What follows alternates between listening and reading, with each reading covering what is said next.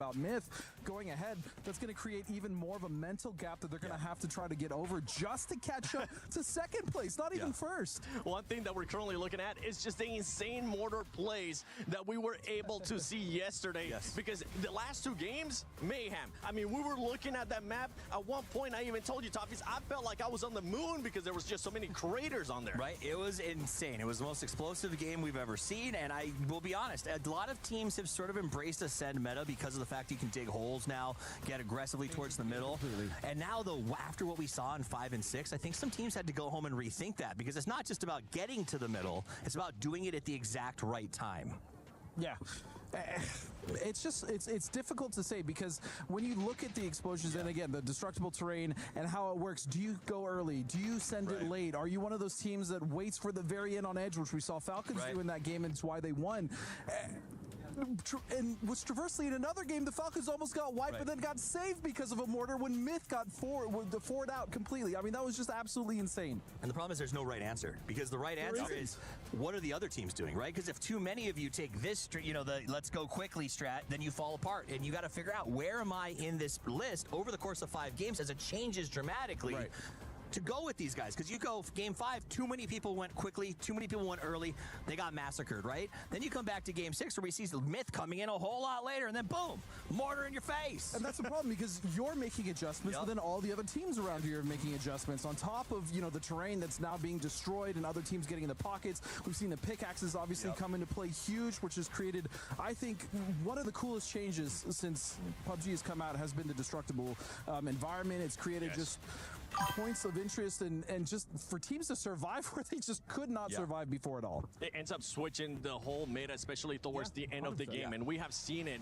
And I'm not going to be surprised, honestly, if we do end up seeing teams readjust and end up using the mortar even more. Today, it's going to be even more mayhem, as those teams, as I said earlier, they will be trying to stop BP. Now, you're continuing to see some of the mortar plays right there. I think if we do end up getting a montage tomorrow, it might be twice as long.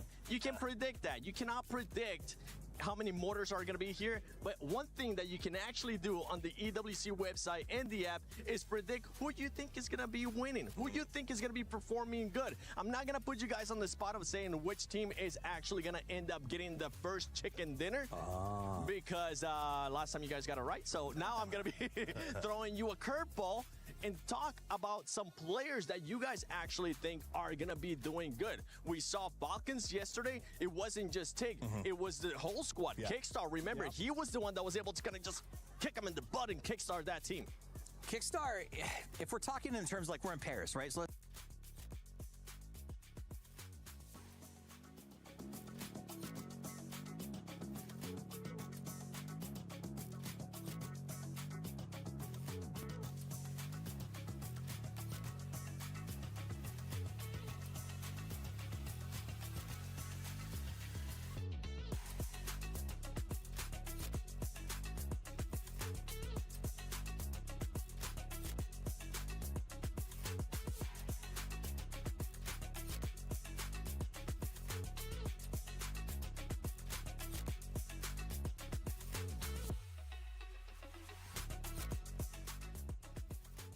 Hello friends, it is I, Porosaurus, and it is Mr. Avenger here, and we are getting ready to bring you day number 2. Obviously, the desk kind of talking about Virtus Pro and the things that we saw yesterday. Some of the things that we saw yesterday just felt illegal. I mean, they were so on fire. There was record-breaking moments throughout the day, and of course, ending on 91 points, 2 points shy of what we finished in half the games is just insane, right? Twisted Minds will be able to bring to the table today, and also that makes it. Hello guys, सबको hi.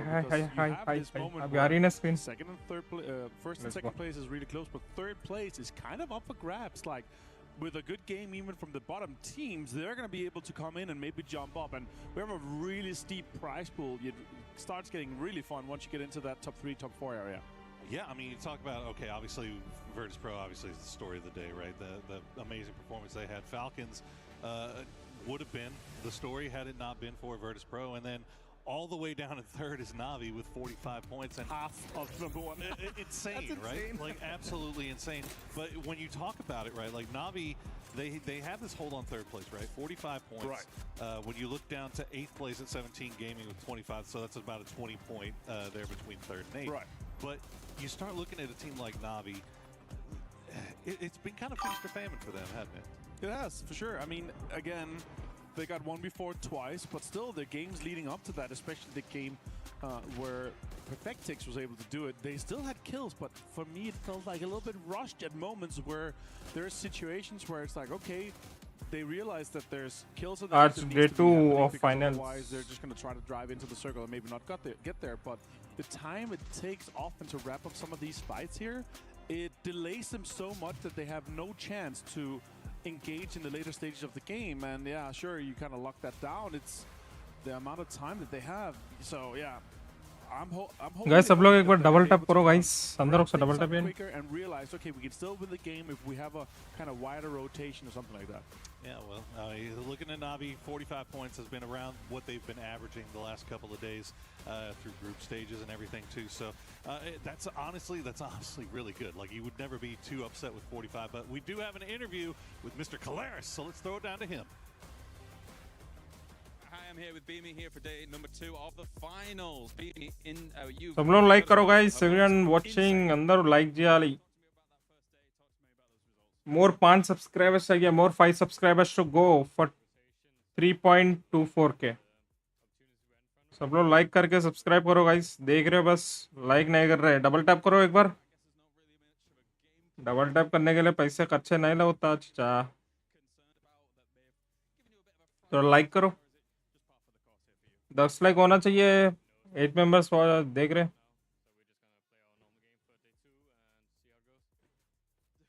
Like करो guys.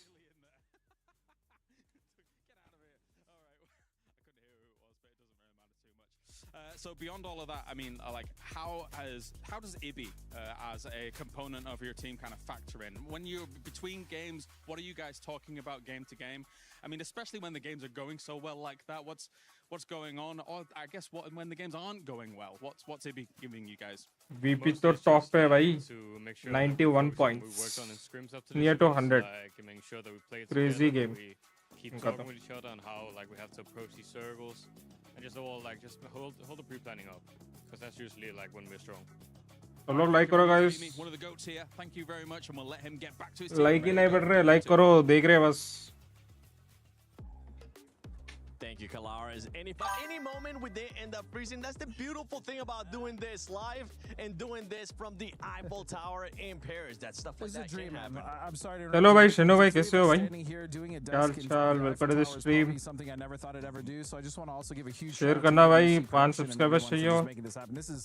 This is incredible. This is really incredible. So thank you guys for making this happen. 100%. Now, when we focus towards the first game, a squad that I was kind of joking about groups. You convinced me on it. I know you have an idea who I'm going to be talking about. Shadow Esports came into the finals just barely.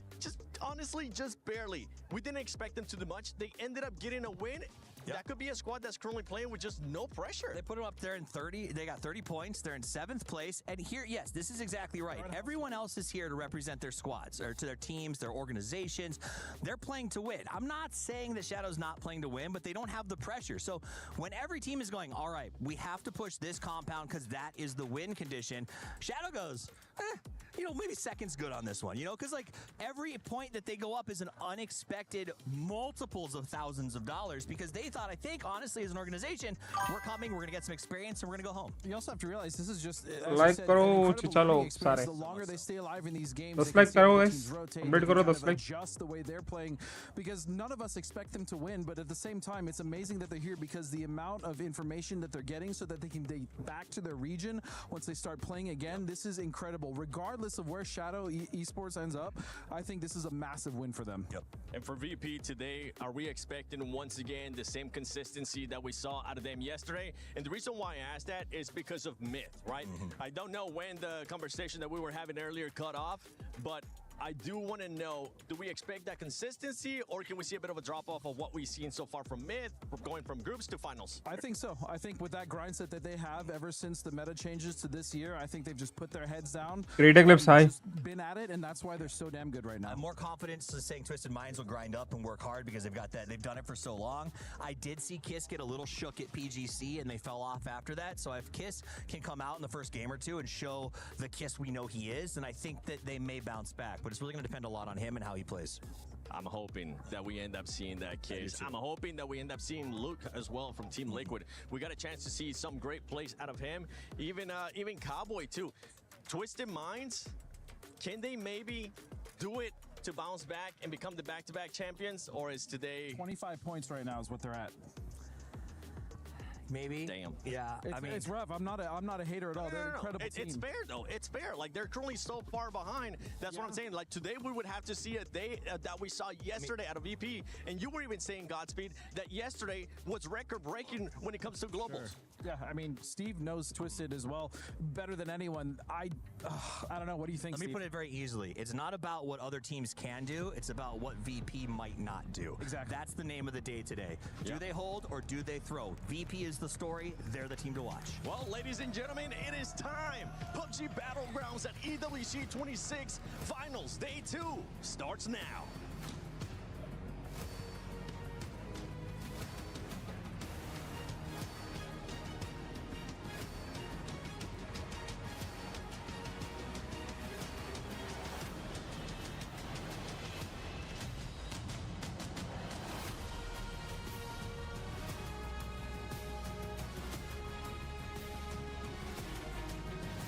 Mesdames et messieurs, bienvenue. Welcome to our second finals day of PUBG Battlegrounds. Day 2. The 16 best teams in the world are waiting and ready to fight again on the stage here at the AWC Paris. That's right. We said that their composure and their consistency would be tested, and teams like Virtus.pro and Team Falcons really stepped up to the plate. But can they keep their foot on the gas? And I mean, not everyone at the start they were hoping for, and we need to check some teams because like Twisted Minds, Full Saints, AGAL or Team Liquid, today, Bunny, they have to go big. That's right. You can feel the tension increasing as we close in on that $2 million and, of course, this stunning trophy. My name is Barney Banks, and I'm your host alongside the awesome Looty. And just 2 days remain for our finalists. So join us in welcoming them to the Gadia City grid, starting with your current leaders, Virtus.pro.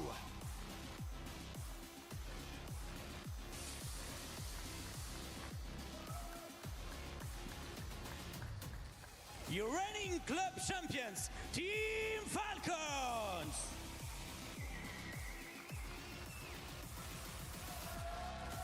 Myth.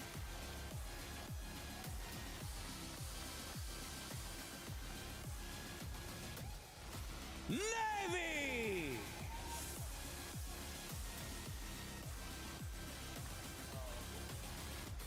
T1.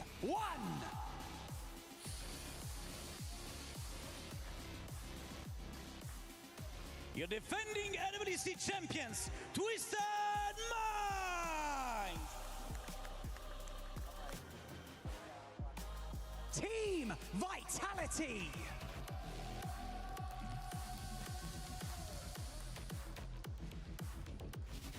Your reigning world champions, Full Saints.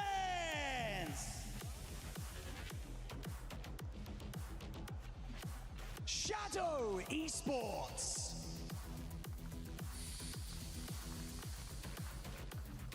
AGL.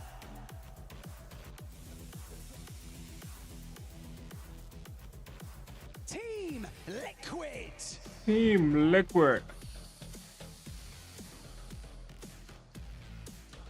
The Vicious Esports.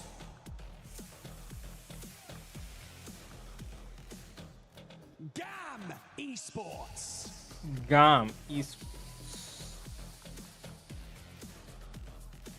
Genji Esports. Sai Mohammed, hi bro, welcome to the stream. Thank you so much for joining. Do like and subscribe guys. अंदर ఒకసారి 17 Gaming. सब लोग एक बार like and subscribe करो guys. 20 lakhs कर दो जल्दी. And finally, GK Esports. PK Esports.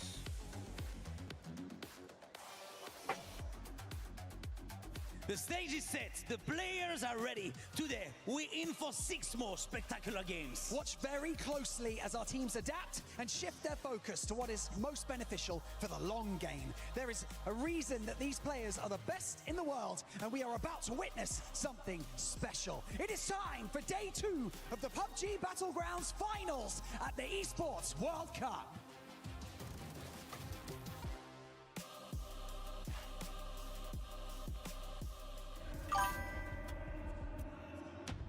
I think the top teams have a target in the back, because if someone doesn't stop them, these two teams, especially how they've been able to play with Falcons and Virtus Pro right now in the lead, they're gonna just run away with it, and there's gonna be a 2-horse race, and I hope we can avoid that. Guys 20 likes complete करो सब. देख रहे हो बस like का नहीं कर रहे. Like करो थोड़ा. To win that game, but you know you can't always control winning in PUBG. You just have to get as many points as you can get. Мы находимся в достаточно хорошей форме, но пока что не можем это... No man pusher, hi, welcome to the stream.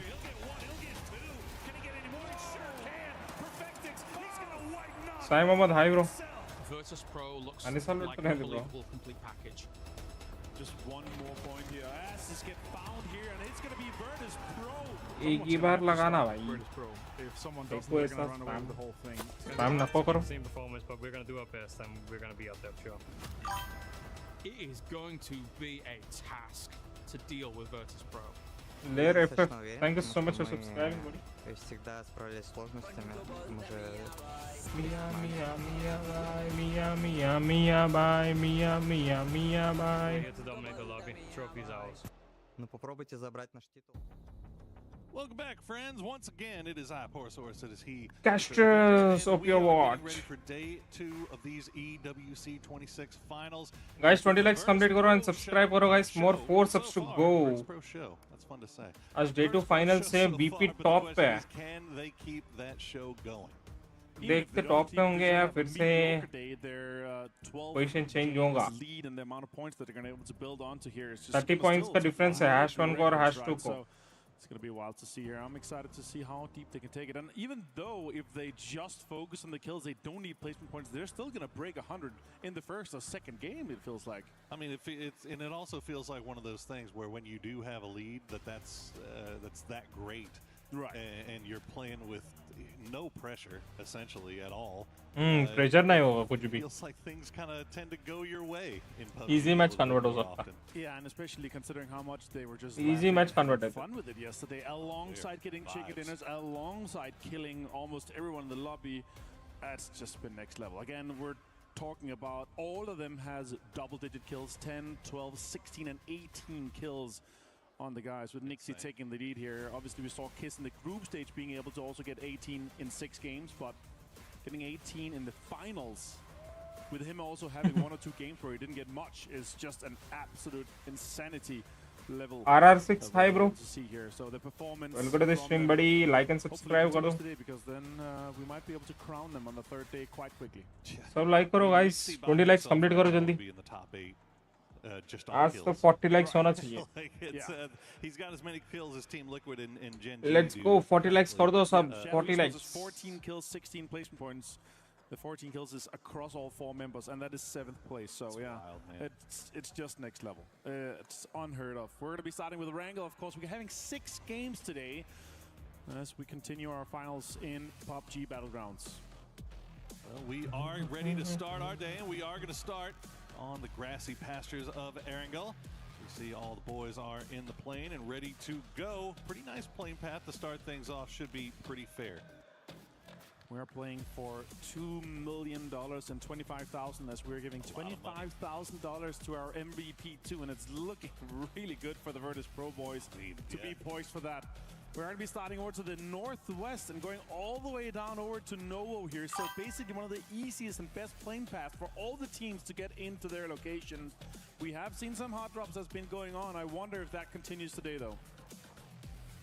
Keep an eye on that Nixie versus Lucarux for that MVP, because that might start getting a little spicy. Like करो guys after today. You see all the smiling faces. Well, some smiling more than others. Work left to be done though. As we said, that middle pack very compacted because of the fact that 20 likes complete करो guys. 1 especially, but technically 2 point sponges in this lobby, so that's made it so that where one big performance here or there could do. Panas Pushpa, hi bro. Really, 6 mortar kills, Nixie. 4 for Tiggleton, 4 for Soul, and one in one game, in go. one shot. One shot. That was the wildest mortar. Because I went back and watched it again. I was like, look, he's behind the building, has no vision. He's by himself. He just sends it. And first FS for Gamma का fight हो सकता है. Yeah, make sure you spread out when you see there's more. Oh, we're doing this again. फिर से fight हो रहा है AG का. Back for AGAL and Geeky. Oh my goodness. कल भी हुआ था इनका. कल AG जीत गई थी. अभी देखते हैं कौन जीतता.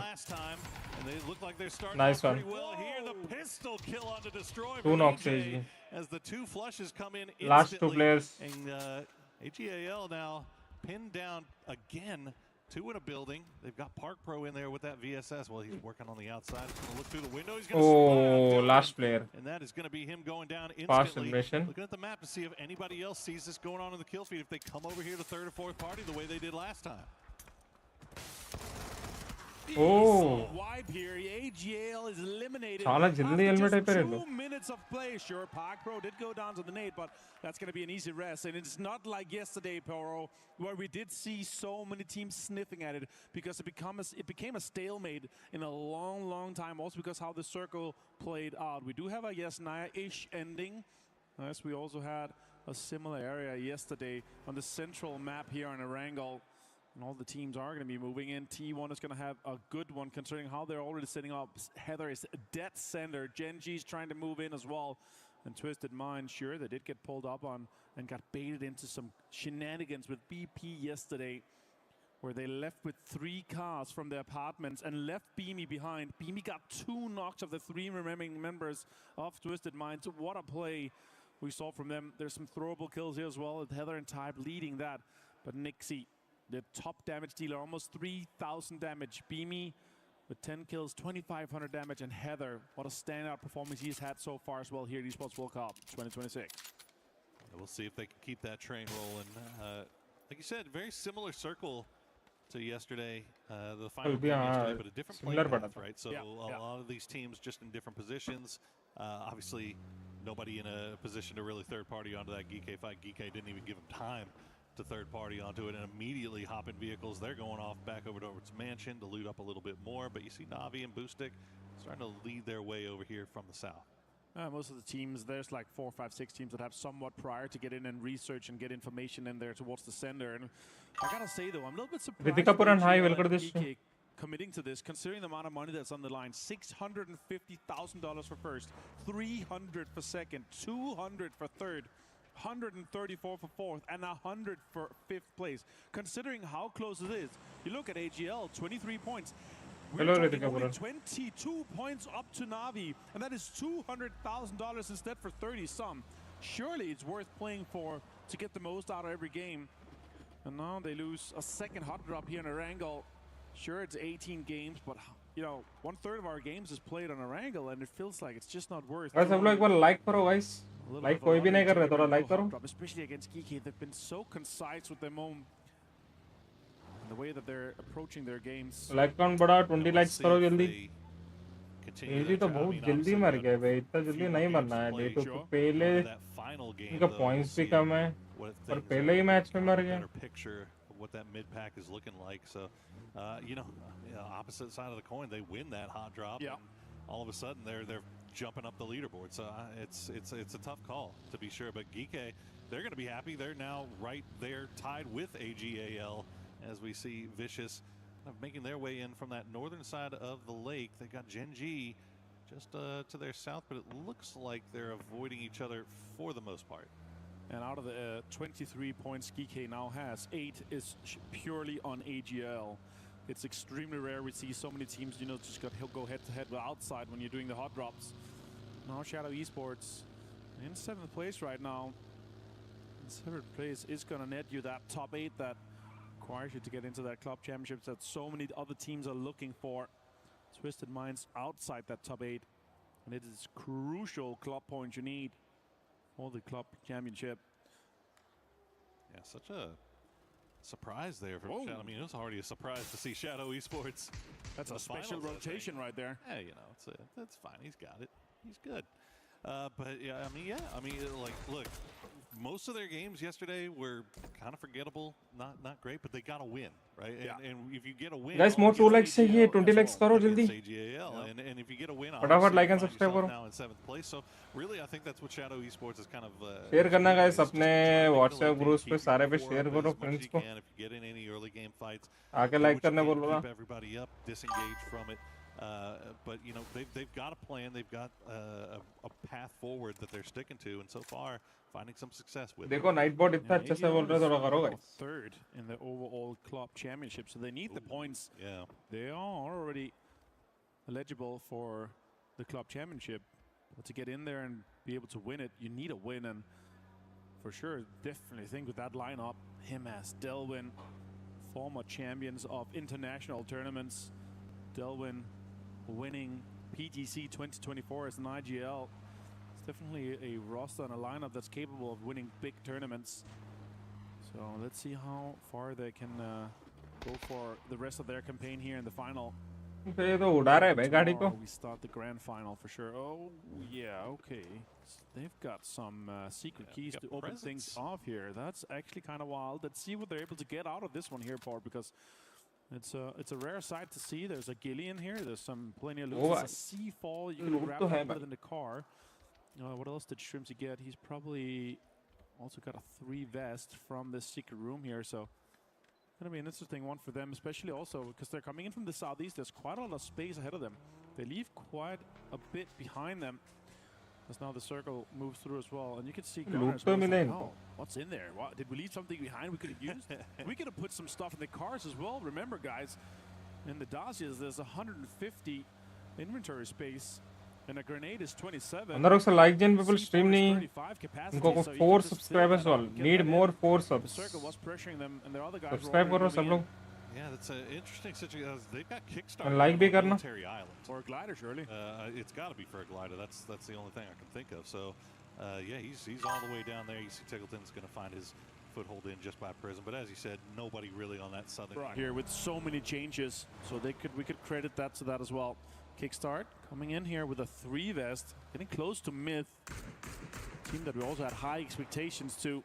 They're also in that big Myth pack on 4th place, where anything can happen depending if you have bad or good games. E-pick up is actually coming out for them. Falcons see that. That's going to be difficult for them to actually jump on that. That's an interesting play there from Myth, because I don't even know if Falcons were aware that these 2 guys were down here. They were taking shots over towards Baron and Scappy, who were on the other side of the road. But as soon as that E-pickup comes up, it's just kind of a big flashing light bulb to let you know, hey, there's people here. And now all of a sudden the circle cuts back. Going to hug down to the south, so all of that nonsense on the north is going to have to come to a head. You can already see Geekay just throwing it in reverse. They're going to go back through Yasnaya, but now Shadow is over there. Vitality, they've got a pretty easy path on the western side. Team Liquid have already made their way across the river. They've got 2 over, but it's about to be a little bit dusty here as Falcons will take J Compound. That's insane that that's still available to them for free here with the Southern Shift. So they're going to be laughing. And if I could pray for anything, I would love to see in either apps or school ending. That's so long ago we've seen those, and those are so fun. T1 holding down guard, and Myth sending it through. They might feel like it's worth to maybe try to breach some of the northern parts of the compounds, or even going into apps here right now. Twisted Minds obviously locked it down, but they're spread out. And oh no! Oh, that's rough. They might not be ready. That's a nade as well. Jacob's going to go straight in there. Scappy's going to hit him too. He's down half as well. They realize that there's so much going on already. Scabby flushes Kith.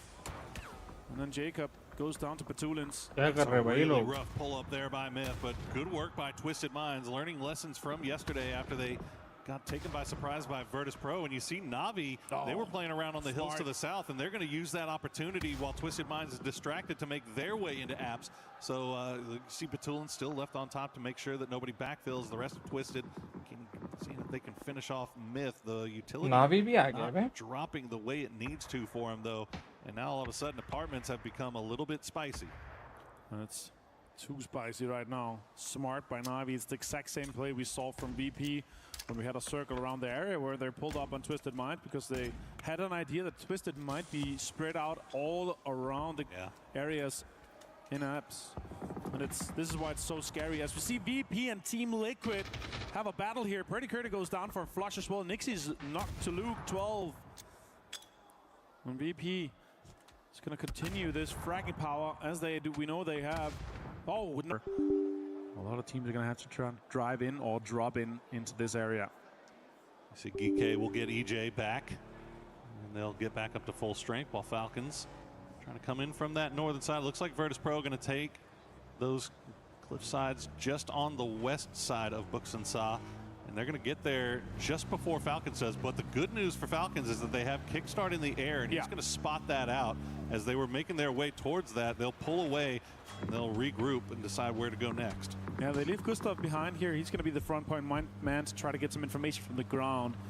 As it continues, Kickstar's going to turn that glider on once again. Vitality here taking some shots. We're on the south side, and Shadow Esports, Gen G rotating next to each other just behind Geeky and Vitality. They are spread out. Their IGL is further north, and Soul gets involved with Vitality as Hello Might Bad goes down. Vitality maybe a little bit too split up here as the circle collapsed. Weren't able to get everybody back together in time. They've got Gedrox uphill, and it looks like Levante and Quizzy will be able to escape the compound. So Gen G, with that knock and that flush, will secure themselves a spot in the zone to play, and Vitality will play forward with 4. It looks like Fairest will get revived as well for Na'Vi. So Na'Vi back up to full strength. See if he can get a little loot for himself as well, as he's kind of scouting for the rest of the boys as they make their way in. But Twisted Mind's already in this position where they're headed. And then it looks like they've dug out some Foxhole. Now they peek out, shots come in, and it connects quite a bit. Good Foxhole here for Perfectix, and he's around the tree. And again, it's a multiple effort from the guys, but Tulins gets it. Everyone is contributing towards the damage being done towards Na'Vi. They actually end up stopping just next to them as this circle gets extremely congested towards the south and central area. AGL has been able to get the east side of Buksansa as VP has locked down the west and north. Team Liquid moving in behind on the west from Falcons, pushing them towards each other. And as we see, we're going to have potentially a fight between Falcons, Team Liquid, and 17 on that western side. Yeah, it's starting to get really, really packed really quickly. But you see the wooded area that we're dealing with as Boostic will get spotted out as, once again, Na'Vi just running afoul of Twisted Minds. 3 men from T1 are back after Type wins the battle from the early game. And wouldn't you know it, Buksansa completely empty with the exception of Delwyn from AGAL. So all 3 members of T1 back. They might be able to get fully looted up here in Buksansa unless AGAL, and now the circle's going to go that direction as well. Yeah, and Solalzi finds T1, finds Heather. Delwyn was aware there's birds in the sky, and that's going to turn them around. They're going to be aware that there's just points available. Perfectix does find Hagatory flush here with a nade. So Twisted Minds trying to maintain control. This is going to be a difficult circle for everyone trying to get in from the western side. Twisted Minds realize that that is their perimeter to shut down. And that high ground that 17 already has, it's being called towards that. Little Rich is going to be another King of the Hill fight here as Falcons also gets involved here. There's going to be a huge fight on the western side. Shots already come out, and Batulins finds Zilghost from 17. This could be a farm game for Twisted if they play their cards right. They've been dug in here, perfectly positioned. The grenade will come through, but not before the meds do for Batulins as the grenades start flying over from 17. They're not finding the mark, but Batu gets the double, and all of a sudden Xiao Wu is all by himself. He's got a UAZ and some smoke to keep him alive, but that's about it. Twisted Minds holding the line on the western edge. Shrimpsy stolen Wenbo here as more nades come out and shots coming in too here towards Xiao Wu as he's disengaging completely. Shots connect as well. He's down to nothing and he's driving in blind. He's not going to know what's ahead of him. He's going to drive straight towards Scam, straight towards Vitality. He's going to try to survive for just a bit longer here on this rock, but it's going to be difficult. So many teams is aware because of the amount of noise he made as the car was driving in. Liquid coming in from the south too. They're going to have a fight with Gen G. Yeah, Liquid completely disengaging for Falcons, do the full wraparound on the south side, but unfortunately the path in there is not much better, as it looks like Xiaowu will get the heal off, but he's going to get spotted out by Lu, so Twisted gets theirs in the end. Team Liquid will stop down and spot out Gen G just ahead of them, as Gen G is looking at full sense. And that's the first team out in 16 minutes. We are still at 50 teams. GK finds multiple from Shadow Esports, and Luke 12 finds Bean, as we're talking about it.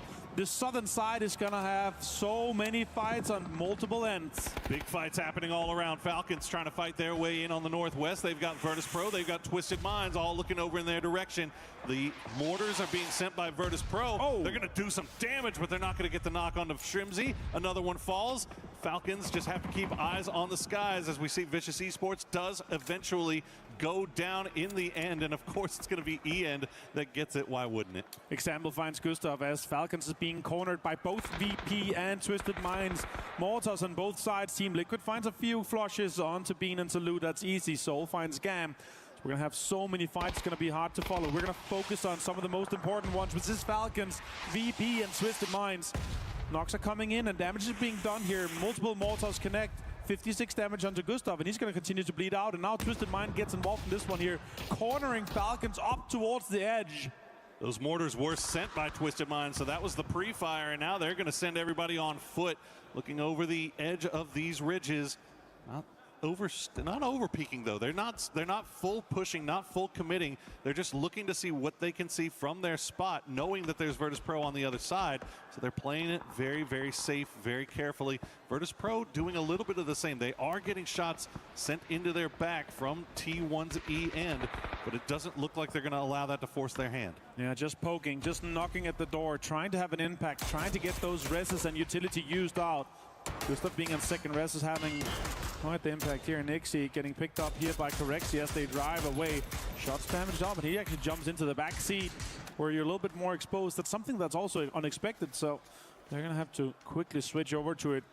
VP still has a way inside and a foot inside the door on the next circle as Lukarux is set up, but Twisted Minds flexing out in the west, trying to corner and trying to hold down Falcons. They both know that it's teams that's worth to chase down, especially after Falcons has hit 70 points so far in this game. Yeah, Falcons clock is definitely ticking, and Virtus Pro, they have nobody else in this lobby to really be concerned about other than Falcons, but Tiggleton will win that 1v1 against Beamy. Stays alive with 3 HP, but Nixie will spot him down, and that'll be it for Tig. Not flush just yet, but Correxi, that's the problem. E-End was taking shots into their back, kind of forcing their hand, and now Virtus Pro, they find themselves down to 2. Lou steals Correxi even here now. Kickstart goes down to Nixie. Nixie gets so much damage done to him. Turns around, and Twisted Minds is third-parting this fight completely. Shrimzy goes down to the blue, and now it's down to Gustav. What can he do? Is he going to deny? Is he going to do something?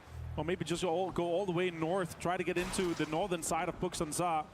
And maybe get closer here. Maybe he can do a drive-by. He has bandages. It's going to heal him just a little bit here, but it's going straight towards Lukarux, and he is ready for him. Shots come in and connect. Nixie gets Tickleton and Gustav on the bleed out, and Falcons is out in 12th place as VP goes up to 3 kills in this game with just Lukarux left. And that's your primary threat down if you're Virtus Pro. Job done. Just take down Falcons. Don't let them get any closer.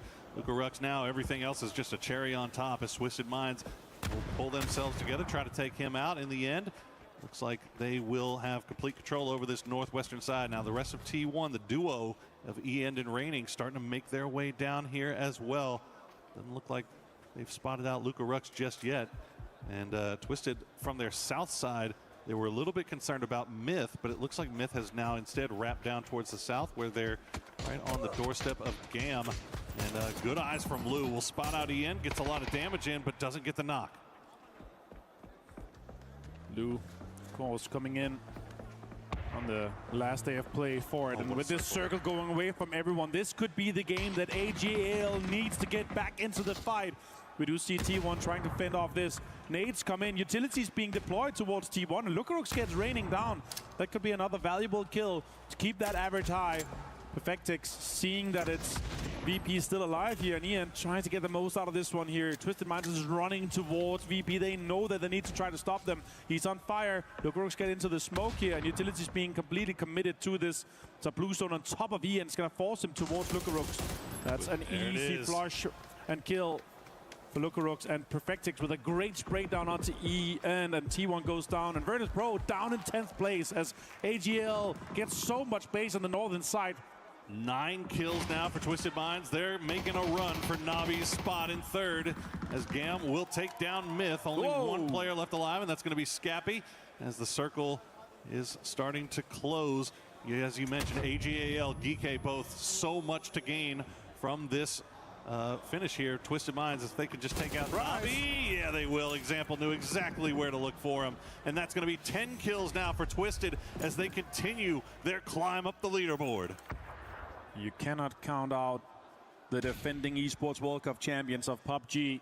Absolutely not. Twisted Minds with another banger game. There's 7 teams left and they already have 10 kills. This is an easy grab for 3rd place.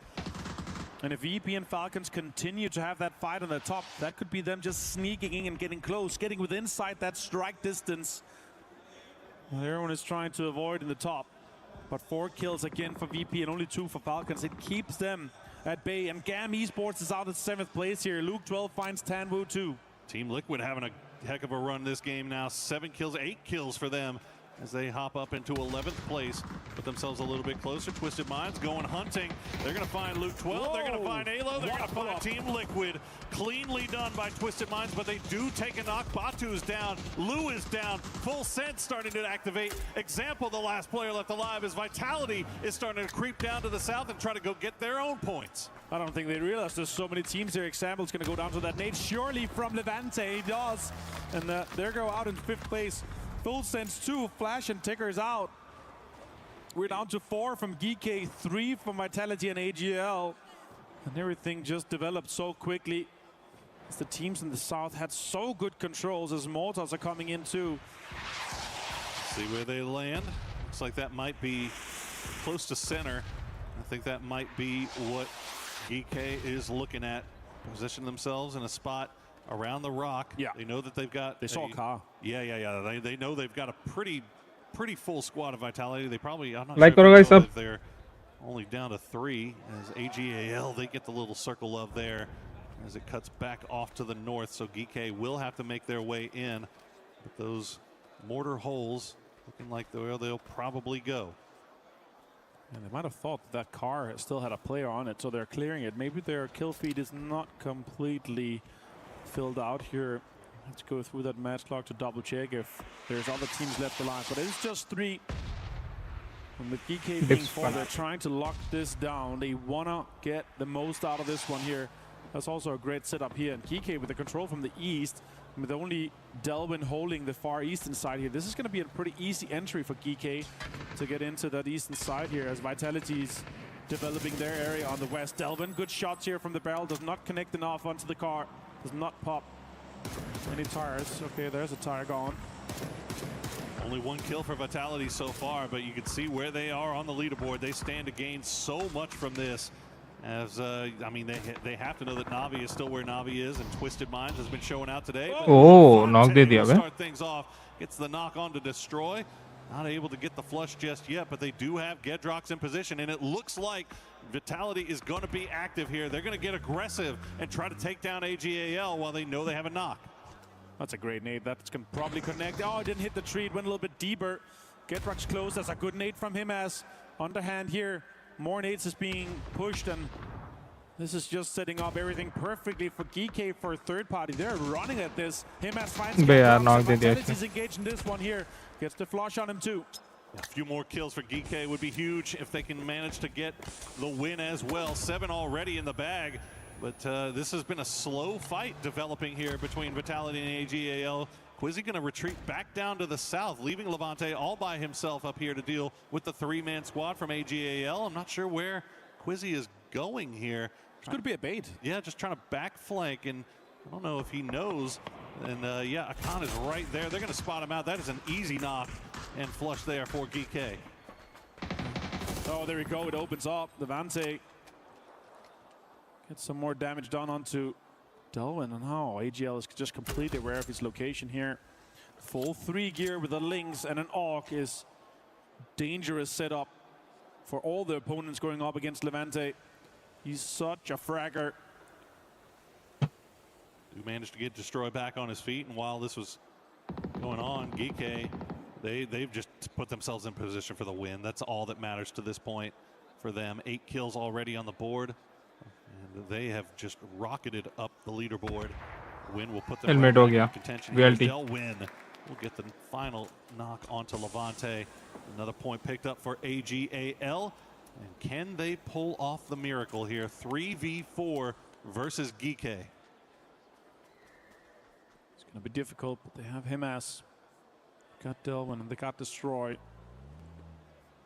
It's definitely possible for them, but they have the zone control. Probably have some of the good stuff that was in the crates. It's just around them as well as when Vitality was pushing. AGL was busy with that. No helmet for Destroy, but a 3 vest. Yeah, hopping in the vehicle, it's really, they're just trying to bait Geeke into shooting or just revealing anything because they have no idea where Geeke has managed to reposition themselves. Now Park Pro right up front. Oh, what a spot. That's a spot and a half right there. There's no way that AGL spots him out. And Akan going for the western side flank, still staying kind of far behind, but you can see Geeke, I mean, they know they just have to be patient. Like, AGAL eventually is going to have to leave this spot. And they are in great position to capitalize the second that they do. There's 3 more kills available. And to go from second to first is 4 more placement points. So 7 more points for them would put them on 52. Just 1 point behind Vitality, 2 points behind Na'Vi. That could really make a great argument for Geeke having a chance at that top 3. It's going to make that race for third that much more interesting, and it might even start becoming a race for second. Falcons have not really been able to get the ball rolling so far today, and the longer they wait, the closer the rest of the pack starts to get to them. There's EJ. Looks like he's been spotted out. Shots coming in from C4. Oh, that's a C4 play. We'll see if Delwyn actually uses it here. Looks like he's getting it prepped, and yeah, he's got it beeping. Where is that UAS going to get aimed? He's got the smoke wall laid down. Send it downhill. Hope for the best. Let's see how close they get. Oh my God. It will hit the tree, but it looks like Geeke already on the move. Will spot out Delwyn, take him down. The C4 will not be successful. They tried to nade it to disable it, but EJ pushed immediately off that. Delvin going down. Pakro finds it as well. That's going to be Geeke taking the win. Geeke dinner against AGAL, the team they have just been hot dropping 2 games in a row from today and yesterday. And they lock it down again. Pushing the challenge for podium. I'm telling you, man, that Geeke versus AGAL storyline is starting to come pretty spicy, as it started off with the hot drop yesterday, and now it has turned into a leaderboard battle that I don't think any of us were expecting. But once again, Twisted Minds with a boatload of kills. They hop up and they are right on Navi's heels now. And the mascot is in there for Geeke. Sung Jang and the boys have done it again. Been able to lock this one in here. Again, that was such a great game, so smart. And if it wasn't for Twisted Minds being so aggressive, they were the only team that was 4-4 alive. They thought that the Liquid push was so easy. They thought that no other teams were close, and all of a sudden they had Vitality on them, they had Geeke on them, and boom, Twisted Minds were out. Yeah, it was maybe a little bit of a misread, or maybe just aggression. I mean, they had already managed to get so many kills at that point. You know, they were just in farm mode as we see what the late game looks like. Hear that Geeke comms, get that 1, get that 2. They managed to also secure all of those kills as well, not allowing any of those to be donated over to the blue. So well done there by Geeke. Absolutely, and all we can say to Geeke is kamsahamnida for that great game. What a way to finish our second game of the day. We got 4 more lined up for you guys. Gonna be a good one. That is starting to get really, really interesting up there at the top of the table. And all eyes now have to be on Team Falcons. Can they start finding a little bit more success? They still have a decent buffer. It's a what is it, a 12-point buffer on third place. But that was a lot bigger at the start of the day. That's the thing, though. If VP continues to have this kind of high focus when they finally find Falcons, you can see how much they're cornering them. Yeah, they're not going to slow down. No, that's going to slow down, and that means that Falcons is going to be held a little bit. And then for third and down, Na'Vi, Twisted Minds, Vitality, now Geeke, now Twisted Minds, they're going to make an argument to try to chase down that second place. And obviously a great idea from Virtus Pro is to stop that second place team, but if that's all they do today and only get those 3 to 5 maybe kills every game, it's going to make everyone else catch up to Falcons. It is getting extremely interesting here after match number 2, but before we go to match number 3, let's throw it down to Caleris. That's an interview with Geeky. That's right, thanks boys. I'm here with Park Pro to talk about that game as well as what's been going on so far in the final. So let's start with, in fact, this win that you were just able to get. Congratulations on that. Talk to me about the decisions you had to make in this game, especially going into, I guess, some of the final moments. 네, 박프로 선수 첫 번째 질문을 일단 전판 치킨 일단 축하드리고요. 치킨 먹는 과정에서 있었던 좀 일들이나 어떤 좀 결정 과정이 있었는지 막 서클에 대해서 좀 얘기를 해주시죠. 저희 팀이 일단 남쪽 출발을 하면서 이재희 선수가 잘리게 되면서 좀 출발이 늦었는데 또 송장 선수가 동쪽에 팀이 이제 적을 확률이 높다 이제 콜을 해주면서 동쪽 시작한 게 도움이 돼서 이제 치킨까지 이어지지 않았나 싶습니다. 너무 좋은 결과가 나왔네요.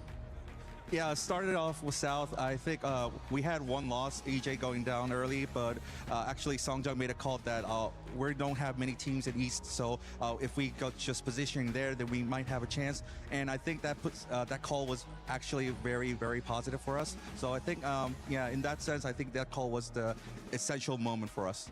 Yeah, definitely. It looked great. Thank you. And kind of a final question here to get things wrapped up. It seemed like coming into the finals, you guys had a bit of a harder time finding drop spots, and that has resulted in some interesting things going down. Can you talk to me about that and if it's been difficult for you throughout the games? 확실히 파이널 오시면서 좀 랜드마크를 좀 찾으시는 데 있어서 좀 되게 우여곡절이 좀 많으셨던 것 같아요. 랜마싸움도 있었고 여러 가지로 좀 처음 이제 시작하는 과정이 좀 힘들었는데 그 점을 좀 한번 얘기를 해주신다면요. 저희가 이제 아직 정해진 랜드마크가 좀 저희 팀이 이제 GK에 오고 와서 랜드마크가 아직 정해지지 않았다고 생각합니다. 근데 이제 저희가 자신 있어 하는 부분에서 처음 교전 때 랜드마크 싸움이 자신 있다. 그래서 계속 할 거다라고 알아주시면 감사하겠습니다. Well, I'm coming into GK. I think we're not decided on the drop spots yet. So that being said, we're going to show a lot of hot spots more. So yeah, looking forward to that. Should AGAL still be scared? AGL을 무서워해야 될 것 같나요? AGL이 저희를? 네. 저희는 일단 한국에서 계속 초반 싸움만 하고 있습니다. 그래서 자신 있습니다. 조심하세요. I mean, we've been practicing all the hot spots, hot drops in Korea. So yeah, you should be feared about it. Okay, 감사합니다. Thank you very much for joining me here. Of course, we now head on back to the studio here for more games.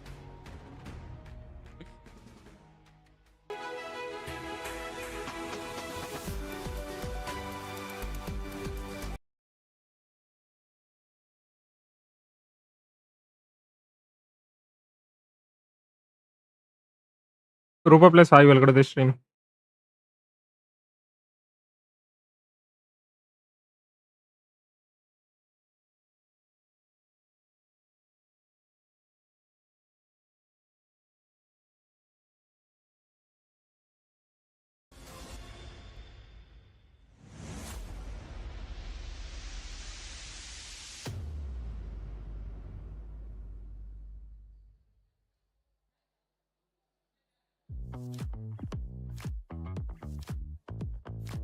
Hey guys, it's Porosaurus, and we had the community decide strategies that they would use if they were put into a PUBG type situation. Well, we need to decide how good those strategies might be. So to do that, I got some help from my friend over at Team Falcons, Mr. Tiggleton. Hello, everybody.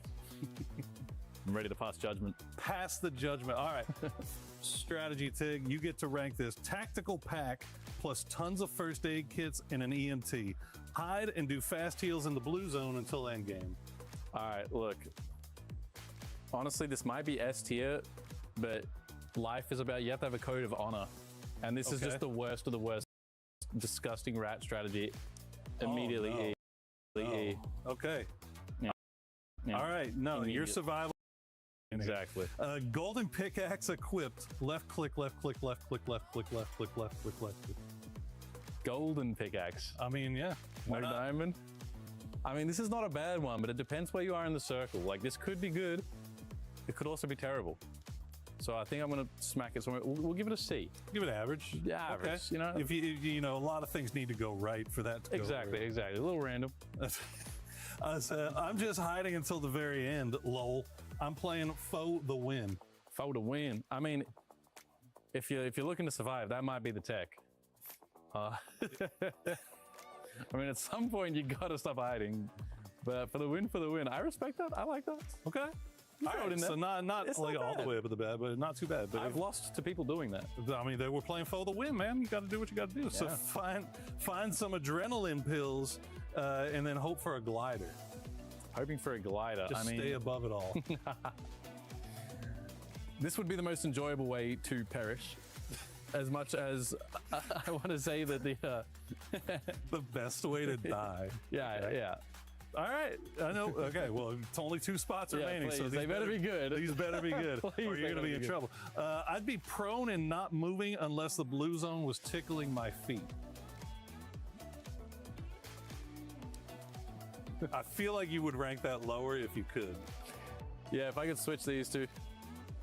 Well, now you're stuck. yeah. See, now you really got to hope that this is a good one, right? All right, dropping school and dying within 2 or 3 minutes. I mean, it's just based. It's just based. It's alpha. This is honorable. This is respectable. Well, that's that's what's most important. Right? There's a saying. It's the big dog eats. All right, it's classic. Well, the big dog eats, and so if you're going to be honorable and win in a PUBG type situation that you find yourself in, you better go to school and die within the first 2 to 3 minutes. Yes, sir. I agree with Tig. You know, dropping school, dying within 2 to 3 minutes. It's based. Yeah. He didn't say you have to do well on the 2 to 3 minutes of dropping at school, right? You just got to have the bravery, have the grenades to go there. The gumption. Until the circle starts tickling your feet, and then you end up having to move. If for some reason you end up surviving. But in this game, we got actually a chance to hear from Geeky as well, as they ended up getting the win. This is what happens, AGL and Geeky, when you don't end up hot dropping, when you actually decide to not do it, because we ended up seeing them both at the end. Look, the problem for AJL still is Geeky, though, regardless if it's in the first minute of the game or if it's the last minutes of the game. Regardless, it looks like Geeky just has AGL's number. The problem is a lot of teams have AGL's numbers, even though they did manage to kind of skirt their way to the end game there. It's almost like Delwyn in the drop chat said, "You can come for us," and they took that personally because even in the end game, it became this fight at the same guys find you at the beginning of the first and at the back of the second. You just can't get away from them. By the way, we're seeing here in the match report, Lou with the 5 kills. They ended up getting 13. Yeah, there you go. 13 kills total. This is good to see Twisted Minds wake up. And with that, if I'm not mistaken, I think that ends up pushing them to that 3rd place. The longer the final is, the better Twisted Minds will be. That, when we move to these 3-day events, they tend to do significantly better. Again, as a reminder to everyone, Lou, who just got the kill lead, got off an airplane a few hours before we started the last day of their group. So he had time to wake up. He got into the rhythm yesterday, and that could be it. I mean, it is still a very long journey for Twisted Minds to grind up here, but they were effective and they were active. They saw the fight. I actually think Falcons saw VP, that sort of engagement in that, it put them in the kill feed, and immediately Twisted Minds went, yoink.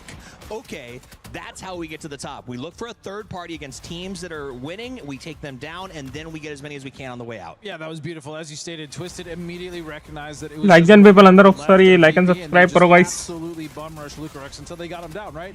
And again, this is another game where VP, although they've gotten a few points, they did not do exceptionally well they did yesterday. I mean, we knew they weren't going to mirror that performance. 91 points in a grand final day is just ludicrous.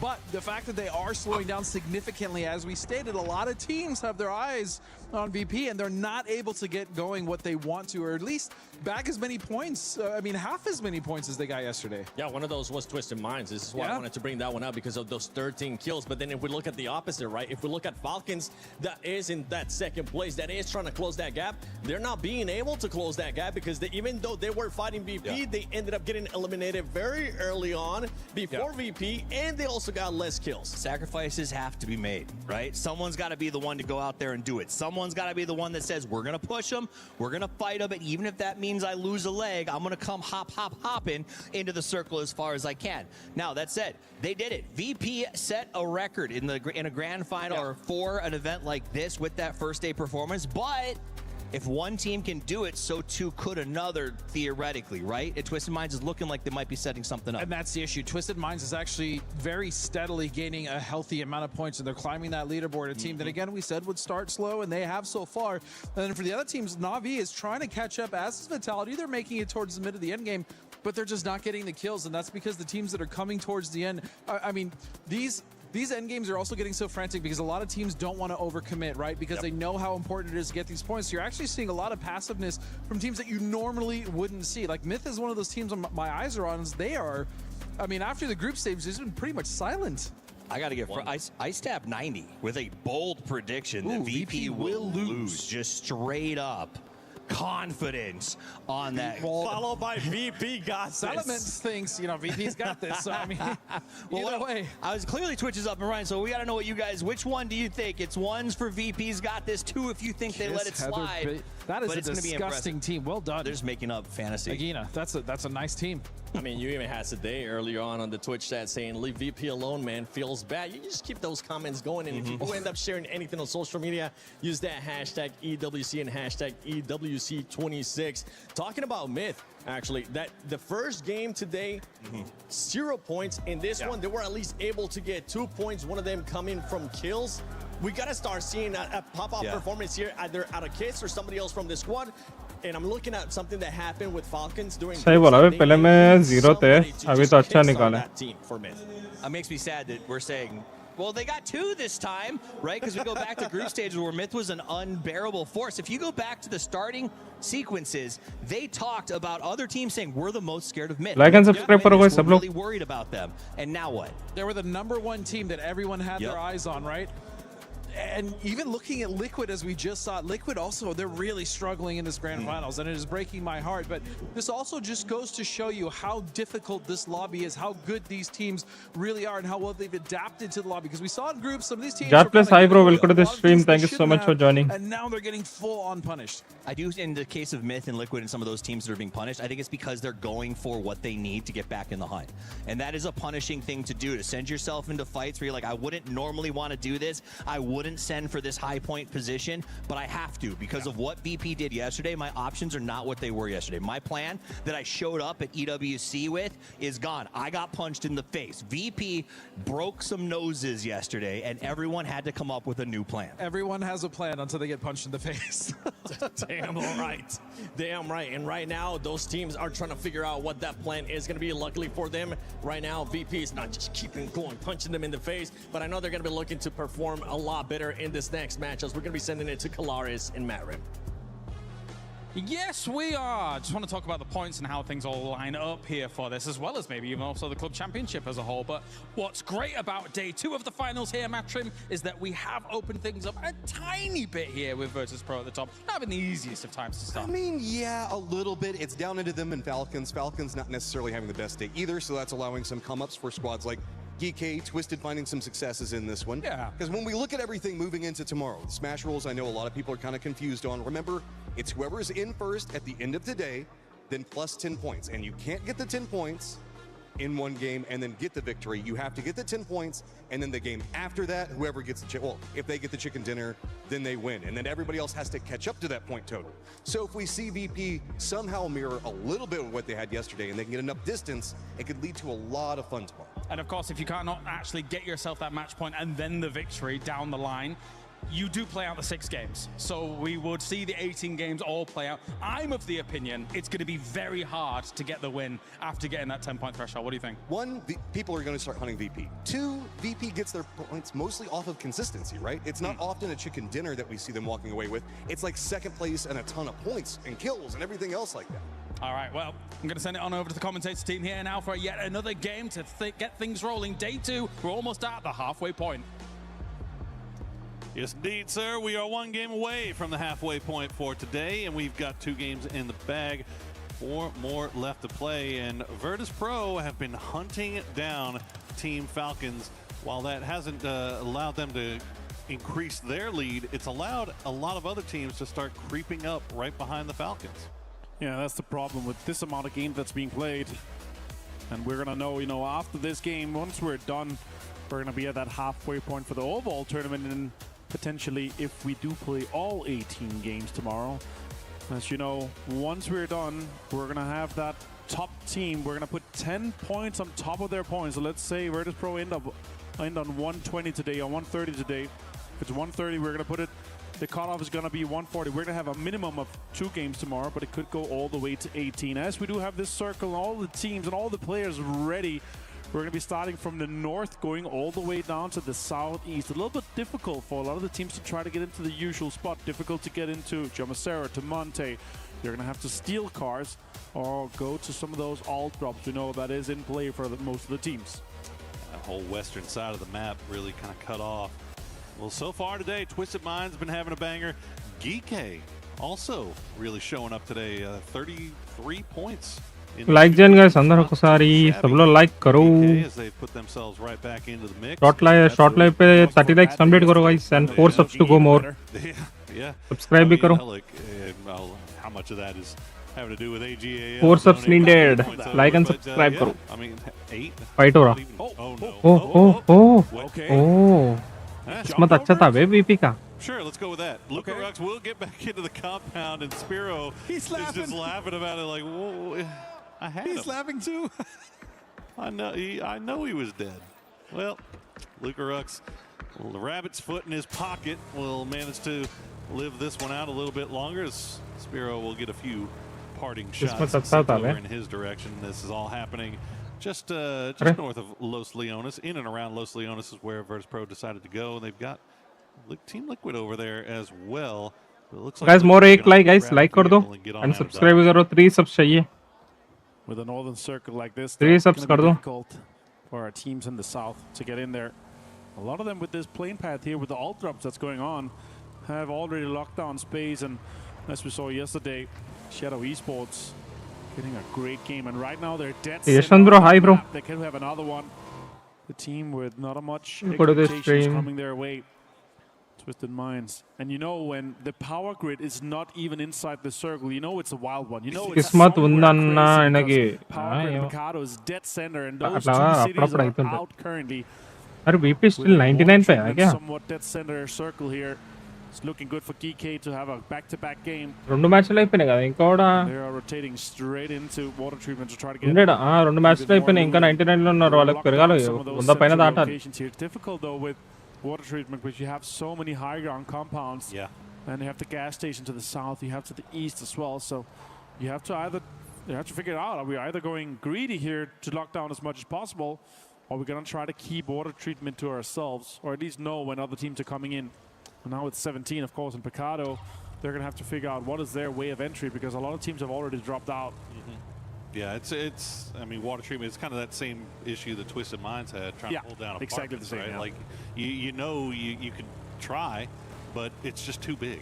At the end of the day, it's just too big, and you know that you're going to get crashed at some point, and have to deal with that. So we'll see how Geeke plays this one going forward. As Gam. Long F getting a little bit close to Hansi here, and Hansi, he's got no idea, does he? He's peacocking. You hear shots, but he's peacocking. There's no idea from Hansi that we already have Gam. And look at that, Doctor's coming in now. That might be a bait here for him to run to the direction that Hwang F is in already. He's not. Okay, Hwang F is actually running a bit after him here. As Hansi is running, he might not be able to hear his steps. Hwang F is chasing. Hansi is trying to get disengaged from this because they already have really good locations.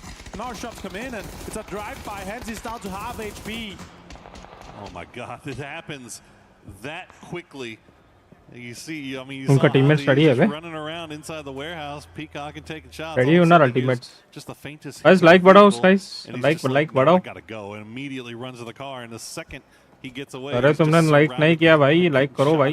देख रहे हो बस. Like करो थोड़ा उधर. That's how quick it can turn in lobbies देख रहा हूँ मैं, तुमने like नहीं किया, like करो. Oh, Quizzy.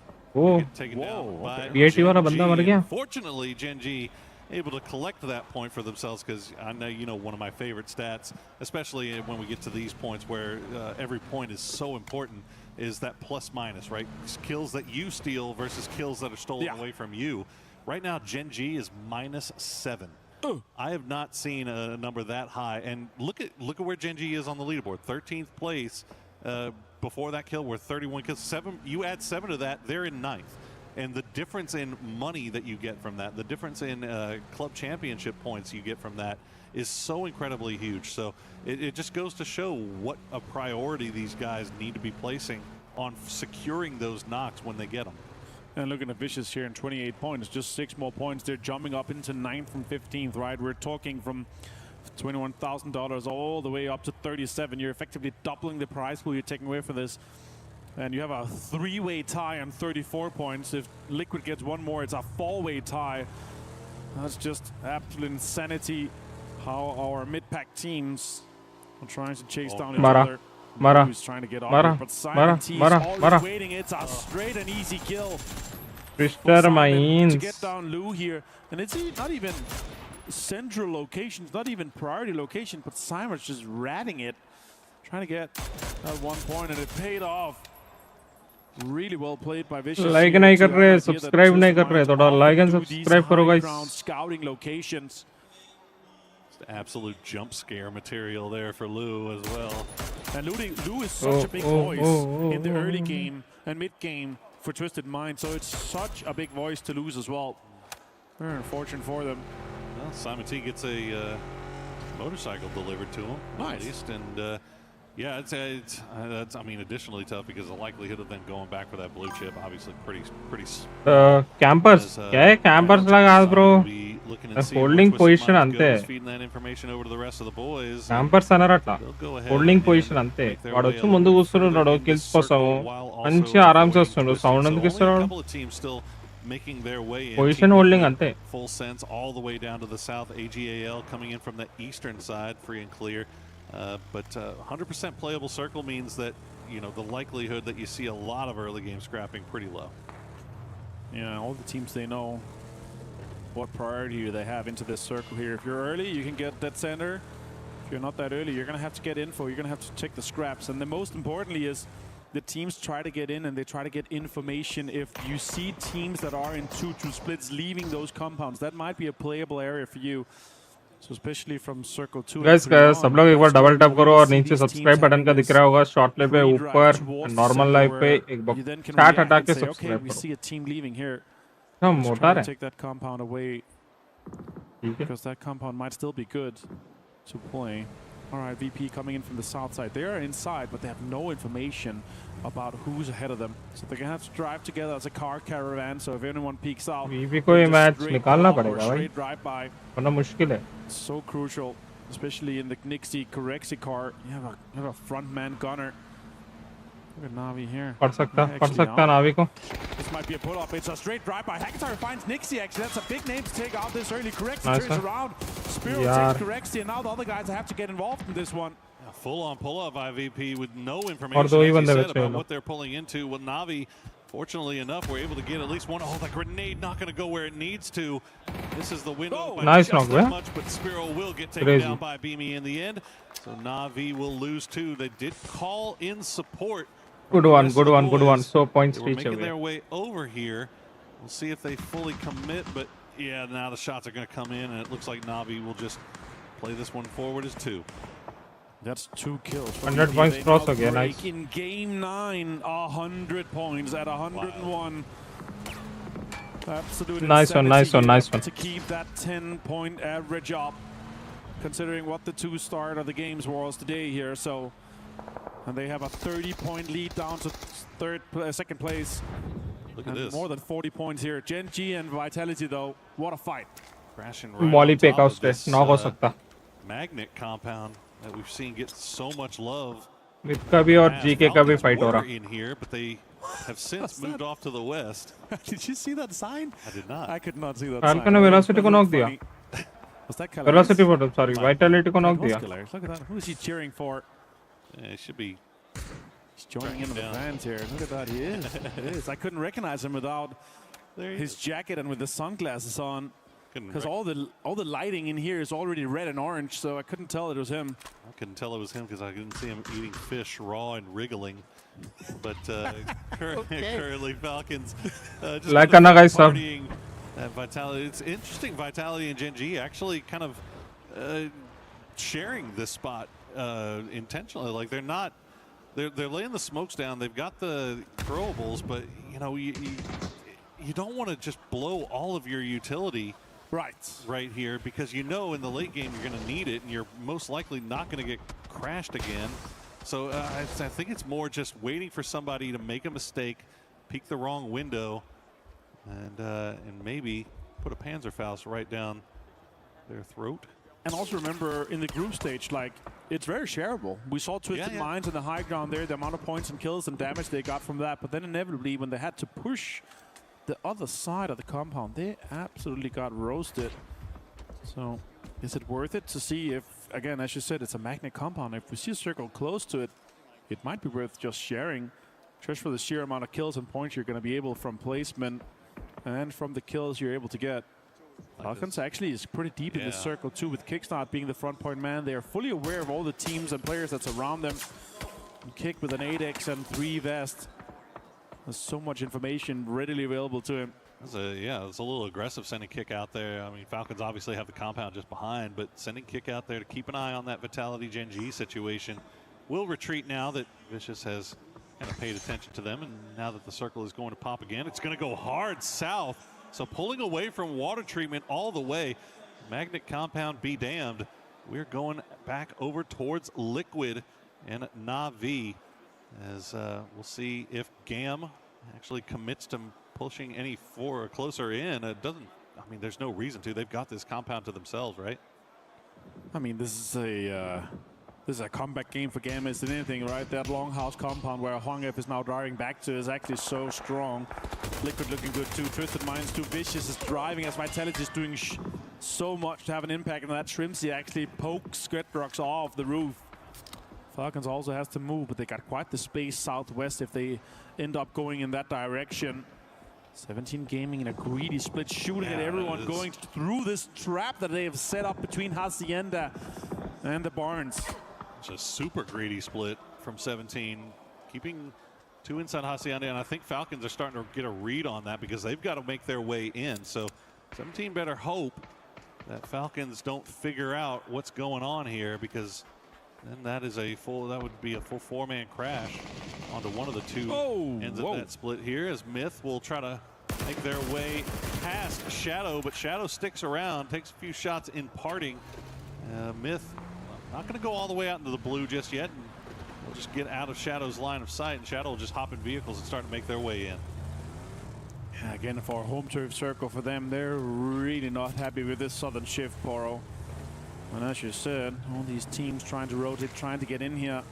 There's not a lot of space that's openly available to anyone. You're going to have to play the ridges on the southern side because all the compounds are completely locked down. And now here with Falcons are doing that rotate we were talking about on the southwest side. Quite the space ahead of them here, but they're going to have to drive in between the trap of Team Liquid and Full Sends that's still inside the circle, that have the compound and the high ground. It's going to be difficult. We're going to have to figure out where this next circle goes. And if we do get a southern shift, it's going to enable Full Sends and BP to have that high ground control where Liquid is shooting at everything around that compound. Falcons doing just getting themselves another vehicle just in case they have to play in the open fields. Maybe getting an idea that that compound, the south side of Hacienda, is open. We'll see if they stick around there. Vitality is doing that long wrap back around on that western side. They could get involved here soon, but Gustav separating himself from the rest of the boys, trying to get a read on what's going on to the south as we check in with Gen G on the north. I know they spotted out Shadow Esports, but they're going to take some blue damage while they wait to make that. Look, Shadow's not even looking. They're all eyes to the south. Just straight running at them right now. Canadian hand comes out. Nade comes in. That's going to be a nade straight on to Hansi potentially. That's a great nade. Soul hits him perfectly. Hansi goes down. Easy flush for Soul. Gen G is destroying the dreams of Shadow Esports. They're hoping for a great game. D finds another one. Setsuna finds Bean, though, as it's being turned around. That is absolute timing there for Gen G. But good pickup there for Setsuna to get at least one of the Gen G guys down. And looks like Jexy and Setsuna will hop back in those vehicles, start making their way down the road. But Vicious taking shots at their front. They're going to get shot at. Yeah. Is that going to be actually E-End that takes down Setsuna? So now it's down to just Jexy, and he is sailing towards no man's land. don't think we'll see Shadow in this lobby much longer as AGAL getting peppered by mortars. Where are they even at right now? They have Myth just on the other side though, but the good knock will go down to Baron, so Himas not going down without a fight. More utility being deployed here from AGL as they have to commit to this defense as Myth is trying to sneak in. Himas finds Kiss. Lolc finds the flush onto Baron, and Myth is completely falling apart. Yeah, it's been I mean, look, they've been average at best, but considering what we saw out of Myth in the group stages, we were expecting far more than just average. As we see Nixie, they've got eyes on. Why not send a few mortars over in that direction? We'll do a little bit of damage. Oh, almost gets Scappy. But unfortunately, Scappy sees it. Myth will lose Kiss as Duckmine will get those last bullets into him, and now Myth just happy feet, trying to avoid mortars coming from all directions as T1 has now crept up on their ridge line. Gustav finds Getrox as Vitality try to rotate in. T1 with a third party onto Myth. Jacob goes down, and now it's down to just Scabby. Can he do something? Damage has been done. Type goes in. Scabby has a shotgun though. Duckmine finds Scabby through the smoke, and that is Myth out in 15th place. The shotgun through the smoke. We'll see if they can get Type back on his feet. Yeah, don't hang around there. Immediately picks him up and repositions as last players from Gen G are pulling into the north side of that T1 split. See if they can hold the line there. AGAL, Himas, and Sololzi a little bit separated, while Virtus Pro now turning their attention over towards Full Sense. Falcons continue to find damage on both on 17 and Vitality. Soul finds Type, and T1 is under an immense amount of pressure as Gen G has pulled up in the compound that they left to try to get points out in the open. Heather now, that's some damage done, but he's behind the little side here. It blew up on the stairs, so Heather's going to be able to heal off. Raining finds Himas, and that's AGL losing a big name here as Raining gets the flush on him too. Seeing what Heather's been able to do in solo situations. We'll keep an eye on that. As Virtus Pro going to send the grenades over the wall here towards Full Sense. Get it in return as well, but the damage just not coming through for Full Sense as Belmoth will be taken down, and Tigger is alive just by the smokes. Thanadol and Flash have to retreat back to cover, but more grenades are in the hands of Virtus Pro as they fight their way down. 5 kills now. They keep the average stacking up. Now they realize, okay, next circle pop, we might have a play here. We can either third party or pull up on something. There's 2 members left on Full Sense. Are they going to go for the kill for a drive-by? Lukarux finds Flash. That's an easy pull-up for them. Sentinel turns around, but Beamy gets him. That's Full Sense out by the grace of Virtus Pro. They're up to 7 kills. And they are getting peppered from range now by Falcons. Actually going to finish off Lukarux through the smokes. Falcons just outside of zone right now. They know they have to deal with T1. AGAL does get eliminated in the end as Virtus Pro continue to reset. We see that helicopter coming through. That was an E pickup popped by Geeke, but ain't no way they're taking that, right? They still have to find a way inside the zone, however, from the north, as Falcons will get a little bit closer now to Team Liquid's compound. You see Cowboy on the mortar. Cowboy, it's going to go for defense here, 170 meters here. That could be a little bit too far in my opinion here, as they're only about 120, 130 meters away. He's going to go in lower. Okay, okay, now he's going down. 130 could be around where they are for the further shots, but let's see if Falcon is ready for this impact here. Falcons keeping eyes on the skies, but they're getting shot at from range by 17 as well, so they have to keep the happy feet on. Mortar's going to fly just a little bit too far. So no danger from those for the time being. Meanwhile, Virtus Pro going to send it right into Navi, and Navi is ready. Ferris gets 2 with a well-placed grenade, well-timed grenade. Beamy now the last player left alive for VP as he is down to half HP. Another couple of rounds coming in his way, and he will go down, but job done for Virtus Pro as they have now 7 kills sitting on 106 points. Here comes the push from Falcons. Yeah, utilities being deployed now from Falcons here. Blue zones. Luke has to heal, and now Nate's coming in to follow up here. That went out. It hit the other side. So unfortunate. Now defensive utilities being deployed here as well. The circle is still on top of the compound here, so they have plenty of time to fight here. You have to have the really well-placed utility to try to get those knocks. Damage coming through on the Liquid, but no knocks for Falcons. But they at least open the door. They're able to get in closer. Flashbang from Alo. Gonna go and try to turn the corner, but Shrimzy's waiting for it. He gets the knock, he gets the flush immediately following. So Halo maybe a little bit ambitious on that flashbang peak. The rest of Falcons will reset, have to remove themselves here off of that blue zone, but the grenade will take down Purdy Curdy. Now Team Liquid falling apart. Great utility here, though, from Team Liquid. Now Twisted Minds is sneaking ever closer. Yeah, they're getting here. There are 4 kills now for them, and they get close to placement points too. T1 being out, that's 1 placement point for the top 8 given to everyone left alive. And now utilities being deployed from Twisted Minds. They know that Falcons is that next team to try to chase, as they are in 3rd place. Just 16 points behind currently. It is doable. Example finds Gustav. He drops a nade. That could be it's an immediate flush on him and does some damage to Kickstart too. The point man with the Groza and 3 gear. Super unfortunate timing there for Falcons as Luke 12 will go down. Drop shot and flush. Cowboy will try to return the favor. Gets Shrimzy, but Kickstarter is going to push with that Groza and will finish off Team Liquid as Chan will take down 2 members of GK. The Mortars coming alive once again. And with the chase being now in play, the equal amount of kills for both VP and Falcons this game, but 1 more placement point. And this is the game where they can try to catch up. Now Na'Vi try to defend from the push from Twisted Minds, but Tulin goes down.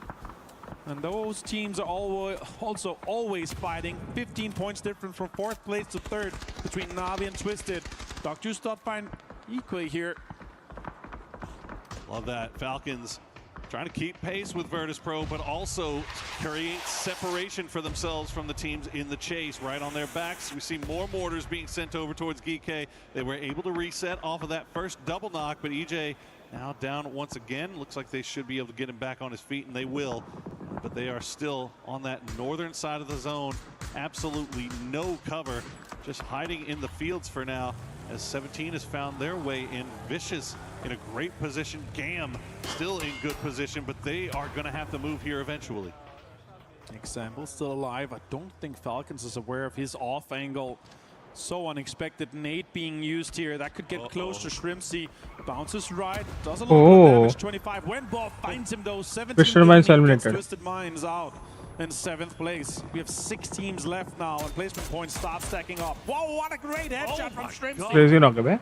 Shrimzy just shredding him from range. And now they'll continue to make their way. They're actually going to make their way over towards the Gam side. So Tingleton will get at least a foothold while Shrimzy is just making that mini do work right now. Almost 600 damage for himself so far. He'll hop back into the Bronco and go rejoin his teammates. While Gam, you see what they're dealing with.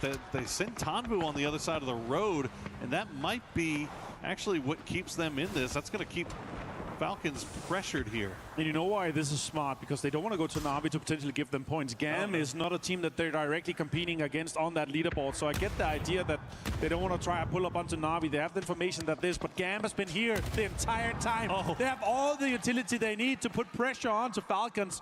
Shrimzy goes down, and now blue zones, and more grenades are being absolutely sent in the direction of Falcons. Shrimzy gets knocked by the first one, but the rest of the barrage not able to take him down, as you see that blue zone grenade ticking. Clory's getting a little bit more aggressive, keeping eyes over them as mortars continue to fall on GK. They've somehow been able to survive in this wide open field whilst getting mortared. Another grenade will provide the next point of call for them to go to. Shrimzy back on his feet. Gam, the utility not going to be enough to take down the Falcons. They have now survived the barrage, and now there is so much cover to be able to be played. 17 now. They turn their direction towards Vicious, and Tycon finds a nade and a knock with the FAMAS. Just beautifully executed by Vicious, but the grenades in return will takes down Tycon very low as well. Lil Ghost now the last player left alive for 17. Shrimzy and the rest of the Falcons boys turn their attention over towards GK. Gam has retreated to their compound. Falcons get to stay inside this little ridgeline that they've created for themselves, but Gam have to leave.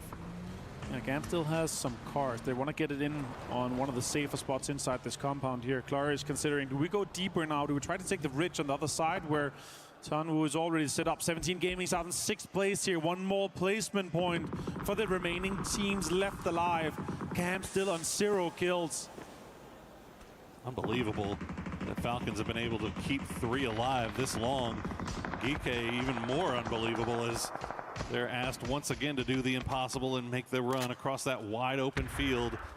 And Vicious back up to 3 strong. And they are just staring over in that direction. The FAMAS will sing out. They'll secure their 10th kill as they continue to climb up the leaderboard. They are now in 9th. Prime Tygan is back. Simon T, though, he does get the final shots. Glorious finds Songjang as both Gam, Vicious, and GK is having so many fights across each other. And the benefactors are Na'Vi and Falcons. They managed to survive for 1 more point. Top 4. 4 teams left alive. Gam is 1 man down. And now it's being deployed towards Falcons. Next circle about to pop here, Poro. Look at Vicious just rocketing up the leaderboard. Now up into 8th after finishing off GK. Falcons 13 kills. 13 kills and still 3 alive. They now have to leave their garage, though. And that is just nothing but wide open field. A little bit of roadside and a very small portion of Navi's compound still in. Boostic and Ferris can keep looking in that direction as Long F will try to take out Falcon's vehicle. That might actually provide them a little cover more than anything here. That was definitely the play that Falcons went for, to deploy a little guys, एक बार सब लोग like करो guys. It's going to be difficult. Both teams have to leave. Everyone, I think the last team though of GAM, or the last players, is 40 likes कर दो guys, 40 likes करो. Pretty decent spot where Cloris is to shoot at Falcons. The question is, do they go for a deny here once Kickstart has been knocked with the Molotov? Is it even worth to try to send it in, because it could be teams that you're directly competing against later on here, as Na'Vi could also maybe get some of the kills where Falcons is trying to deny the chase. Falcons पे knock है भाई. 22 points ahead of Twisted Minds. Just keeping themselves separated from the rest of the pack right now, while also doing their best to try to do the impossible and catch up to Virtus Pro. Tiggleton, the last player. दो knock हो गए भाई Falcons पे. He's got the deployable shield, but Gam is 4 strong. They've managed to get the revive onto their knock player, but you see the damage coming through here for Tig. He's causing problems. The only problem for him is that he's not inside the zone right now, so we'll spray through the smoke, does some damage, not going to get the knock. They're aggressively pushing this one. Tanwu fighting on multiple sides. Wangeth finding Kickstart flush here. That's important. Ferris finds Simon T. Na'Vi gets involved too, and they do have 2 members left alive. Clarice gets Vicious down to just 1 man standing as Tiggleton gets some shots towards Doc Juice, but he does go down to the blue zone here. A point denied towards Na'Vi and Gam.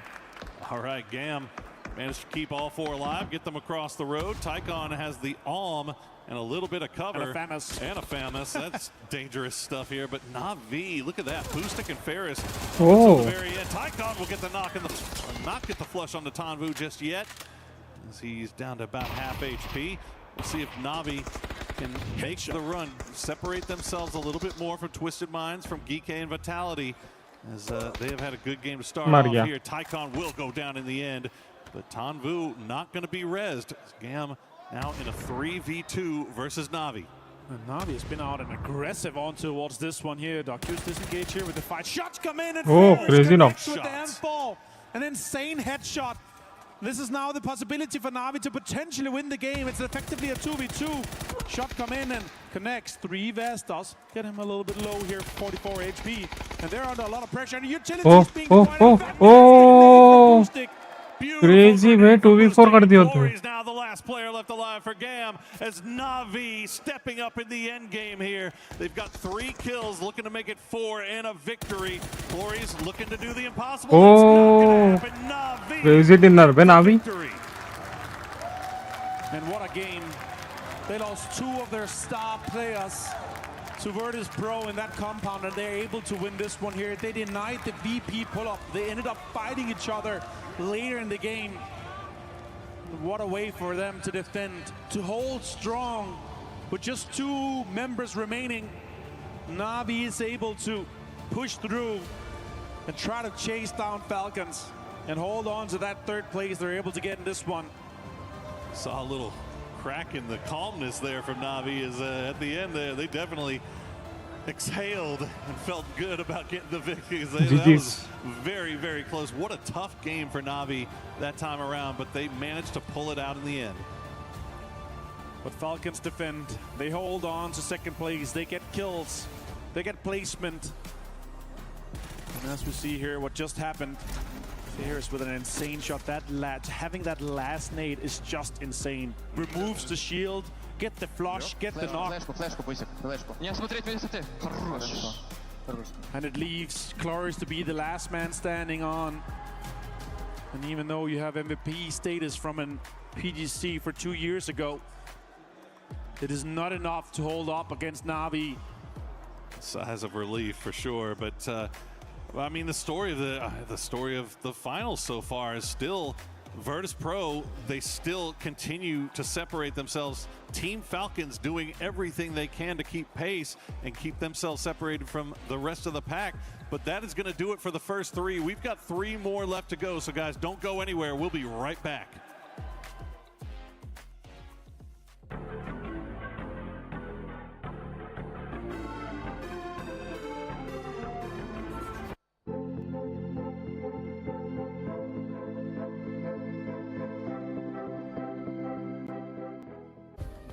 Play is in our DNA. Whenever we let it out, it becomes our superpower. Now imagine an entire city being built to supercharge it. Kadir City, powered by Play. It's the final day of competition here for TFT, which of course means we had to check in with Trab for a bit of a CC update, because at the end of it all, we're going to have a winner. Yeah, absolutely. I mean, it's AGL versus Aurora Gaming at the moment. AGL sitting quite high up that leaderboard. They did just get overtaken, though, however, by Team Vision, who managed to get all the way to the grand final. So they've overtaken them by 100 points. They're trying to get their own back at the moment, but facing some fairly heavy competition, to be fair, from Aurora Gaming. This is going to be big for the CC standings, because AGAL are one of those teams who need a win in order to be eligible to claim the trophy. Yeah, it's going to be a real tough one for them, to be honest with you. They've kind of been back and forward, fighting out. They've had a tough run through the groups, tough run through the playoffs, so they're persevering at the moment. Which means you're all going to need to stick around if you want to see how all this plays out, because it's going to be an important one. We'll check back in later. Hey, Luti here. I'm with Halo from Team Liquid, and I have some questions now. We are halfway through to the finals. So first question is like, it looks like your teams, you have some points with the kills. Your micro look good, but every time you're dying a little bit early to the zone. Do you think there is a little bit of macro problem here, or do you think that you just don't have any good cycle for now? I'd say we are getting pretty unlucky on zones, and we're also not playing too well, but we are still putting up kill points, and well, eventually we'll have our game where we are getting the shifts, and we'll be able to catch up hopefully.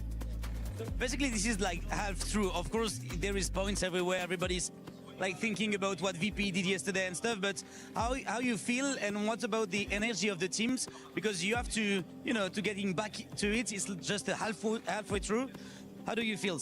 It's pretty demotivating having a bad day one, of course, but the only thing we can do is focus on climbing the leaderboard. We can only look up. So we take one game at a time, and we're hoping for the best each game, basically like that, you know? Trying to be positive and friendly, not being negative. Yeah. Is that any pressure representing America, because there is not a lot of team representing NA right now, or you're not thinking about it? I'm not thinking about that. It's more pressure for wanting to do well for my friends, my family, you know, people who support us and stuff like that, but yeah. I mean, good luck. You can still make it, actually. There's a lot of game going through, so yeah, thank you for the interview, and good luck for the next games. If Team Liquid wants to catch up, they're going to have to start doing a lot more, because right now they're 72 points away from first place. As if we do end up playing the 6 matches tomorrow, this is the halfway point of the finals, but we don't know if that's going to be the case, because we do have Smash Rule at play. This last match, honestly, I want to talk about the Sony story of the day, which is none other than BP just doing what they need to do to continue on this gap. At the beginning of the day, they had a 28-point lead to Falcons. Right now, after 3 matches, the lead is at 23 points. Yes, Falcons has been able to close that lead, but after 3 games, not that much, to be completely honest. The problem is, again, we said it in the last week. VP just continues to find points where realistically they shouldn't, right, Steve? And that's what's making them so strong. But yes, Falcons have narrowed it down by 3 points. Yeah, okay, 5, technically. Sorry, 5. Right? But if you, okay, let's say you did that on every 3 games, you narrowed it by 5, they continued their gain of something in the ballpark of, I think, 3 per game. It would actually, at some point, sort of cross that middle line. The problem is, VP can choose choose at any point to just go, all right, well, we're going to start hunting Falcons, right? And if they do that, Falcons become endangered. So the saving grace for Falcons, if they want to make this pursuit happen, is not just closing the gap on VP, it's also having Na'Vi and Twisted Minds continuing to grab points, because there needs to be at least 3 threats going into tomorrow if they want to control VP's ability to manage the Smash rule set. And I think that's super important. Now, I want to touch on something that happened in that game, because the entire lobby trusted the world champions, Full Sense Gaming, to hold VP out. They were outside the circle. They were on a low ground. Full Sense had the spot inside the circle, and they got forged, straight up wiped by Virtus Pro. Rolled over. And the entire lobby sighed in one voice because they needed that moment. And they ended up giving VP even more points. Full Sense there with the big old donut. And I mean, to be honest, it wasn't just this match. If we ended up looking at the overall, that squad is currently all the way towards the bottom. Now, also the reason why I wanted to bring up Falcons, wanting to close that gap, because at this point, especially this match, I feel like it's a perfect example. Falcons had a great game, but then after the match, if they go and see what VP was able to do, VP still had a great game as well. So Godspeed. When you're a player in this situation, what is the mentality like? Are you now starting to get a little bit diminished? I mean, you just have to focus on yourself, right? That's really the only thing that you can do when you're in a situation like that and you're doing really well, but your opponent who's ahead of you is also doing well. It's hard to just target another team, right? Especially VP, who's pretty much wherever they want to be right now. So you just have to just focus on your own game and hope that it's enough. To me, the thing that makes a pro is how they handle the cons. Those bad moments, the tough situations, the bad mental, bouncing back and keeping the grind going forward. And that's what Falcons have. They've got Gunnar in the back room, and he's telling them, guys, yeah, it's 5 points, but that's 5 that we didn't have yesterday. That's 5 we're going to get in the next 3, and we're going to keep on chasing. And I can tell you, the mental of the Falcons, even though they joke around, they meme around a bit, those guys have ironclad mentals. They've been here before. They've been in these positions. They've been playing competitively at the highest level for years now. And so, they're going to figure it out. But I will say a team that also has been really impressing me with the mental is Vicious Esports, and they are just going at it. Them also, I will say, Geeky. The confidence. Hey, we'll hot drop anybody. You want to come for us? Come on down, boys. We got more than enough for you. Yeah, I think Geeky is out to put some regional dominance on the board and say, hey, you got to respect us when we go back in a few weeks to start up those new series again. Falcons has looked good, but yeah, Vicious has moved 7 positions today. And that is something we talked about at the start of the day. It is so compact because of the amount of mopping that we saw VP do yesterday, that middle pack is fighting for club points, as we saw, but also a massive change in their prize pool. And that's what you want. You want to make sure that you are getting as much as you possibly can. And at EWC, the biggest club event in the world, in history, to be honest, you want to take every moment to represent your brand well. And that's why we saw that interview with Alo, or as Ludi says, Alo is beautiful. Alo. Very beautiful. He was still positive. They're keeping the mindset ground, because if you're wearing that brand, if you're wearing the team that says we believe in you as a club, you've got to represent, you got to work as hard as you can for them the whole time. I will say that one stat that also is incredibly telling, and not the best way, we saw that I believe Soul has 24 knocks. 19 kills. He is on the leaderboard, and Genji currently only has 37 points. I was speaking about this with James in the back. That means that he literally accounts for half of their points. Yeah, and when you're looking at this overall right now, you have Geeky now. I mean, with the performance that we've been seeing out of them, those hot drops, winning them, and then also putting up great matches as they were able to win the second match of the day today. They've been able to jump up all the way up to 5th place. By the way, you were talking about that money, 5th place, 100K? True. Yeah. They're going to be quite happy about that. You're right. So that's also, we're going to start to see that as we get towards the back end of this. Teams that are starting to shore up and say, I got to make top 5, right? Like, maybe my race isn't going to be a top 3 or a top 2, but I'm going to lock in that $100,000. You want to make sure you're in that race for 3 so you don't have to worry about it. I mean, that's why EWC is my personal favorite event of the year, because not only do you have the implications of just you're not placing first, you can still get 2nd, 3rd, 4th, 5th still paying out, but you also have the clubs to worry about, right? Who you're representing, who's here in the other games around EWC, and that is what makes this event so sick, because you not only have them competing for their game, but other games as well. Now, I want to talk about AJL for a second, because we saw Glitter sort of talking at the start of this about that Club Cup, and they need some points, they need to get a win.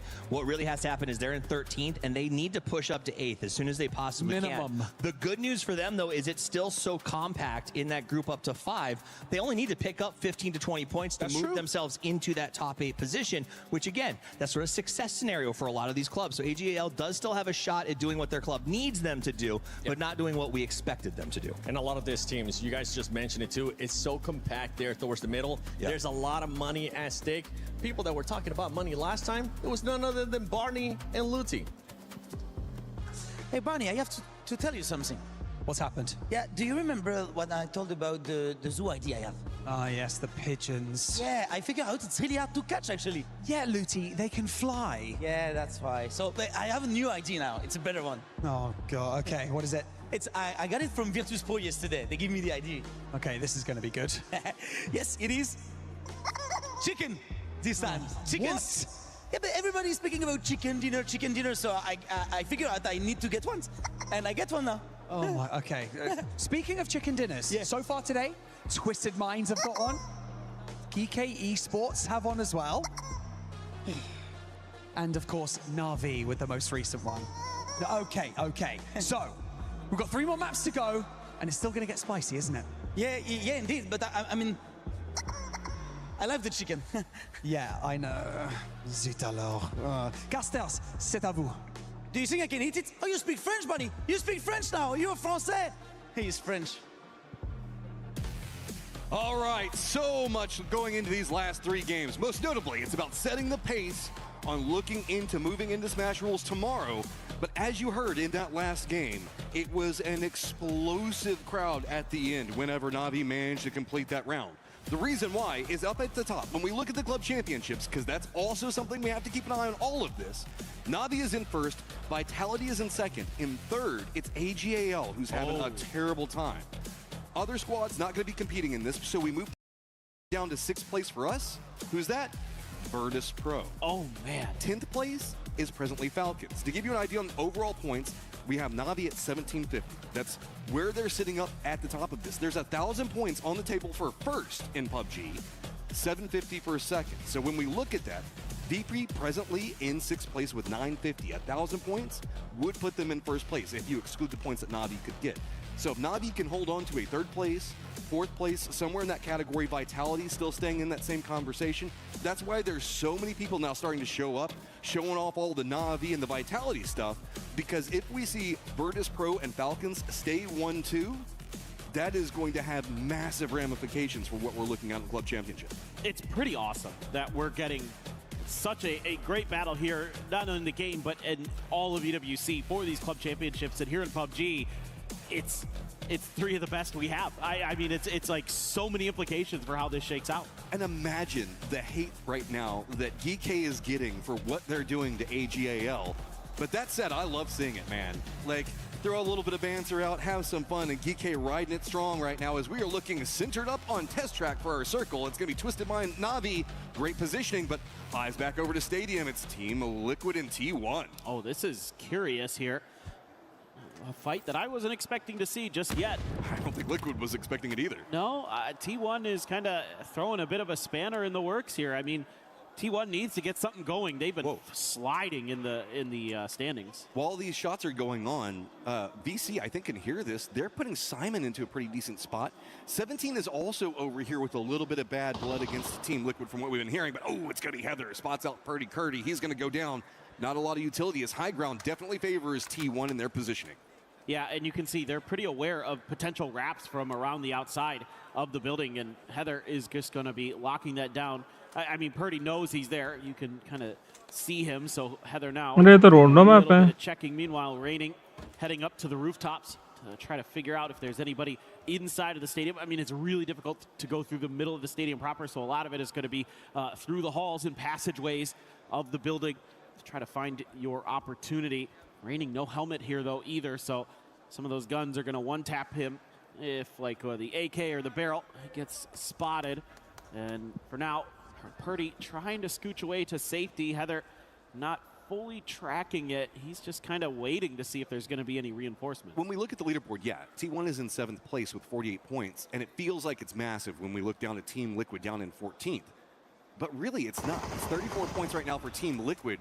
So just a couple of decent firefights can really throw this off. So T1 trying to vie for control over a position that could be useful for the remainder of the year. But on top of that, just trying to get the steamroll rolling, man. T1 was very aggro at the earlier sections of the games, and it just has been lost so far whenever we've gone into the finals. Yeah, they haven't really found their confidence in their team fighting since the first match of the finals, basically. Ever since then, they've been kind of struggling. I am seeing VC now chasing 17 off screen. Sure. It's like one of those moments where we've seen this already in this tournament where so many teams are keen to try to get a surround on an early hot drop to try to, scoop up some of the extra points that are left over, and instead they end up bumping into each other. Bro, we are presently just watching Tycon get his groove back, and I'm loving it. Jumps up into the face. Little Ghost at least managed to get the knock on Simon, who's having great finals of his own. But here comes the rest of VC. These guys are completely vicious. Pal's going to spot out Little Ghost, get the knock on him. They're going to continue to push along, and yeah, 17's trying to regroup, get back over here, but the timing is just so bad. Yeah, Tian lands a pretty decent grenade, but he's going to take decent damage in response, so pretty even exchange there. But that follow-up from Duckby is right on point. And that's going to be another knock here. The flush confirmed as well. Who's the roaming bandits that we've been seeing through the early game? It's Geekay. Geekay, here's this firefight. They're just on the outside of this.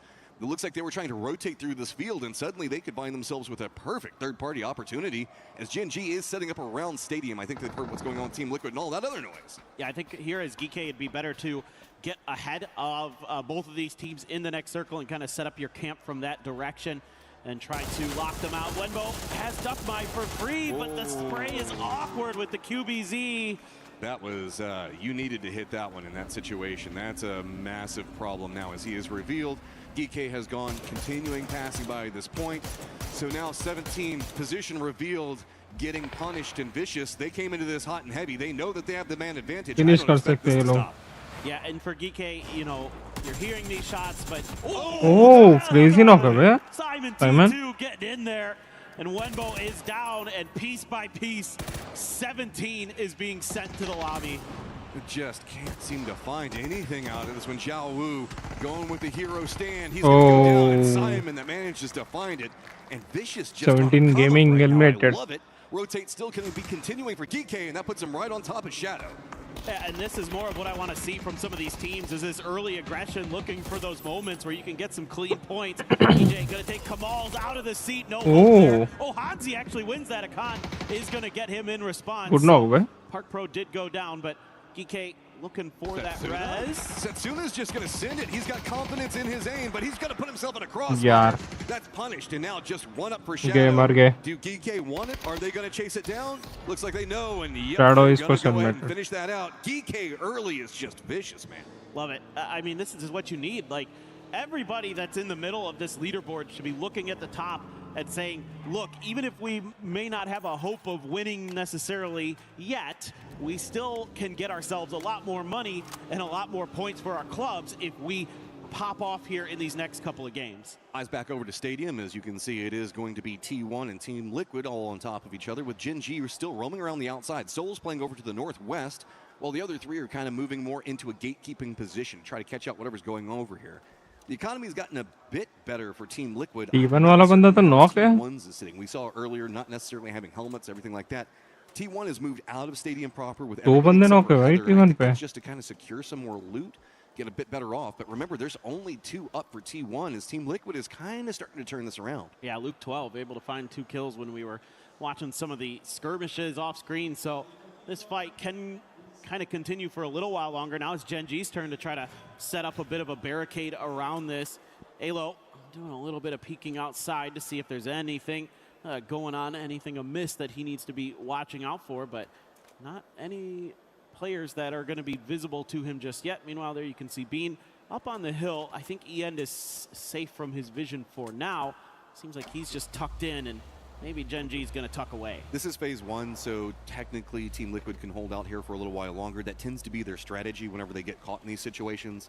Eat some blue zone, kind of weighed out everybody else. I don't know how much of a commitment we'll see coming out from T1 or Gen G. Gen G could use a couple more points. Vicious making their rotate right now is going to be close to that GK positioning that we were talking about beforehand. Everything seems to be pulling a bit more test track as far as play goes, so Twisted not having to move much. Navi that we saw playing over in Neox Factory. Down to the south, VP, our leaders right now, are going to be next to Full Sense yet again, as AGL is just happy that they're not having to deal with GK early, but they are getting pretty close to him yet again. If there's a fight between Full Sense and VP, I want to see Full Sense get a little redemption there on what was a... I want VP dominance. I'm not going to lie. Give me the Polar Bears right now. All right, yeah, that's fair. The Polar Bears, right? I thought you were going to say because they're like around. Okay. They're in the pole position. Oh, okay. Yeah. Okay. Yeah. I'll give you that one. That's One's right. all right. That one's all right. Myth, who are all still waiting to come alive, is down into the southeast while Gam's going to be regrouping with the circle the way it's popped. Guess what? More test track. Everybody knows how to play it. Everybody's seen it. We're losing a lot of the high-sided hills. They're still kind of in play, but that's why Vicious is going to be coming down. Falcons in no rush. They're over next to you, Lin. They are going to find the southwest pretty open in that path and a couple of hills to play around, but that is going to put them next to VP. I hope this just goes straight into either the test track or the Neox Factory, or goes north.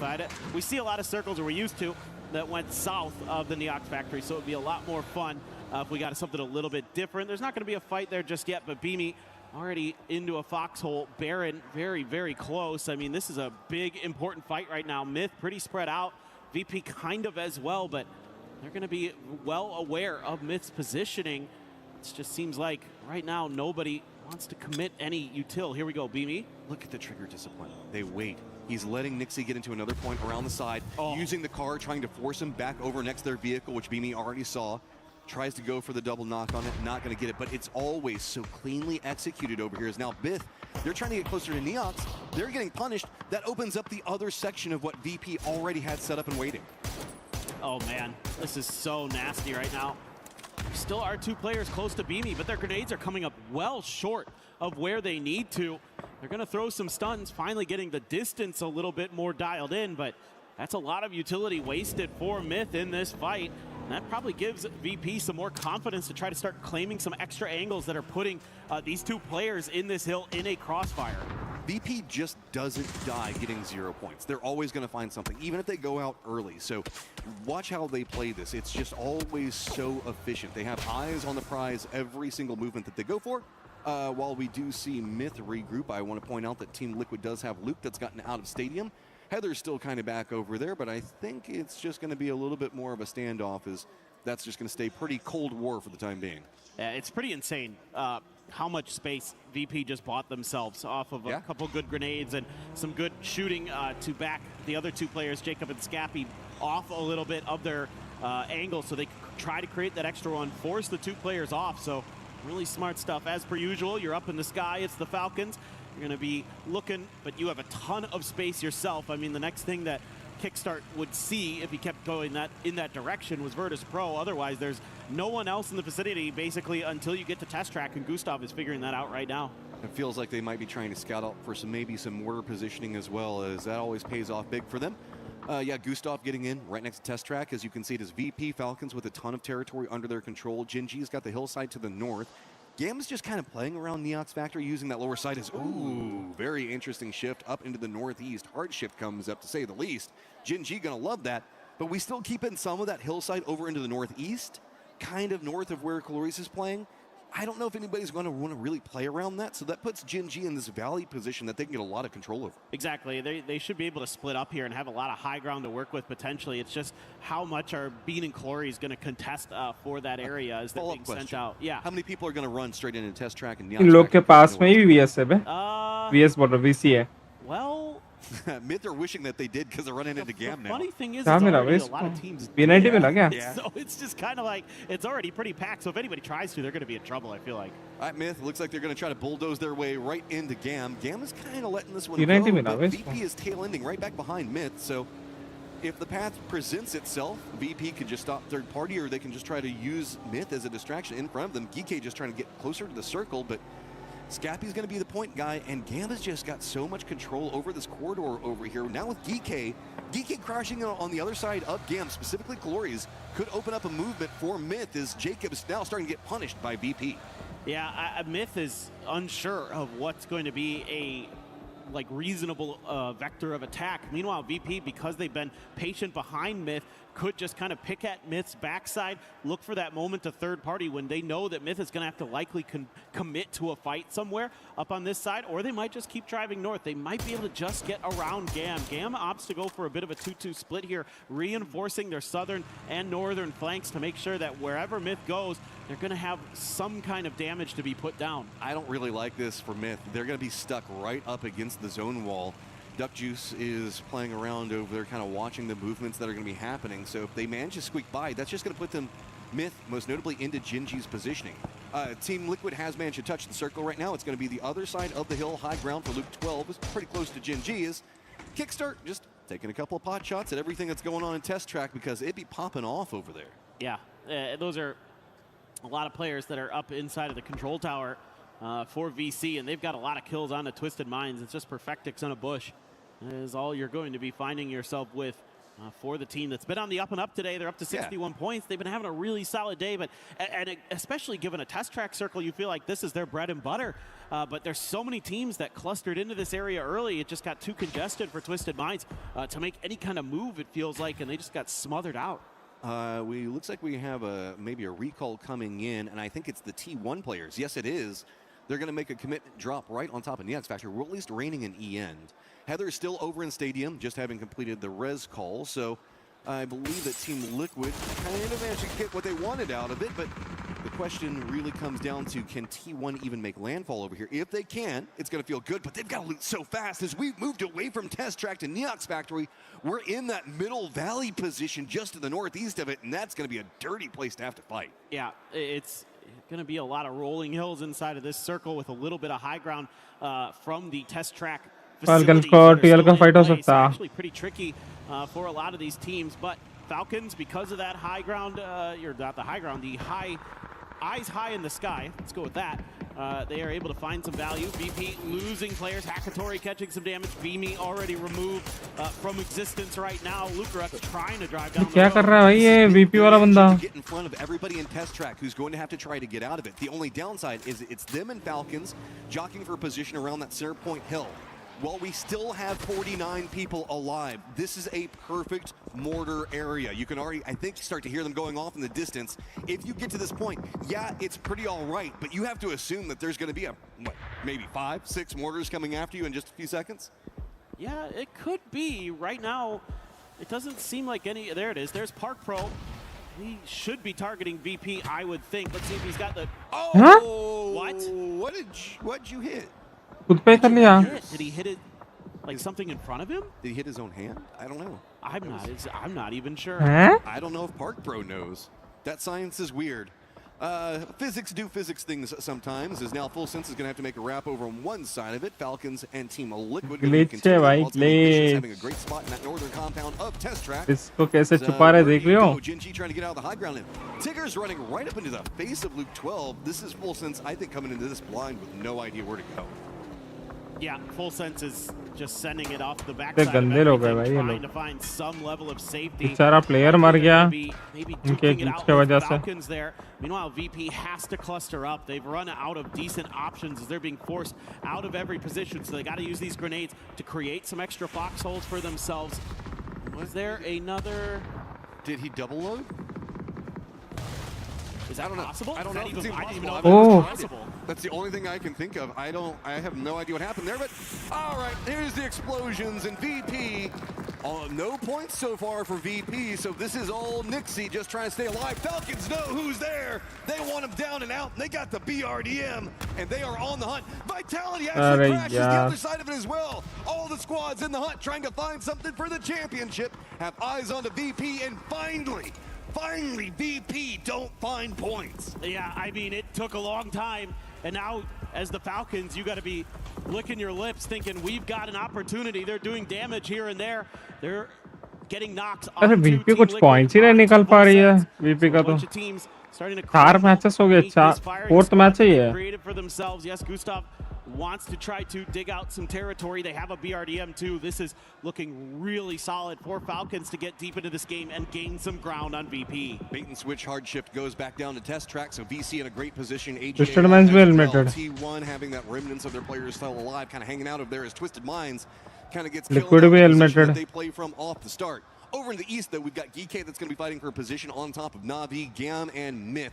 Genji's got to come down from the hillsides that they've been playing in the north, and Full Sense, who did manage to survive on their rotate, now also has to come down, and it's going to be contesting against Vitality's position and Falcon's position to the north and center, and BC that's just got a great compound to the south. Yeah, nice stuff there from Na'Vi to clean up Clories. So Gam again continues to struggle. Only 2 kills into this game, only 34 points total.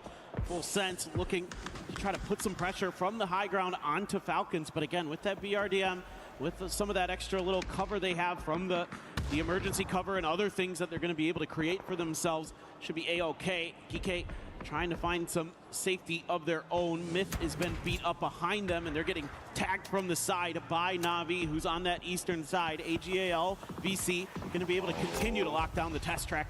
Here we go. Full Sense, not too many options to go. Looks like they're going to send it down into that VC positioning that you're talking about. Does manage to squeak out one position on the side, but the east is just, it's a game of chicken right now. Nobody wants to make a move into the circle, and it's getting scarier. Why Vitality is getting more and more cover. Sure, just keep trying to blow them up. They're doing a great job on just juking out all the explosions and finding themselves somewhere comfortable to play from. Falcons does spot out Belmoth. He's going to go down, and then Soul also managed to spot out Myth. So I think that Gen G's just got to crash right on top of Myth. They've got to stop this, get the contain angle in, and that's going to allow Na'Vi to get in the circle over in the east. Yeah, so you're exactly right, Matt. That is what Gen G wants to accomplish. So they got Soul and Salute on opposite sides, and Soul has been incredible with the grenades, one of the best in the lobby with the explosives. He gets it done with the mortar, he gets it done with the frag grenades, and he's doing some damage up there on the outside. Meanwhile, Vitality has set up shop, pretty decent little defensive position that Hollow Mybad has created for himself. Na'Vi, very slow aggression, looking to pick up some of these points, but it's going to be Gen G, Salute, Beat, and Soul claiming Myth for this one. Gen G trying to get a bit of eyes on Falcons and Na'Vi, opposite sides of the circle right now, but these are Na'Vi Twisted से ऊपर आ गया. catch up to VP. Big चलो potential सही coming है. up for Falcons, और ये लोग भी आएंगे अभी Gen भी. बहुत कोशिश कर रहे हैं Gen तो. next to them. Vitality, as far as club championship points go, they're in a great climb position. We can see that they're presently sitting in that safe 7th place, but it just takes a couple of kills. My God, Even Elmator decided to stop a lot of what was going on over there. Bit of peace coming up from BC as well as Vitality starting to get a lot of shots thrown their direction. I think they pissed off a few too many people. Get it off. Yeah, it is kind of tough when you're in those early center positions to lock them down, and that's why you got to give Falcons some credit. They did a really nice job with that. Salute should be dead here. Yeah, there's no hope of getting to that rock. Now, the good news is that Bean is going to be able to find the res. It looks like there's still just enough time, I think, to get that done. Hakatori setting out some pre-smokes, knows he has to make a move forward, knows that Geekay going to be underneath their hill. So, yeah, Genji does get their reses in, and Salute going to have to go for that first aid, but he's helmetless right now. Full Sense is causing a problem for Falcons over in the west. That's how come they can't get too much territory control. That's open more over into the east for Vitality. So with these shots coming out from Genji, they need to get a knock on somebody from Na'Vi or Geekay, one of the two of them, but it looks like most of their focus is on Na'Vi. That could be a problem because the way that these rocks are kind of set, you can see that there is a directed line right into Geekay, but really Genji can't see it too well from this point. So if they wrap directly into the circle, they're going to get punished heavy. If they go to the west, it's either going to be Vitality or Falcons that gets a piece of them. Uh-oh, yeah, and this is what I was worried about. Genji is moving more to that other rock. That's going to put him very close to Geekay. Yeah, so Na'Vi has to make some decisions right now. You know, are they just going to continue to harass these teams that are on the edge to clear that out to try to take a more fair fight? But getting a lot of damage in return. They do have that Pico bus, and man, Salute. I thought he was going to keep dialing in on that angle, but smokes are down, making it a little bit tougher. दो बंदे चार बंदे पे बारी. A lot of damage here to Na'Vi, so that armor going to be continued to be weakened up, and they're kind of thwarted from this attempt to clear out their northern edge. AGAL also has to try to get in the circle. It's going to be supervised by VC. They're probably going to be in some trouble in a second. A lot of shots coming out. You can hear in the distance going to be at them that popped in a car just trying to rotate past all this. Really, it's about can Na'Vi fight their way into the circle, because we're looking at the top of the leaderboard right now. Gen G just might have to surrender these over into the blue zone, even though it's phase number 6, because there's just no path in. I mean, I don't even know if DK can get in, and they're still pretty close to the circle. No, I agree. I mean, I think it's pretty much difficult for all these teams on this east side to cleanly get through. That's why Na'Vi has to turn their attention north. They have to try to create the points where they can. They know the position they're in the leaderboard. They know Falcons is still in the lobby, so they have to fight tooth and nail for every inch that they're going to be going further forward. He's got it prepped. The way that Na'Vi are playing this slow, it is punishable. Not going to go for the first part of it, assuming somebody's coming after him. Park Pro's gone down. Looks like he's just trying to go for flushes. Do they know where Zongjong is? Nade's starting to come up. Actually gets the knock. VIT का nade. Follow-up nades coming up. Everybody's just getting demolished over here into the east. Jinji's Na'Vi bhi long eliminated. enough to walk into the Falcons sight line. Yep. Team vitality this is down. why Na'Vi had to go north, why they had to take these fights, because everything else is just dire. It's unbelievably difficult, and you can see why. Great nades, though, from Vitality, who's making a climb up the leaderboard, up to 7th right now. Full Sense sending it right underneath, but Pau might have an angle. No, not quite. Looking to try to get up there to find one. Tycon having to use smokes to give himself some leverage to get over to the top of this position. Uh-oh. Circles Falcons pop, and it is abandoned that road that we were looking at just a second ago. VC in a lot of trouble now. Tycon, I think, is in the lower section. He's got to keep control with now this more aggressive Full Sense that you're talking about. Full Sense just couldn't find an angle onto Falcons, and that is a massive problem as finally Jinji goes down, but big heart for those guys for staying alive in such a desperate situation. It is just Vitality, and I guess Falcons 4 बंदे हैं. Vitality और Vicious. Holding down the circle in the north. To the south, BC trying to get some control, but this is very open over here. Yeah, it's quite the trench network that Vitality's been able to create over here. I'm sure some Vitality के पास तो crazy zone है, पर वो लोग बीच में भी पड़ सकते हैं. क्लस्टर हो जाएंगे अब इनके पास तो. लेफ्ट साइड से ये लोग, राइट साइड से Falcons. So they can make the most of bad situations. You know, try to let some of these other teams fight. Try to thwart Full Sense from coming on this north side. Make them fight VC. Open up another opportunity to get into the circle. They're all waiting right now for Vitality. They know where Vitality is. For Vitality to start having to take shots maybe at Full Sense or VC like you're talking about. If the Falcons' timing is great, they can use the BRDM to fight into the position that Vitality's been playing from, or they can go more of this Full Sense side, maybe take the fight with VC. But the positioning there just isn't good. Oh, my bad. Gets knocked onto Shrimsy. That's going to throw off all the timing. Denadol's also over here. He's going to try to get a piece, but nah, Levante says that's mine. That was beautifully orchestrated by Vitality. Those grenades were right on the money. They took Shrimsy down quick before he could do anything about it.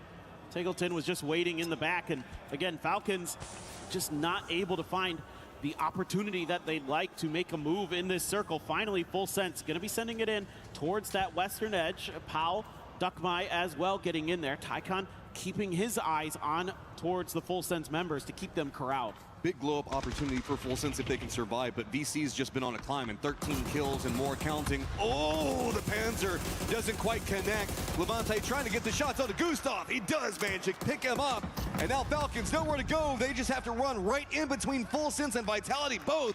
That is big for VC, who's got control of the south. Nades and everything just being thrown right out of Full Sense to keep some control on the angle, but Vitality now trying to leave their cubbies and on the hunt for Falcons. Oh man, this is on a knife's edge for the Falcons. That BRDM is going to explode, so they're not going to have the safety of it to use anymore. Smokes are down to at least hopefully buy them a little bit more time. Tiggleton has the P90, so a pretty powerful gun to potentially fight your way out of this, but it's going to be tough to get it into play. It feels like Full Sense still clinging to life over on that western edge, but Levante doesn't want them to be there. Here's the thing, everything's coming up for VC in the best way possible right now. They've got control of the south, they've got a hillside to play from, everybody's focused on the Falcons, and VC is just finding all of these kills. They're right back tied with Vitality right now, who are playing the northern section of the circle. We're in phase number 8. Circle control definitely favors Pau in his positioning for the time being, and the longer that Falcons stay alive over here, it's stalled out anything that Vitality can get going.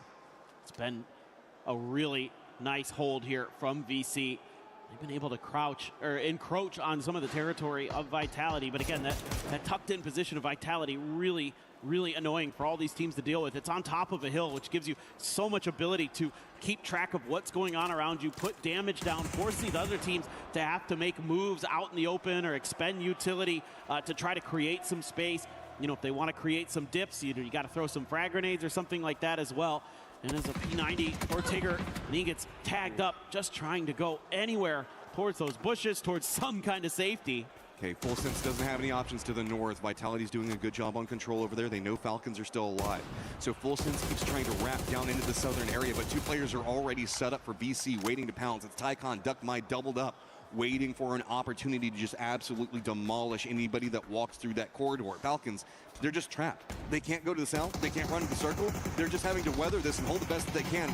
Tig's trying to creep out and find more, but you can see it's instantly punished. Now Molotovs galore just being dropped on top of him. And that is just with Tig having nowhere to go. Kickstart in a ton of trouble. Maybe he can get more out. At least finds one more point, putting it in touching distance of VP. That was a hell of a grenade from Kick. He did a ton of damage with it. Fortunately able to get the point for Falcons. Desperately need everything they can get here. So now Kick just trying to stay alive, but Levante not going to allow it. Has been an absolute menace. 816 damage in this one from Levante. 8 kills for Vitality. Full Sense sandwich going on right now. Vitality to the north, VC pretty much in the center to the south. Full Sense right up against the blue zone.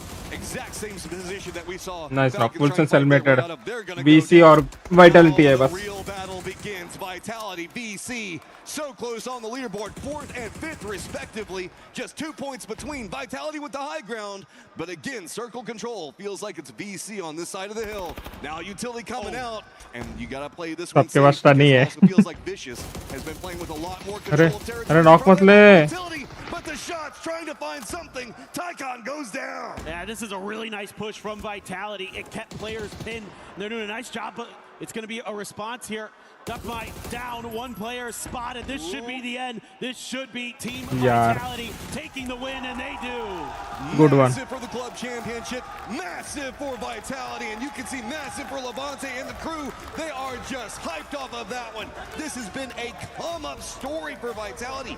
EWC has just been great for them. That we know that this team can pop off. Come back to the showed it right there. Really setting up a nice position for themselves in the middle of that game to lock down that hill and make it so difficult for the teams around them. You could see some frustration from the other players in there, feeling like maybe if one little thing had gone their way, but Vitality, the French org, has to be feeling great. You know, their fans loving it in the audience. So much hinging off of what we can see going on with Vitality. Keep them in the club championships and their performances. Just, I mean, whenever, this is what I love about EWC. Whenever you see all these external factors coming up, it puts these extra little movements that we've got to see squads step in and find some really big moments for themselves.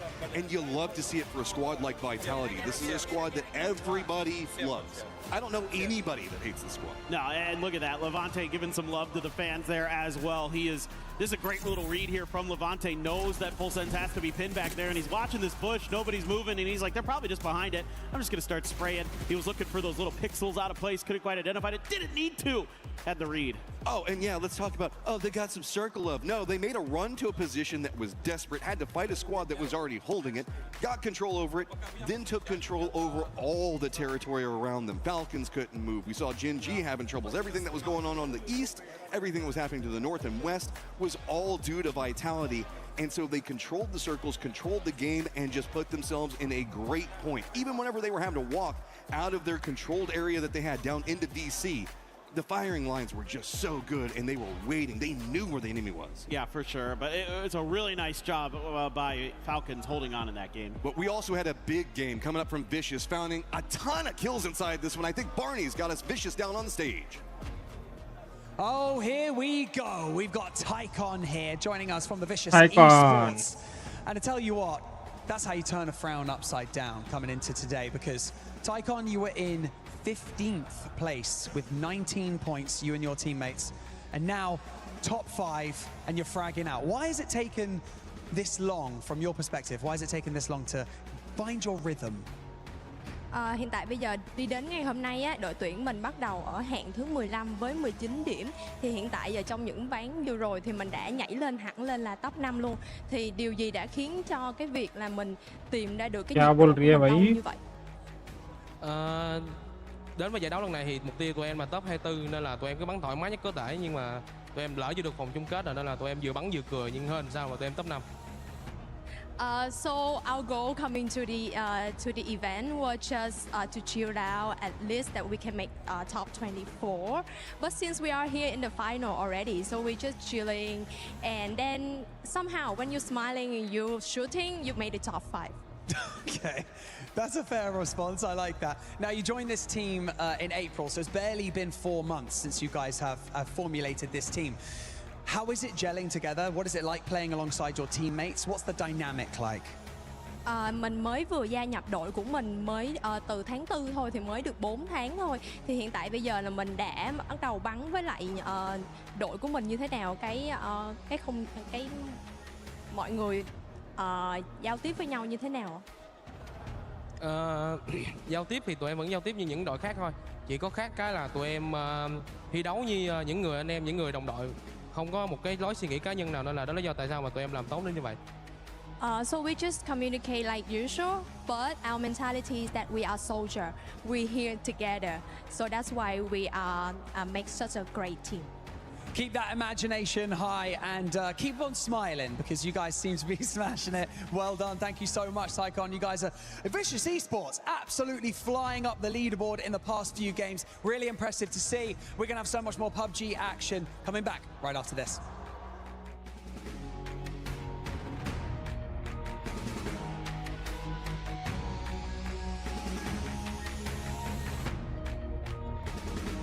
Crazy, man.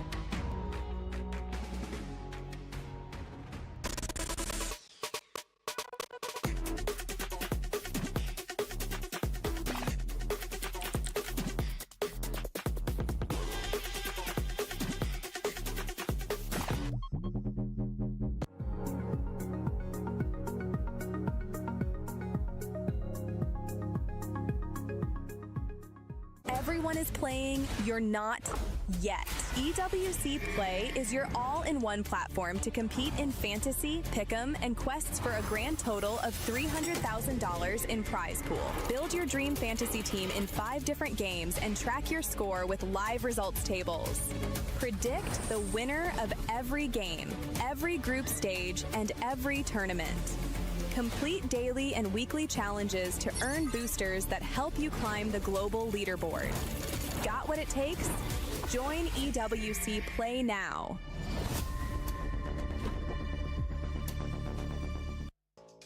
All right, we're here at the EWC Parkour Challenge. Now it's time for the incline slab. Kelaris up to bat. Let's see what he's got in store for us on this one.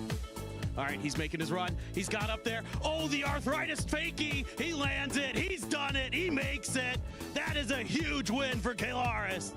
Paper Thin here, bringing you another event from the EWC Parkour Challenge. Kelaris going to attempt to go for the Gamer Gear lift. Let's see what he's got going for us. He's coming in. Oh, the interesting. Oh, it's so heavy. It's too much for him. Can he pull it through? He's trying. Oh, okay. Just goes in. All right, we're back here, EWC Parkour Championship. One more event to go. Kelaris, can he pull off the old man army crawl? We're going to have to wait and see. He's going under. Pretty good, pretty good. He's rolling. Good technique, good form. Slides through. He's up. He's through. He's done it. He's got it. The EWC Parkour Championship.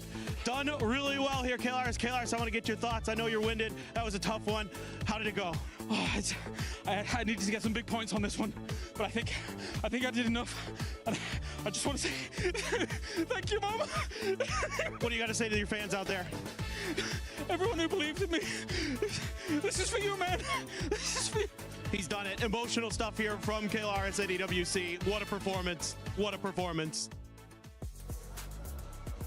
I believe in you, my Ginger Hulk, just like I believe these teams will be able to start catching up to VP, and it's happening, baby! Sorry, VP fans, but VP, with that donut, a lot of teams were able to step up Vitality, but we're going to talk about the new Sony story of the day, which is none other than the Vicious being able to jump up all the way from 15th to, I believe they're currently in 6th place, or actually 4th place if I'm not mistaken. Yeah, so you asked me earlier, how is it that you get into the mindset? How do you keep that mental strong? Just do whatever the hell Vicious did today. Honestly, coming in from 15th place with absolutely almost no points, and now making it all the way to the top 5 is truly a monumental day of play for those boys. The Siren's call of $100,000 can do an awful lot, Godspeed, as they've managed to get themselves up there as they ground into 5th, looking good.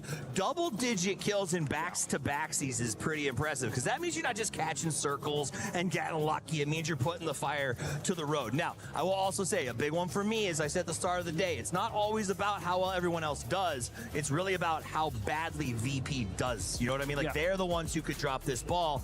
And I'm not saying it, it is kind of a bad day. 106, it's only 9 15 points on the day. Is it 15? Yep, 15 points on the day, sir. Oh my gosh. So 15, I mean, it's okay. I thought they had 97, I'll be honest. So 15 points is better than I thought it was, but it's still less than 5 per game. It's not what you want, because they wanted to have that big lead going into tomorrow. And I think another team, honestly, that we have to talk about on their rise is GK, man.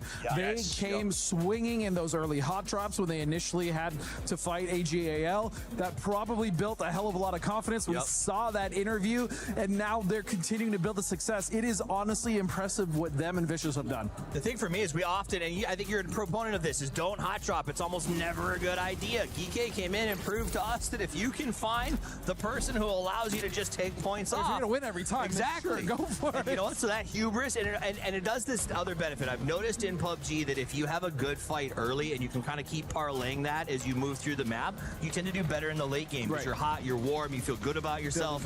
Building confidence. So I do think the fact that they tested themselves early and then made the push has actually been a huge help for them. Yeah, and I mean, I got to go back to the Vicious. For them to continue on this form, now we're starting to see a little baby VP from day one in the Vicious. If I'm being completely honest with everybody watching, with the Vicious, I'm hoping that this consistency continues on as we head into the last 2 matches.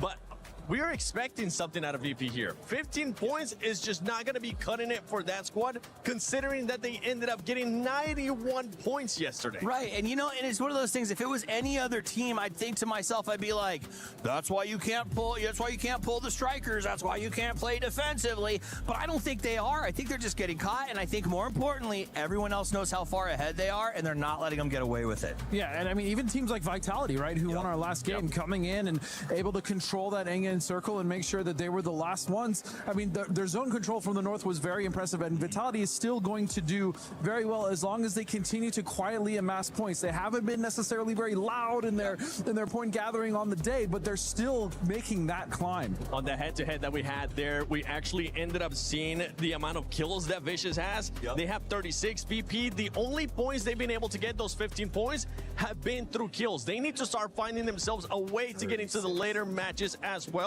But yeah, for the Vicious, 36, 47 points total today, and we still got 2 matches to go. Can either of you tell me what happened to Myth? Well, I mean, sometimes a myth is proved false. And so far, it seems like it's going that way today. I don't know. I do think there's maybe some headspace if they had a rough day yesterday, and we don't know what their bounce back potential is. We haven't seen them not out in front. This is our first time really getting to see that outside of Volt PGC. Again, we didn't have Jacob at that time, but they weren't able to pull it out. They underperformed, and so maybe that's it. Maybe when the pressure's on and they don't get a good foot forward, they have a hard time catching back up. I mean, but they need to. They still have games. They still have tomorrow, regardless of how these last couple games go. Again, Smash may be the saving grace for a lot of these teams that are currently struggling. We still have yet to see, but so far the teams that have really kind of come up on the day have been GK and Vicious. I mean, hands down. Yeah, and if we're talking about Myth, we have to mention T1.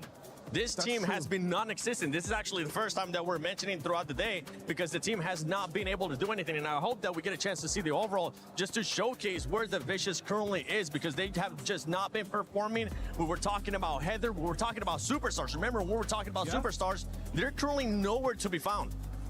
I mean, just how they started yesterday, we thought, oh, this is it. They're going to go big time, right? And they aren't. They've slid off that first page. And you can see when we look at this right now that it is Virtus Pro on the top. But now Vicious has cracked up into that top 5 and is continuing to climb. Yeah, and I think for T1, their biggest issues are starting to happen around the rotations. They're having issues settling into a spot where they could play, whereas when we saw them successfully in the group stage, even the first day of the finals, even in that first game that they won, it was early positioning, early macro that got them there, and they're just having trouble finding their footing completely. And we're looking at the overall now. Team Falcons has closed that gap.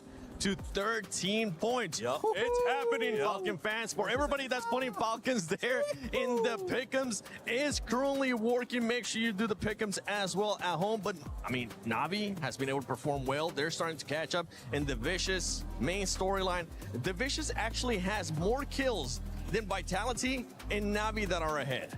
Yeah, I mean, Vicious is in a position where, I mean, if they can do what we saw VP do yesterday and get even close to it, then they are back in the race. It's feasible. It could happen. It's crazy that it might, but I've never seen anybody play this hard for 2 games. Yeah, and then another team as well to mention, there's Twisted. Yep. You know, they're generally a team that should be starting to get their stride now. The slow start thing, that we gave them enough games, they're still struggling to find their footing as well. And that's, again, this mid-game for a lot of these teams, for a lot of these rotations, now that a lot of teams are adapting, they're trying to go earlier in their macro, it's actually causing a bigger jam, which is why we're seeing teams like Twisted, why we're seeing teams like T1 start to struggle in that midfield game. Yeah, I mean, at this point, I think if you're other teams, you almost want to not mess with Falcons too much on that mid to late game pushes, because you want to sort of keep them chasing VP so the VP can't lock it out tomorrow when that smash rule goes into effect. Because if they get that smash rule effect, you said, they'll just start targeting number 2. If they're ahead by 20 or 30, they're going to control the entire map, and the option to win just isn't there. So I do think if Falcons get close, it may shift that entire paradigm. And that's what I was going to ask you, actually, because we were talking about this at the beginning of the day, too, when it came down to what VP was going to be doing. If they did end up the day with the huge lead, there was rumors that they were just going to maybe end up gatekeeping that second place. But right now, with the way that the leaderboard's looking into this next 2 matches, they need to make sure they widen out that gap even more. They cannot allow themselves to have more donuts. If not, we're going to have a different first place going into tomorrow. Yeah, and it's hard to say that, like, why VP is like, I don't feel like they're necessarily getting targeted specifically, right? They're not. These are things that are just happening in rotation, happening naturally as the other teams are starting to adapt. And we talked about it. That's what happens when a lot of teams have now focused their attention to you. Not consciously is like, hey, we're going to go after them, but hey, we should be aware that VP might rotate by us. Hey, VP likes to come here. Hey, VP did this yesterday, right? Those things make it very difficult for a team once you're once you're in the lead to keep that lead. We always say it, it's very easy to take the lead. It's almost not impossible, but it's very difficult to keep that lead over the course of 18 or as many games as we have. It's just the way PUBG works, man. If you think about it, if Full Sense had been able to hold VP on the line 2 games ago, that difference would be like 8 points right now. So it is one of those things, you never know what's going to happen, and that's why you got to do what the Falcons did. Come out, play hard, put your best foot forward, and never say never. And that's what all about PUBG, because we came in today thinking, oh my gosh, Seven, this might be really boring, it might be over, but it's not, because that's the way the cookie crumbles. That's the way the parachute opens. You told me PUBG Battlegrounds at EWC 26 is going to deliver, and honestly, day 2 finals so far is definitely delivering. And talking about money as well for the viewers, when the Vicious started the day, if for some reason, let's say they ended up the tournament in 15th place, they would have gotten $21,000. Now they have pushed themselves up to 4th place, $134,000. But that's the thing, and that's also why this event is so amazing, because yes, first place is awesome, but every single placement is a significant bump in the prize pool. Well, let's see who else is going to be moving up. I was expecting 17 Gaming to deliver. That's a squad that is currently just not delivering. And as we're getting ready here to the 5th game, not the final game just yet, we still got 2 more before we end up finding out what the threshold is going to be for the Smash Zone tomorrow. And for the Smash Roll, I believe we have an interview. 10 games down here at the Esports World Cup, and we have got ourselves with Lash K from T1. So my first question, or my only question, is how do they think the 10 games have gone so far, as well as the team's performance as a whole? 이제 10경기 정도 남으셨는데 지금까지 T1의 지금 퍼포먼스와 그리고 앞으로 이제 T1의 좀 개선점은 어떨지 궁금합니다. 일단 조금씩 저희 팀이 준비한 거를 좀 실수들이 많이 나오고 있어서 좀 제대로 해내지 못하고 있는데, 이제 조금 아직 남은 라운드가 좀 많기 때문에 이것만 저희가 실수 보완하고 원래 하던 대로 하면은 충분히 다시 공격적이고 잘 해가지고 잘할 수 있을 것 같습니다. Yeah, we showed a lot of initial mistakes in the process, so we didn't show what we have prepared. So that being said, we'll have to fix our mistakes during the later games, and then we'll show our games and we have what we have prepared for. All right, well, thank you very much, Kansamnida. As you can take off now as we bring on the Tab to talk about Twisted Minds, even I should say, to get things going. So, Tab, obviously, for Twisted Minds at the moment, kind of doing all right here today, I think it's fair to say. But overall, across these 10 games, what's it been like for Twisted Minds and your thoughts on it? So yesterday was pretty shaky. Like we saw that's there is a lot of situations with individual mistakes, and also for today it's like more positive. But overall, we had the good zones and strange situations, and battlegrounds will always decide like who will a winner, who will like not win. So yeah, but we are confident on today. Like there is gonna be 2 more games, so we'll see what's gonna be, and yeah, we are ready to win. Thank you very much, Tab. You can take off now as we bring on our last member here, as we're going to talk to Alrain from Navi, who's put up a pretty damn good performance at the moment. I think maybe you're in 4th place after that Vitality victory, but after 10 games now, how are the Navi boys feeling? How are you feeling about these games? We are pretty lucky with the circles, to be honest, and we're trying to make the most out of it. And so far, it's around 70 to 80% of the performance we could have had. So we keep working, and I hope the circles will be on our favorite furthermore. Thank you very much, Alrain. Good luck in the next games. Love the rapid fire coach intersections that we get there, just kind of get a breakdown of everything that's happening inside the round. But we've got 2 games left on the day, and it's all about setting pace when we look at it. Yes, okay, we have Falcons that's starting to catch up, closing the gap slowly, steadily against Virtus Pro, but also everybody else trying to claw back in, seeing if they can get close enough to Falcons to give themselves a position to strike it first tomorrow. Yeah, it's been a moving day for a lot of these teams, and one of the teams that I'd really like to highlight is the Vicious Esports. They put up 47 points already today. I mean, they are having a really, really good day. Like, if they keep that up here, get themselves into kind of competition for one of those top 3 spots, potentially even, anything is possible with the way that they have been playing. And it's time to Tago, Matt. We are ready for map 5 on the day. I mean, you nailed it. I was wondering where my boy Tycon was at, and finally he's coming back alive over there. So playing paths over next to Oyang, gonna end up around Owen Sauce, so it should be pretty okay. Everything gonna be on the table. There's a chicken on screen. I had to make chicken noise. No, don't you start doing that looty thing. Don't you do it. Oh, sorry. He's gotten into my brain. It's his fault. It's all Luty's gotta blame fault. him. Yeah. Sorry, Barney. Barney's. I blame Barney. Yeah. It's always easier to blame Barney. Like, blaming Luty just makes you feel bad because he'll look at you with sad eyes. I know. And then Barney is just like, well. Barney just lets it roll off shoulders. Like, yeah, whatever. Yeah, exactly. Yeah, he's like, okay, dude. All right. Pretty fair playing path, kind of down to the southwest side. It's going to make it a little bit of a stretch to get up to like Yongchun. So that does cut out a little bit of where T1 would normally probably like to drop. So Hapo going to be over towards the west, and everybody else kind of in fair play for most of the map. You know, Falcon's going to have to drive for a bit to get to the airport. But everything else right around where they normally would want to go. It's going to be school area for Shadow. And that's about where the circle ends up. It's sending itself south again. Big for Navi. Look at that. Prime position, whatever they want to play from. Already got a center control position if they want to go around that. Remember the squad that's just continuing to try to catch up to Falcons. Falcons going to have to much later rotate going for that airport and then have to work their way back in. Yes, the east is going to be easy for Falcons to kind of navigate, but there are a couple of hillsides whenever we look into like the northwest of Oyang, where Myth is presently playing and Buksan is, that kind of creates some problems in rotating into a circle like this specifically. No, you're right. It can be really kind of tricky in some of those paths that teams are going to want to take. Gustav showing off a little bit for us. Yeah. Love it. Get some air, my friend. Give us some of those bike moves, if you will. Can we talk for a second? Because Falcons has an IGL changeup, right? Yeah. With Gustav, and Gustav now having to play catch up and make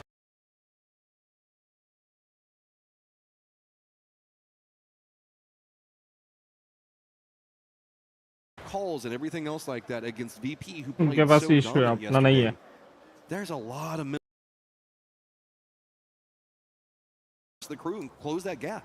Yeah, exactly. And I mean, I think, you know, Kick really gave a candid interview, you know, most the other mature day. interview I've ever seen in Yeah, esports. he's just like, I look, loved it. I don't take feedback well, so it's just not really working out in this current iteration. So makes more sense to have Gustav, who likes to play that aggressive edge game. You've got the talent on this Falcons team for it. If you could create those edge scenarios for yourself too, it also tees up stuff like Tig's mortars, things like that all kind of coalesce into these big games. And re-unlocks Kickstart and his firing capabilities. Like we saw a clutch capability coming up from Big yesterday.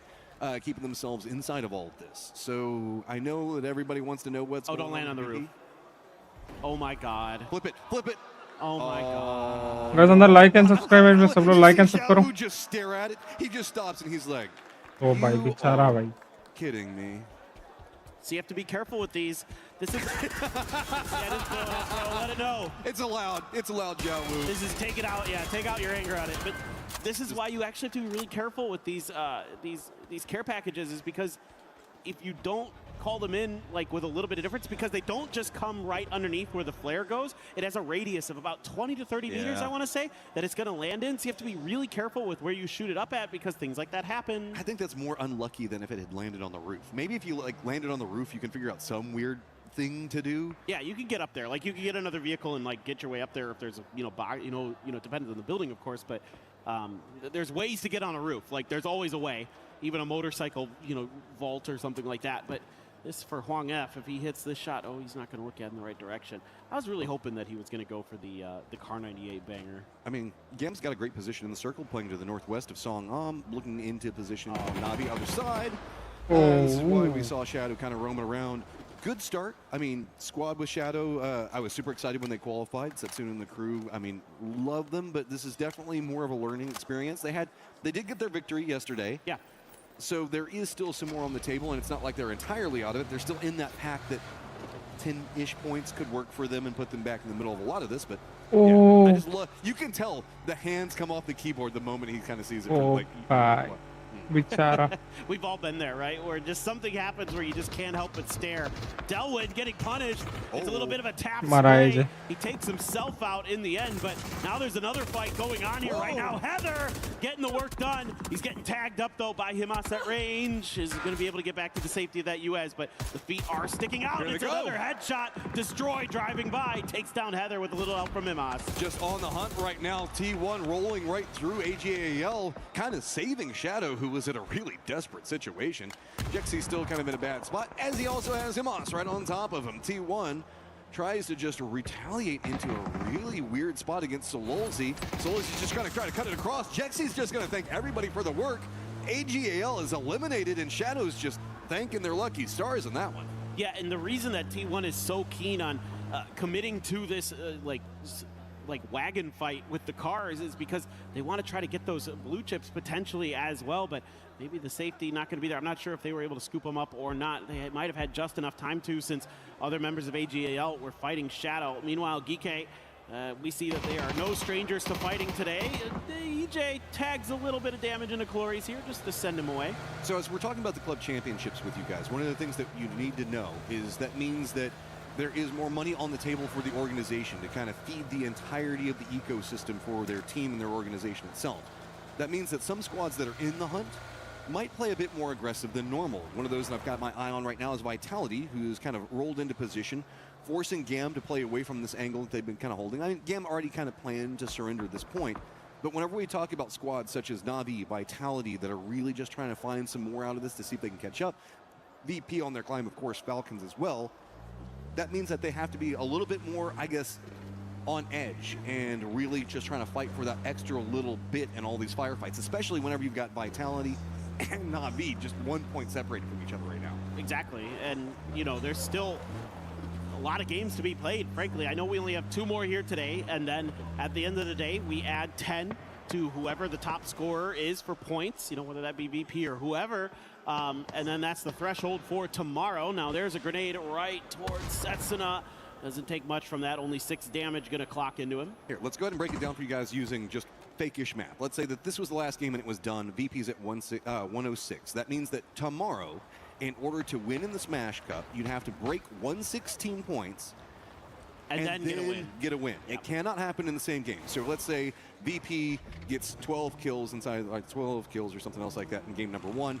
They are now eligible to win. But if they got, let's say, 2 kills and a victory with 10 points in the first game, VP still has to play another game because you have to get the chicken dinner after breaking the threshold on points in the previous game. Yeah, I like the way you said that. Eligible to win, I think, is a good way to describe that. And that's kind of what tomorrow is going to be all about. And then, of course, if we play 6 games tomorrow, and it just then comes down to whoever's at the top of the leaderboard if nobody can hit that winning threshold. And that's why we keep talking about the win threshold capabilities, is because if Falcons are just 13 points behind, they're technically 23 points now behind the threshold to be able to get that chicken dinner. So the more Falcons can close the gap, the more everybody else can kind of sneak in. And that's why VP is getting, I like how the desk said, not necessarily focus, but just a lot of people that did their research and know where there's an opportunity to kind of stall out VP. Yeah, and speaking of VP, they have a tough circle ahead of them here, Matt. Yeah. There's not a lot of great options initially, but they've been so good at finding, opportunities where it doesn't necessarily look like there are some. Now they're going to be under fire from 17 as they make their transition over to the west side, but they do have teams like Liquid, Gen G. They're going to be cutting ahead of them.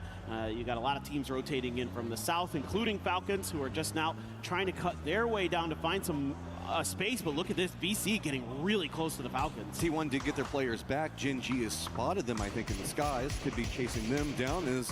Now it's all about setups. VP ready and raring to go. There is a red zone that is in the center of the circle, and that could be impactful. It's just kind of creating a couple more dips before all the mortar fire lands down in there to give you something to, I guess, initially start building from. Yeah, no, for sure. And you can see VP doesn't like that initial angle, so they're going to try a different direction. That's a Panzer, and that's a dead player. Sung jump down, but a Khan there to trade. Okay, play it, reset the timings on it. Oh my God, Khan has to dodge the car of his own teammate, just rolling right through next to Vitality. Gedrox sees it all, but it's another Panzer Faust, and a nade right on top of him. He's gonna go down. That was his own grenade. Oh no! Is he gonna take himself down there? Is he getting away? Barely manages to creep away from it. That was his own grenade. It just bounced funny off of that pole or something. That is brutal for Vitality. Now, Hello My Bad has come in here and done some damage, but took down another teammate with it. This fight very chaotic. He's put himself in the crossfire. He runs right into this point. They're trying to figure out where that last one is, but BC's already moving into a backstab position onto this, realizing how everything's set up on the leaderboard. So Vitality down to 2, and when we watch what's happening in this with DK, they're in trouble just down to 1, and VC just sees points in front of them and wants so much more.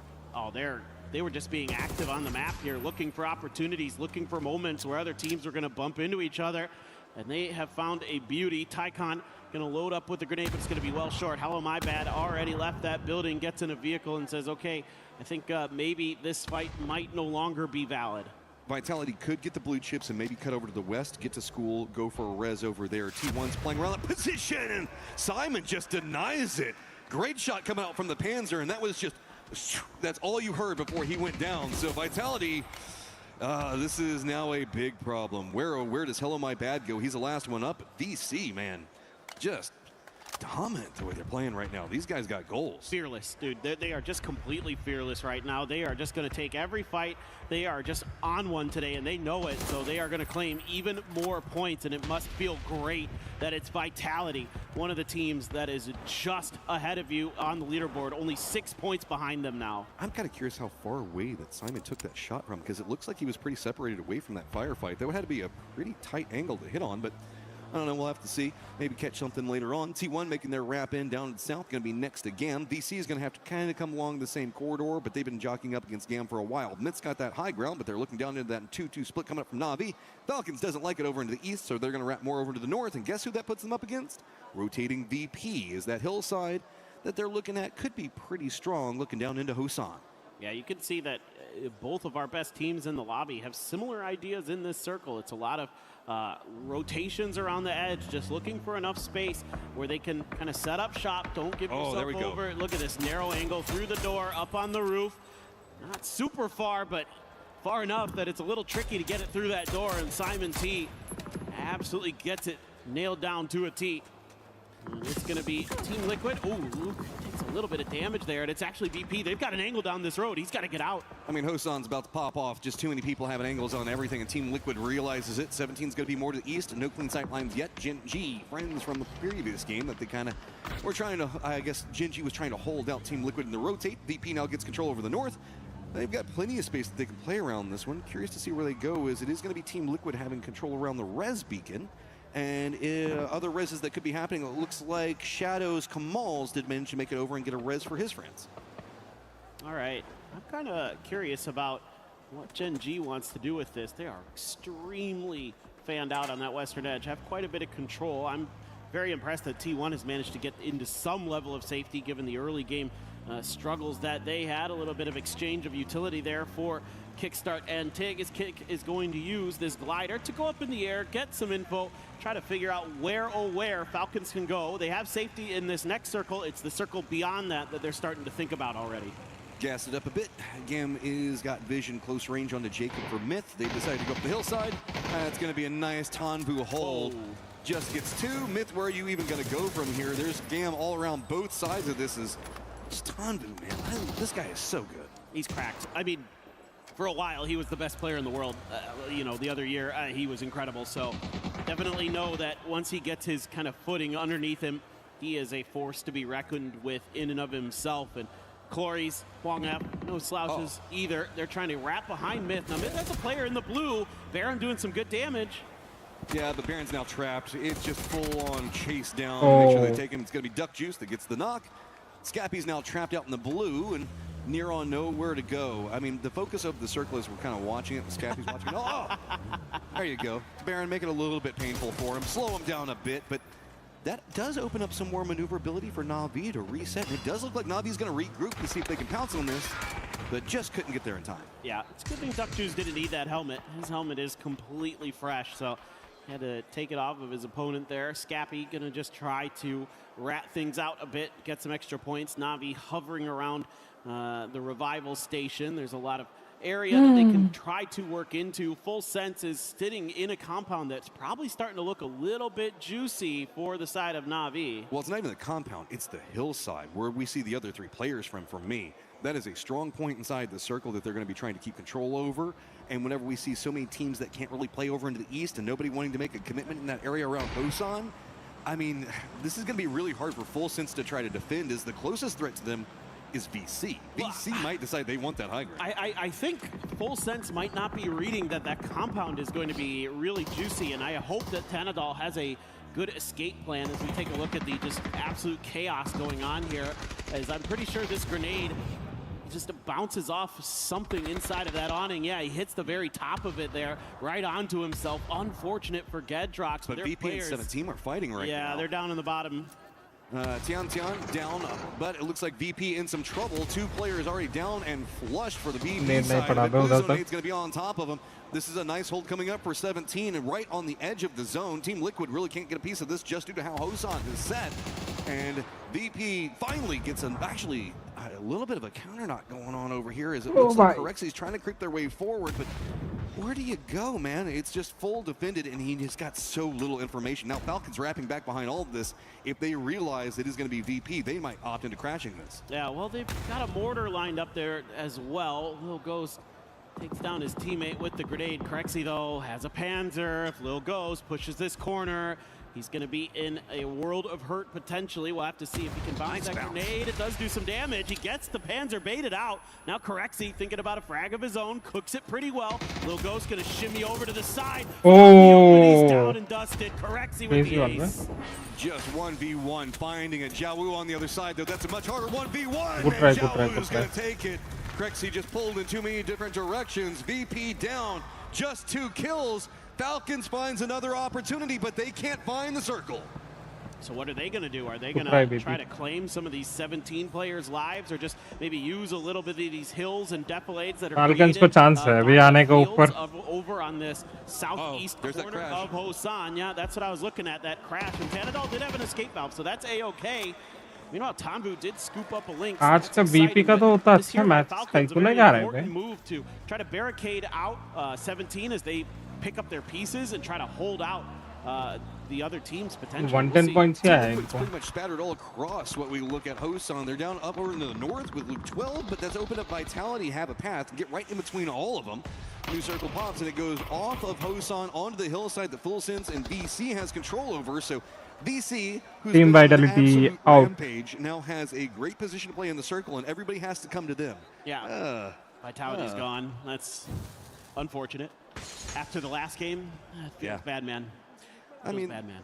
It's Navi's in a little bit of a weakened position back behind them, but VC just finding more and more, just 7 points to try to catch up to Vitality.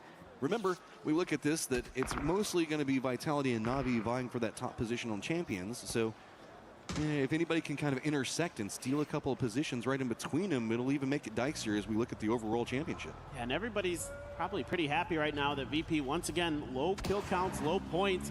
Falcons not able to find much just yet. They can't get anything off of 17, who now tries to make their way into the circle. Xiaowu just barely with 20 HP going to get there. Falcons trying to circumnavigate Twisted Minds, but Twisted Minds really spread out, and Gustav goes down. That's actually Falcons का बंदा knock. from range. There's nowhere to go. It's twisted on defense. Falcons अभी points नहीं निकालेंगे तो best है इनका. For control. Gam is also encroaching back behind all of this, but Falcons is just trapped in the most open section of this circle. And they've realized, okay, fine, just cut through. They've just got to run right now. He's taking shots one side of him. This hillside could provide some safety, but you can see Full Sense has got vision on top of it. Trimsy's going pretty deep into it, and that's going to put him right next to VC. He's got to turn that back around. They will not like him being that close range. Can he get any knocks? No, it is going to be Lou that gets the shot onto him. Let's see who's going to get the point. It's going to be Tycon from VC. Up to 5 kills now in this game. They are continuing their path of destruction, their reign of terror on day 2 of EWC PUBG Battlegrounds. Kickstart, you got anything left here for us, my friend? If anything, they just need to find somewhere to hide and hunker down, because this is looking like this could be a decent game for Na'Vi and VC both. Navi's got control over the east, while Gam and Full Sense are just on top of each other. Down to the south, we also do have Shadow and T1, with Gam also involved in that. To the north, we still have Team Liquid that's pushing pretty close to Twisted's positioning. So VC is just comfy in the center of the circle, and everybody else is just scrapping on top of each other. Yeah, this is pretty quiet in the center. Oh, man. The mortar is coming really close to kick there. Also opened up some of that terrain in front of him, so it makes it even trickier. They're still coming up short, though, but he's taking damage from behind. Finally, it's going to be Tigger from Full Sense who's going to get him down. Just had to get out of the divots because he was afraid of it, and that's the real thing. They had to step out of that angle, and that just opened it up for somebody else.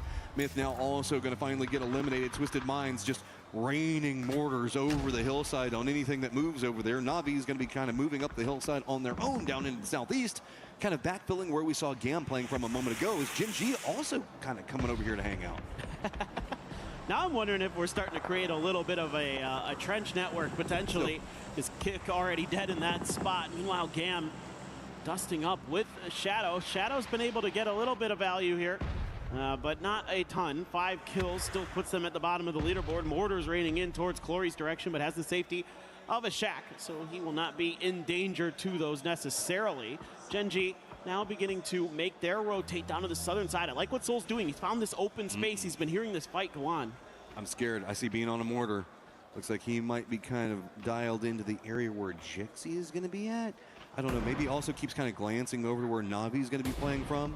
Full Sense has been pretty quiet on the top of this hillside. They haven't had to get too involved, and it feels like every peak that they go for gets punished.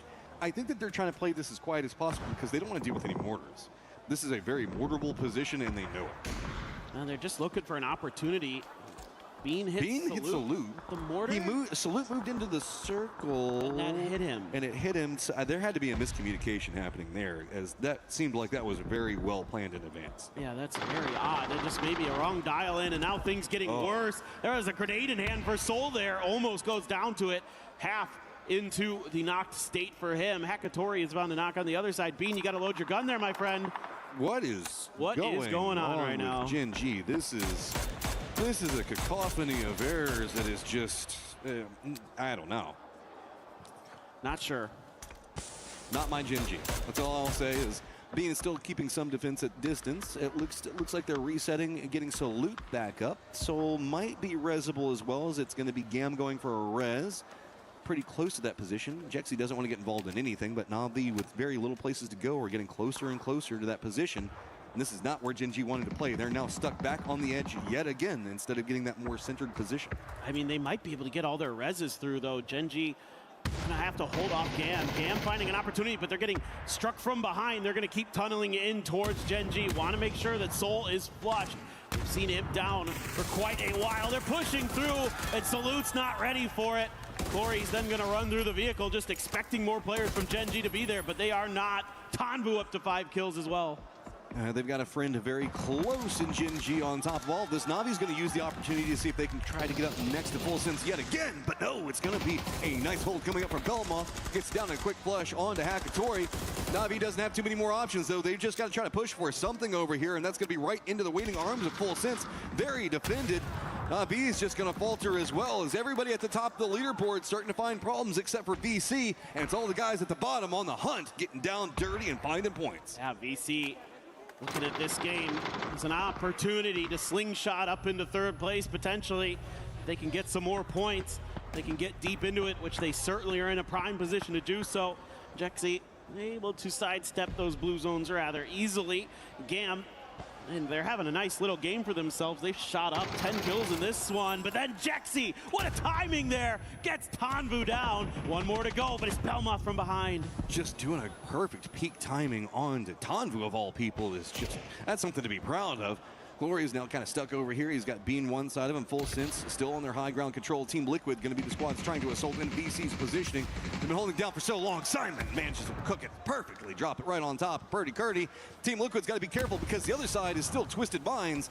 And I mean, Liquid is just stuck here, man. There is nowhere to go. They can't move an inch into this circle. No, I mean, I think as Liquid, you might just have to try to find a different fight because VC is in the zone right now. Like, they are untouchable with the way that they're playing, the way that they are in the flow state. So maybe it's a chance to try to punish Twisted Minds around the edge of this hill. Twisted Minds aware of it! What a grenade from Batulans! Perfectly cooked, rolls it right down into the face of Team Liquid. This is what we're talking about. There's nowhere to go. Twisted's got the high ground. They're going to wrap back behind this. Luke at least gets a counter knock on Batulans. He's got to deal with Lou low ground back behind him. Lou's just trying to wait out the smokes. Example runs up the hillside. Too many different ways to make it. Twisted manages to get it, but now they've got to walk into the circle. VC already counter moving to wait it out. Wait for them to crest the hillside and take the firefight. But as soon as they went out there, they actually spotted Bean and kind of turned around and started shooting at him. Full Sense trying to capitalize on the chaos in this situation by moving a little bit further forward into the center of the circle, but also keeping Gam under pressure, making sure that they can't do anything further, and they will successfully do so with a little bit of help from Bean. Full Sense high ground, VC low ground in the dips, Twisted to the north, now having to figure out how they're going to get in. And I don't know, even if you get into the circle, kind of, you have to deal with close range VC, and Full Sense is going to have so much vision. You can see Lou's just trying to see if he can get a knock onto Full Sense, and it's just not working. All the bullets just going right over as VC is fighting in the shade of all the bullets flying over their heads. It is kind of a mess for sure. So we'll just have to wait and see now. Things calm down for a brief little moment. I think there's enough on the edge of this circle that Twisted Minds can stay safe. Unless VC wants to make that move. Yeah, there's enough of this hill left that they're fine for now. Please tell me that is a C4 on it. It does not. I don't hear any ticking. I wish it did, because it would have been so perfect. Simon. Oh, that almost ran him over. That would have been incredible, too. That was the real plan, right? It wasn't the fact that there was a little bit more hill there than anybody was expecting. It was all to go after Simon, make him think it was a C4 so they'd all jump out of position and can shoot. Oh, if only that had been a C4. It would have been so good. But it's still pretty funny. Simon has the safety of that dip. As Example should know, considering what we saw earlier in this event, that it's kind of hard to run people over inside of those things. Yeah. So, Full Sense, a pretty solid game here. Again, teams making moves all over the place today. I mean, look at this. From 9th to 16th, Matt, it's 9 points. This is just neck and neck here at the bottom of it. And whenever we see VP and Falcons going out a little bit early, not finding a lot, Twisted trying to really rally their games back together. Example is going to go down. But I mean, Twisted, there was so few options, nowhere to really go. Full Sense is taking control over every section of the circle that VC does not. And there is just nothing that Twisted can do. They tried to fight their way in, but what are you going to do? It was 8v3. Get Tigger here, making a crazy aggressive move. They know that they've got VC on the ropes. They are losing players left and right. There's only one still standing. I believe it is Duckmai over there, trying to just see if he can find some way to get something done. Will get the first. If he can get another, then I'm a believer. He's already revealed in position. They're running right up into his face. Got to be careful. High side of this one's going to be Flash. Duckmai just trying to use a little bit of the divot. Is it enough? Doesn't have enough time after the reload. He's going to go down. And Full Sense are going to find themselves a match victory and push themselves further up the leaderboard. Oh, they're shooting up the leaderboard. That is an incredible game for them. a fair amount of kills, managing their space really nicely on that southeast side, doing a great job just letting all the other teams fight around them, trying to find their kills here or there where they could. Had a great maneuver when they were ready for Na'Vi to crash into the compound that they had to abandon in the mid game. That's a really solid effort from our defending PGC champions. Still for me though, Vicious finding more yet again. Late stages, these guys are just unrelenting right now. We still got one more game to go, and it feels like Vicious is just going to be in the middle of that end game over and over again. Oh, I love it, dude. It's just so great to have some of the teams from APAC really starting to step up as we get into the second half of our finals. They're doing a really nice job finding their moments, getting into the wins, getting that confidence. That's the biggest thing. So eyes on pretty much. Does VP have a big game? Can they finally get the distance that they're so desperately hoping for? Can Falcons also find something to catch up with VP? They've been slowly inching their way up there, but they just can't get the big explosive game to put them right back in the thick next to VP and make this pretty much a two-horse race. Instead, it's everybody else that was in fourth, fifth, everything else like that that's creeping up and now trying to get a piece of both of them. Yeah, it's a great question, Matt, and we only have one more game today to find out the answer, to see if either or one of those two teams can kind of solidify more distance, or if this kind of upper half tier of the lobby is going to keep catching up. These teams from 8th to 3rd really starting to make their moves, starting to get their groove. Let's see. And you mentioned it. It's just so neck and neck there. Just a couple of kills one way or the other. A couple of placement points can really dictate tons of money right now. I mean, we can talk about club championships and everything like that, but there is just so much money on the table right now, and with it being so close, moving in with some type of momentum tomorrow is going to be so important. Let's get this last game of the day ready to go.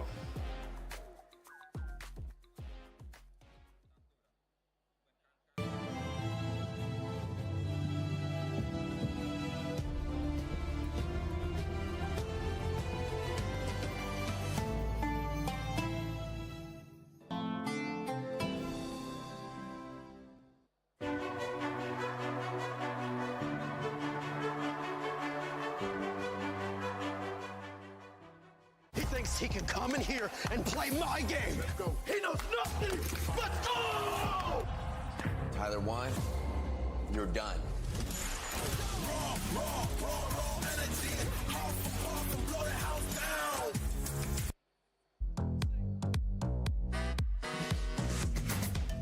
Hey everybody, Porsource here, and I am here to talk to a couple of members from Virtus Pro to figure out what the best strategies to survive if you found yourself in a PUBG type situation. Well, we had some fans that gave answers, and we're going to rank those answers based on how well these guys think they would work. So let's start off with this. Tactical pack plus tons of first aid kits, EMT, hide and do fast heals in the blue until zone endgame. Blue zone until endgame. Let me read it again. Go ahead. This would not work. Not anymore. Because it doesn't work outside the zone. Exactly. EMT so not effective whatsoever. You put that all the way at the bottom. Okay. Yeah. All right. I like this one. Find some adrenaline and pills and then hope for a glider. Ooh. Just glider. Is the pilot low-key? If he's a good pilot, it could be better. Wait a second. I mean, you maybe a B tier. Yeah. I think B tier is okay. Yeah. We like it. I just hope you don't find Tiggletons. He's gonna down. All right. I'd be prone and not moving unless the blue zone was tickling my feet. That's a good strat. I feel like if it's all about surviving. I think it's I've seen a certain somebody be very successful using that strat in the past. Low-key A, no? Yeah, I would say glider. Yeah. We put that above glider. I like it. Yeah. I'm just hiding until the very end, lol. I'm playing foe the win. Okay, now we need to be strategic, though. Yeah, now you're running out of slots. Like, yeah. Can we move around? No. You're stuck. I mean, we have to put C now. Put a C and then we figure out what next is. Yeah. Not a bad tech. It's not the worst, though. Yeah, it's not the worst. They're not as good as glider. Golden pickaxe equipped. Left click, left click, left click, left click. That's for sure. That's it. Get digging. Yeah. Get digging. Just get digging. Yeah. You hide the leg in. Put in the middle. Leg on bunga. That's actually the first time we've seen that at S tier. Okay. Last one. Dropping school and dying within 2 to 3 minutes. Yeah. Pretty good. Yeah, I think that's fine. Yeah. This might be the best tier list made to humanity. Honestly, I feel pretty good about this. Yeah. I feel like this might be one of our better ones. Well, there you go. Guys, if you find yourself in a PUBG type situation, follow this tier list provided by the gentlemen of Virtus Pro, and you will be sure to come out ahead.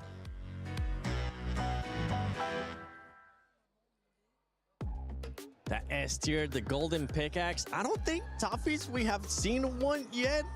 Yeah, I can't remember. We've seen many fine pickaxes, but none that are made of gold. I will say, you talked about how Nixie likes to grind, and he gives it away in that was saying because everyone else, when they gave that EMT pack, and we're like, just hide in the blue and heal, he's like, that won't work.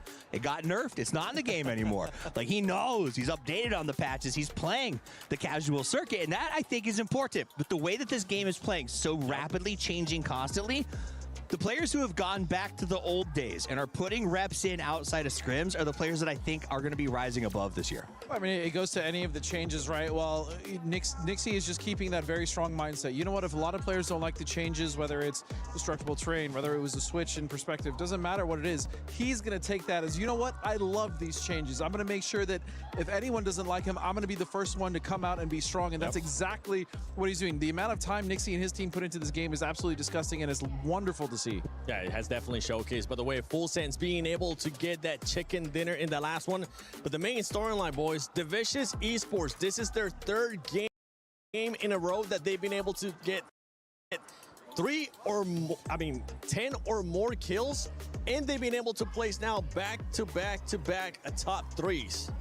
I mean, you got to be vicious. You got to have it in your name. You got to be out there to take some heads when it's time. 3 games of double digits in a row. It's gone down each time, but still getting 10 on that one is insane. The fact that they've gone from so little to so much, the fact that we keep comparing them to VP in these head-to-heads over and over again tells me this is a team who woke up. They said it's time to turn on, to get Tycon and going. And that's the thing. I'm glad you mentioned it as we look at this beautiful...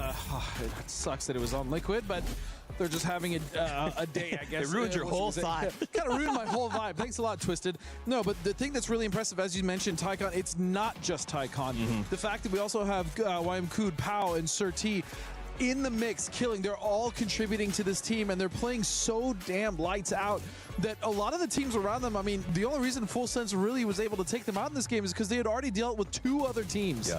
And Vicious didn't really have to do much of the rotation in this game, but they were still finding a way to make sure that they ended up getting those kills, which is pleasant to see when a team is able to just take full advantage of that and then just continuing with the kills. It's insane what we're currently seeing out of the Vicious. It's insane what we saw out of GAM in that last game as well, because this squad was able to, with that 14-point performance, jump up from that last place. As we were talking earlier, there is a lot of money still at stake where you end up being in the leaderboard. And for GAM, that's good. We saw some fans here earlier too. Yeah.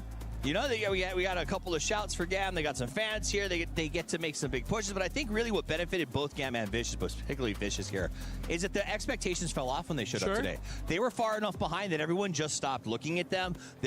Across the board, you're like, okay, whatever we do today can't get worse. So you go out there and you just push. And Vicious is going to go from now on, they're going to say, okay, it worked. Even if I have one bad game, I'm not going to readjust after this one. I'm going to say aggression is my only option. And they're going to do this until either Smash Rule finishes or we hit the 18. I bet they go full force. Yeah, and look at the leaderboards. They're currently in 3rd place. And again, you know, to talk about the roster, my favorite of that team, and one of the better support players for them, I call him YMKood, but it's really Duckmai, but it's an old meme. But I feel like Duckmai has been so instrumental, and he's always watching the rear, right? He's always making sure that their anchor is safe, and then they have Tycon, who's able to just go forward, do whatever he wants, and the other 2 also supporting him, and they're just all fragging, which again is wonderful to see. And I think a big part of that is the expectations were gone and the confidence started to build. And they're making a concerted effort to get out in front as quickly as possible. Very proactive. Now, Falcons, in that last game, I thought we had the shot. VP got caught up a little bit. Falcons was kind of slow playing it in town.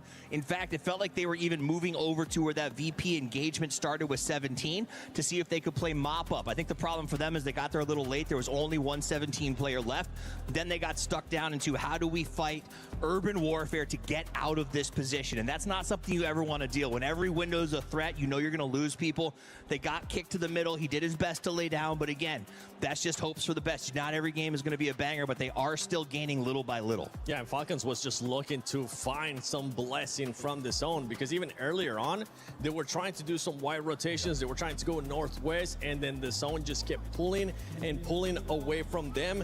But now we're going to talk about some of the other squads that we really haven't been able to fully talk about. Twisted, I mean, we talked about Twisted earlier, but this squad is just, we want to see a little bit more. Same with Navi and same with everybody else, because look what Vicious has been able to do now back-to-back games. Yeah, and the thing is with Navi and Vitali, they're still, I mean, they're out there 78, 77 points, right? They're still making those kind of quiet, concerted efforts to get these points. But with Twisted, this was kind of their last good game that we've seen after some unfortunate fumbles, as well as the top. Like when we look at teams like Falcons and we look at teams like VP dropping 0 points, 2 points only in those games, that is a massive open door for these teams to come up and start catching up on the points they desperately need. And I don't know what's going on with VP, because again, they only got 2 points in that last one. And this is one of those things where I don't think they're playing defensively. I feel like they're still doing what they do. It's just not clicking the same way. It's not. And I don't even know if it's not working. It just isn't getting the points. And so that is the story here. The fact that they have let this become a race here going into the final game is shocking to me, because if Falcons can close, if Vicious has another 10-plus kill game, they're literally right back into that hunt where they're only about 8 points back going into tomorrow. Yeah, and the Vicious is just going to be looking to keep that momentum going until tomorrow, too. Are they going to be getting another 10-plus kills game for the Vicious? Or is VP finally going to respond as we head into the final game of PUBG Battlegrounds at EWC 26, Day 2? Time to set pole position. VP's been in the lead after a massive Day 1, but Day 2's been a little bit more quiet. VC been eating all of the points, where Falcons wanting to try to catch up. How are we going to move into tomorrow? Because remember, it's all about whoever is in first place plus 10 points, and then we go smash all the way. Exactly, Matt. I can't wait to see how this one's going to end up, because now it feels like this has become a lot more of a wide open affair at the top of the leaderboard. Yes, VP still has a pretty comfortable lead, but it has been getting less and less so. They have been feeling that pressure all day, and they haven't been able to rake in a ton of points. They had a comfy lead at the start of the day. Now they have like, you know, whenever your sock feels like it has like that wrinkle on the inside of it and you keep stepping on it? Yeah. You're still happy that you have your shoes on, but it's still kind of annoying. And at least the sock isn't wet. Yeah. That's true. That's true. That's the worst. Everybody knows that is. Now, playing path going to be very southern. This is could lead to some, I guess, weird starts as we look at this. Team Liquid's going to go away from Georgia Pole. They're going to go for a drop pretty close to AGAL. Gen G's going to be down here, as well as GAM. VC is going to have Novo to work around. So now eyes just kind of turn, I think, most notably to VP and Falcons. How much can they get out of a circle like this? If this goes up onto the main island, Falcon's going to love it, specifically if it pulls that Milta Power side of it. VP also going to have control over the western side, but no.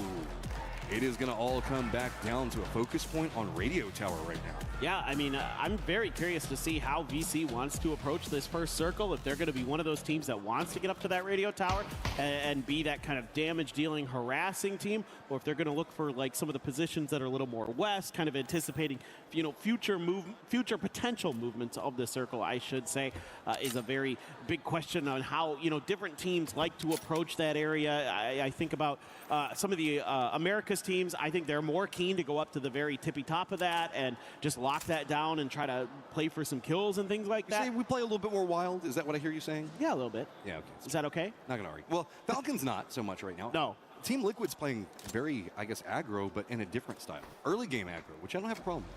Yeah, no, I mean, like, Liquid came in with a game plan, and they're sticking to it. You know, for the most part, it hasn't gone 100% to plan. I think it's going to be APAC that goes for the top of the Radio Tower. They want to shoot all the things. I wouldn't be surprised if it's probably VC or maybe... I mean, AGAL has shown a lot of strength out of playing that position. They don't do it a lot, but when they do, it's scary. Yeah, no, for sure. I'm just curious what, you know, what Vicious's ideas are. That's where I'm leaning right now, especially given where they're at in the leaderboard and the day they've had. Vicious is, they are, yes, vicious. We're not arguing that, but it feels like it's not just bloodthirsty. You don't want to say it's like barbarian rage, charging at whatever you can get. There is a methodology to the madness, and it is just a quiet strength that they bring out. Is popping a little bit of a, What do you call it whenever like a boat pops a wheelie? It can't be a wheelie because it doesn't have wheels. I was just wondering the same thing in the back of my head. I'm like, what do you even call this? A boatie? When a boatie? There you go. Sure. Boatie we'll go with that for now. McGoface? Yeah, exactly. I'm not sure. But Myth going to make a quick rotation across the bridge. Wants to get ahead of any potential campers. You know, who knows if VC had gotten really spicy. They are going to go up to the top here with Simon T. Just him for now. Curious if there's going to be more heading that way. Seems to be the case. Myth has the option for kind of the compound underneath the hill if they want. I don't like this. I feel like Myth is like, nobody's shooting at us. Maybe we can go radio tower. Jacob, I think, I think they maybe spotted somebody a bit more on the top that was profiling them. Yeah, now they're going to go ahead and go the other side. I was nervous there for a moment. You might have been right that AGAL wants the top of that radio tower. Like, they are driving in a direction that makes me kind of question what the plan is, or if they're just maybe thinking something very different, because they are moving away from the center of the circle. Look at this coming up from Vicious. They have just a full commitment onto radio tower. They don't want anything else. They don't want the crossroads. They don't want the control compounds around it. They are just committed up here. And yeah, it can be good if you have this position for long enough and the circle stays over here.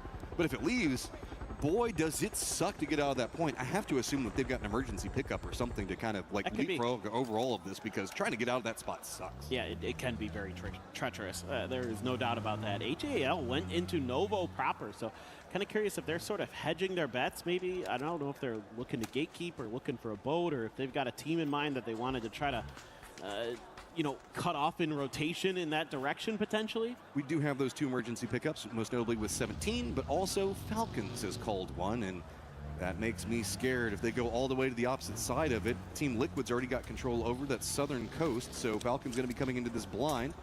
Is it a full four-man, or maybe is it just a bit of a scout? It looks like most people are converging, and Falcons going to put their pole position placement, trying to catch up to VP on an emergency pickup, blind send into military base. I think I saw a P90 in the mix there for them on the back of Kickstart's bag, so I think that should be pretty nice stuff for Falcons to work with if they do get in a fight when they come down. Now, they do have some stuff west of the end of is so tall, and they can actually hit these shots pretty easy.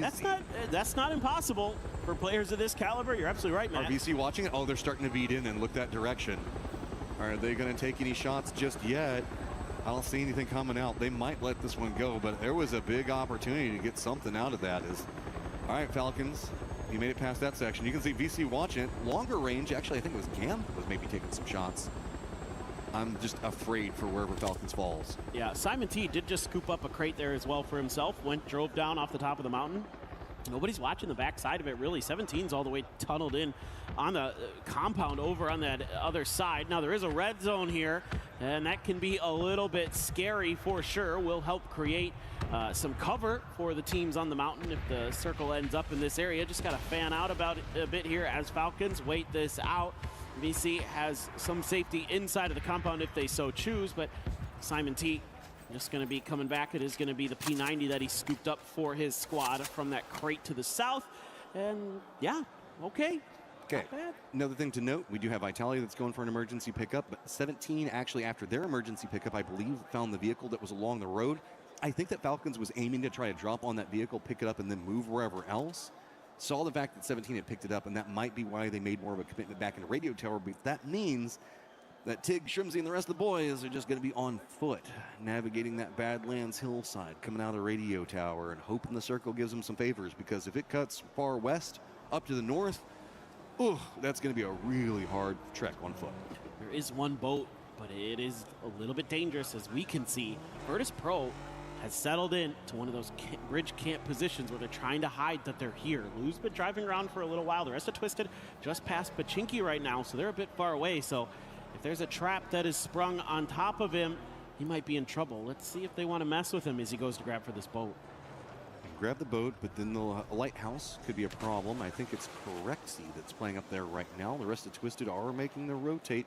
They might be just going for the cove that's just to the north of where we see VP playing from. You know, the kind of one that leads into all the other houses.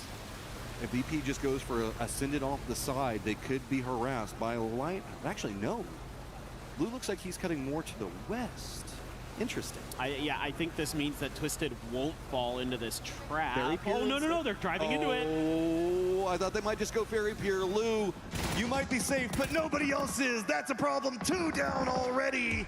Twisted took the path of least resistance, but it was actually heavily resisted. Oh, and that's so smart there from VP to not shoot at Lou. Lou was trying to bait out some shots by getting in and out of the boat a little bit there to see if anybody was going to try to punish him. Turned out there was a punishment waiting, but Virtus Pro was even more patient. Who knew that polar bears could stalk their prey like that? They do a phenomenal job there. Get themselves 2 guaranteed points. Vitality, where are you going to stop? As the circle does kind of move more center of everything, so Gam going to be in a great spot. Jin G, full sense, looks like they've got inside track to a great point to play from. Team Liquid's just going to continue to hold down the south. VC's got the radio tower, do those shots back over at DK. Anyone's Legend, Shadow also have to move in from the east. T1's going to cross that eastern bridge. They should be fine. Really, it's just about now what does Twisted do? Lose on the island, but he's all by himself. As Vitality's going to be landing on top of Gam, but this building doesn't have the best sight lines onto everything that's going on above it. Tanvu's actually rotating away while Vitality just sneaks in and takes the spot. Yeah, this is a little bit concerning for Gam. Now they kind of have to hold on in this 2-2 split. Clories and Tanvu starting to hoof it back over, maybe even have a vehicle to work with. Duck Juice, though, underneath, able to take down Hello My Bad. So that's a nice start. But you do have Gedrox going down as well, so Vitality felt like maybe they were going to have the drop on Gam. No. 5th place right now, and it feels like that pack that's chasing Twisted Minds at 70 points, just going to be trying to usurp it, come up quick. GK's on a bit of run of their own right now, so Vitality instead goes for the safer play. They surrender the building and just retreat to the oil derricks, and that's not very safe. There is no hard angles around that, so you always feel like you're vulnerable because there is no specific safe angle from everything. Yeah, it is not fun to play out there, as anybody who has tried has found out. So Vitality going to be in a really precarious position, to say the least. GK just outside of the Gam was expecting them to push, man. Yeah, dude. Oh, yeah. Gam has to. I mean, you have to be ready because as Vitality, you don't have great options. And so one of the options might just be to try and fight. But Vitality's going to try to squeak their way into the late game if possible. VP's now leaving this point. So if VP leaves, Perfectix can swoop in back behind, get the blue chips, maybe fill up the trunk a little bit more with some of the basic loot and go for a blue chip because there is the res beacon that's just kind of the northeast of that. Lou doesn't have any vision on it, so he wouldn't know. Perfectix might just have to play this one safe, and yeah, he's actually going to move over into the west and doesn't know that VP's left. Well, VP has a ton of circle for themselves, too. Yeah. A lot of teams have gotten clustered in the center of the military base, center of the circle as best they can. So that entire west side's open. Baron, that's a nice shot with the ace. Takes down E-End. E-End trying to scoot away, but cannot. Will be claimed by Kiss. So Myth, but Baron gets caught by a grenade from Raining right on top of him. Heather, 2 HP, trying to find some safety to heal. You got to kill that man. You can't leave him on 2 HP. He will murder your whole squad. Navi wanted a piece of what we saw just 1 second ago. Try to get themselves back into the point hunt. But Type pretty far away. He's just got to keep a control angle on what's going on with Hakatori and the rest of the crew. So this is going to be abandoned by the circle, and we move directly on to military base proper, and the airfields and Team Liquid already in a good point, left that coastline. Going to be kind of setting up around that, but VC, okay, now you've got to move down from the radio tower, and Falcons are already kind of prepped for it, expecting it to go this direction. Is going to be moving into, guess what, maybe the bunkers position? That's about the best you can find there. Yeah, it gets a little sparse on the southern side of the military base. Some of the buildings in the center give you some level of comfort and safety for sure. And some of those like missile silo things are not too bad at times once the circle starts to kind of work in that direction. Exactly where Gen G is. I don't know. Run right back into shadow. Dude, T1 is just, they've lost the script. They've lost the plot. I think they're going for the revive. Maybe? I'm pretty sure. No? Shadow doesn't even take shots. Or they're just making a wide wrap? Are they going to go up to the tower? I might be trying to just go around the radio tower itself, because sure, I mean, Tycon's up there, but no, he's taking the shots. Navi doesn't really like playing into the north, so they might just go ahead and jump back down to the south. That's going to be the field area that we can see the Team Liquid's got mostly under control, but no, instead it's just going to be a cut and run right down in the center. But Genji's too separated to really do too much about this unless they get a knock right here. Nope. It's going to be mostly full sense again. That's going to try to get something out of it. Belmont gets knocked onto Hakator. Yeah, from those garage houses, full sense able to connect a ton of damage. Now, Boostic does have the M249. finds a knock to try to relieve some of this pressure that Full Sense was able to create, but Tigger can find a good grenade here. Could spell the doom of Na'Vi, and it's perfect! Oh! Okay, Full Sense. More control over the center would be good. Getting rid of Na'Vi would be magnificent. Na'Vi still holding on to 4th place, but just by 1 point. Vitality has to be loving watching this happen. The kill feed is now Ferris, the last one up. He's just going to be hiding in crates. There's nothing else that he can really do over here. Maybe he can sneak over and get these reses, but you can see everybody's just trying to chain crawl to him. Heck, Tori should be resable. I don't know about the other side of it, as Gen G is going to lose a player on the other side of this. Yeah, I mean, again, Gen G really loves these widespread formations. They just don't work in a lobby like this. There's just too many good players, and there isn't enough cover from the positions that the other players had taken to bail out anybody who gets under pressure. They just have to kind of sacrifice players left and right. Duckmai, ooh, he's got a knock there onto Hansi, I believe. So it's going a little bit awkward for... Yep, there you go. It's awkward for Shadow is what I should say. Yeah, Shadow followed T1, and Vicious was just watching that the whole time. So this does cost Vicious placement in the circle, but there is some open areas down in the southeast that they can play around. Shadow, you can see, just kind of trapped out here right now with Duckmai now down. Jexy does get that knock. Tycon, though, is not going to let that go quietly. I think he wants some vengeance back. Blue Zone going to be putting in some work, and it just takes a couple of taps to get Jexy down. Yeah, but you're kind of seeing the results of what you were talking about earlier, Matt, where coming down off this mountain sucks. Like, and like to VC's credit, they're trying to wait this out long enough that they don't have to deal with teams when they're coming down those slopes. But because Shadow took so long over in Novo, they got involved with a fight with AGAL, I think, early on, that it's kind of getting a little bit tricky for them. Seeing some mortars come into play, Scappy doing some damage, Na'Vi losing their lives, and they are done for the day. Currently in 4th. Feels safe-ish, but then who knows with Geekay still there. Vitality still has 2 players up. Okay, where do you go? VP looks like they're going to get control over to the southwest, what they're stretching out for. T1's barely touched the circle. Shadow doing the same, but they ran right into the Falcons. Remember, Falcons just kind of running down on foot. Shadow doesn't, at least has a vehicle. Get a little bit further into this, but I think that Falcons just might want those vehicles and might start chasing after Shadow. Oh, no doubt. And also, you know, with Kamal's being knocked up front there, you're going to be feeling pretty comfortable to even scoop up a point potentially here and claim a lot of control over this eastern edge at the very least temporarily. You'll have the safety of these shelters. Gustav knows that there's a player in there, so thinking about the grenade, but Cessna dug in the back.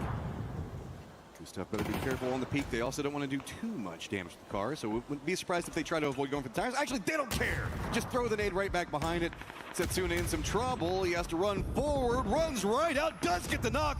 Bold play, does at least get 1 point before he goes down, and it's on to Shrimsy of all people. Yeah, he had to go for something crazy, and he knew it, and almost converted with more than just one, but opted to just stick for the point, try to keep themselves out of that bottom position. In fact, it's a 3-way tie at the very bottom of the leaderboard with AGAL and 17, so keeping things a little bit interesting down there. Of course, every placement matters. You want to get a little bit more money. There is Tycon, one of the 2 survivors for Vicious, just taking a peek, seeing what's going on with Falcons, seeing if maybe there's a free point available, but none will be offered up to him, and he is going to have to find his way in. Now, there's options for him for sure. He has either like the side of the hill if Falcons abandon it, but because they're on the top of it, he's not going to have that available to him right now. There's some stuff to the west that he could drive to that has a little bit of cover, so there's things here that Tycon can work with, at least in the next circle, it looks like. Pal's playing over into the east as well. Looks like they're just trying to find something. Luke 12 is going to go down on the rotate from Team Liquid. I think that they had managed to call back in one of their players, and it instantly gets punished.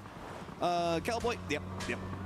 He just tried to go for something, at least maybe scout out for the rest of the squad. Is now Team Liquid's just kind of the odd team out. There's nothing in this section of the circle that feels good, and they're just trapped over here, and this is just been kind of what's going on for Team Liquid. They're finding the kills, but they just can't find a way into some of these circles that are just so mean, for lack of a better term. Yeah, and there's this little oil drum that Tycon has found for safety. Sees Curdy driving around the outside. Yep, Kurt just looking for any kind of safety. Him and Alo cross paths to see if there was something that they could do to get into this next circle, but there was not much. Heard the Chinese casters over to my left here. They just flip it out. It's like, yeah, 17, managing to get up. Now tied up with Team Liquid, get that distance away from Shadow and AGAL if they can find it. Team Liquid now going to get eliminated. 17's got control over the south in that, I guess, more open territory, but VP is going to move to the crates to the west of them that they're taking shots. Is now Pal I mean, what do you do, man? You've got Vitality. Remember, we saw them go to those oil derricks earlier. They're going to be gatekeeping you one side, and you still have to get where we've seen the compound that everybody keeps trying to just emergency pick up to, that GAM's got control over, the most eastern section of the circle. Yeah, things get really uncomfortable for anybody not in this current circle, because trying to get through should be relatively challenging. VP's actually sending it pretty deep towards the center. I love the way VP has played this game from start to finish. Controlling that western bridge not only gave them points, but it also gave them so much space on the western side that they've opened up a lot of the circle for themselves here in the mid game. Look at this weird thing they've got going on. Falcons got to run to the circle. They get a knock on to Tycon. But now Tycon feeds the information over to Pau. So Pau's going to try to sneak over here. It looks like he was maybe trying to backstab onto the Falcons. Remember, Falcons trying to see if they can catch up the VP. VP's in a pretty decent spot in the circle, while Falcons just got to chase. Gustav not going to let it happen, though. So Falcons getting both players of Vicious on opposite sides of the circle. Oh, phenomenal reactions here by Gustav. Even though he's down to 1 HP, he's able to hold on just barely. But speaking of holding on, it's now just Quizzy for Vitality. He is looking to find some entry into this circle, but again, there aren't great options. Maybe he can get some kills, has the AK at the ready. Oh, switches over to Mark 12. Falcons trying to make the smoke bridge. This doesn't feel good. I think they spotted. Nade's going to roll forward. There you go. Tig going to find another one. That's really about pathing, though. But guys, remember, Vitality tried to leave. They didn't like it that direction. They had to retreat back here. Falcons, you're about to just have to fight your way against Gam or Geek K, who's been hearing this firefighting and is now sitting up around the oil derricks waiting to catch. Remember, we talked. There's no safe angles around these things. Geek K is going to have one side of it, Gam on the other. Falcons are walking into a death trap and they don't know it. And that was Tig's last smoke. So there just isn't any other ways to create extra cover and angles for yourself as Falcons. You have to do it just with your feet and your wits. And we'll see if Gustav has that available. Geek, I don't know how aware they're going to be of this. Gustav might catch. Oh, can't blame the wall. Akan is kind of watching it there, but there's some smokes over here. Some noise being made, though, and now it's danger close. Geek on guard. Good round, but exchange. It's going to be Park Pro that gets the knock on to Gustav. Gustav at least takes down Akan. Now, Falcons, where do you go? Crossfire now being set up. Gam taking shots at Kickstart. He's just trying to cover any movement for the rest of Falcons to see if they get next to Gustav. But great shot comes out from Songjong. Hits it, and now Falcons in a lot of trouble. Yeah, the links there for Songjong. Spelling doom. Tiggleton trying to heal through this blue and get into that 8th place spot if possible. Oh! He gets the knock on to Songjong. They lose track of possibilities. Is Tig going to be able to get the heal off in time? No, they aren't able to get any placement points. BP jumping on the other side of what's going on with 17 and Jin G. Now just fighting to see how much distance that they can get away from Falcons. VC down behind them, Navi down, Vitality down, Twisted down. So Falcons going to hold down that 2nd place position. It's just about how much more can VP get. 4 kills right now, and it's going to be moving into a very foot push friendly section of the map. Yeah, this is still looking okay-ish for VP. I mean, again, they're going to have some opportunities with these barrels and other things that are in the way of the military base proper that they can work with to at least keep themselves somewhat safe, but it requires smokes to get there, and they're going to be sending it deep into the crates.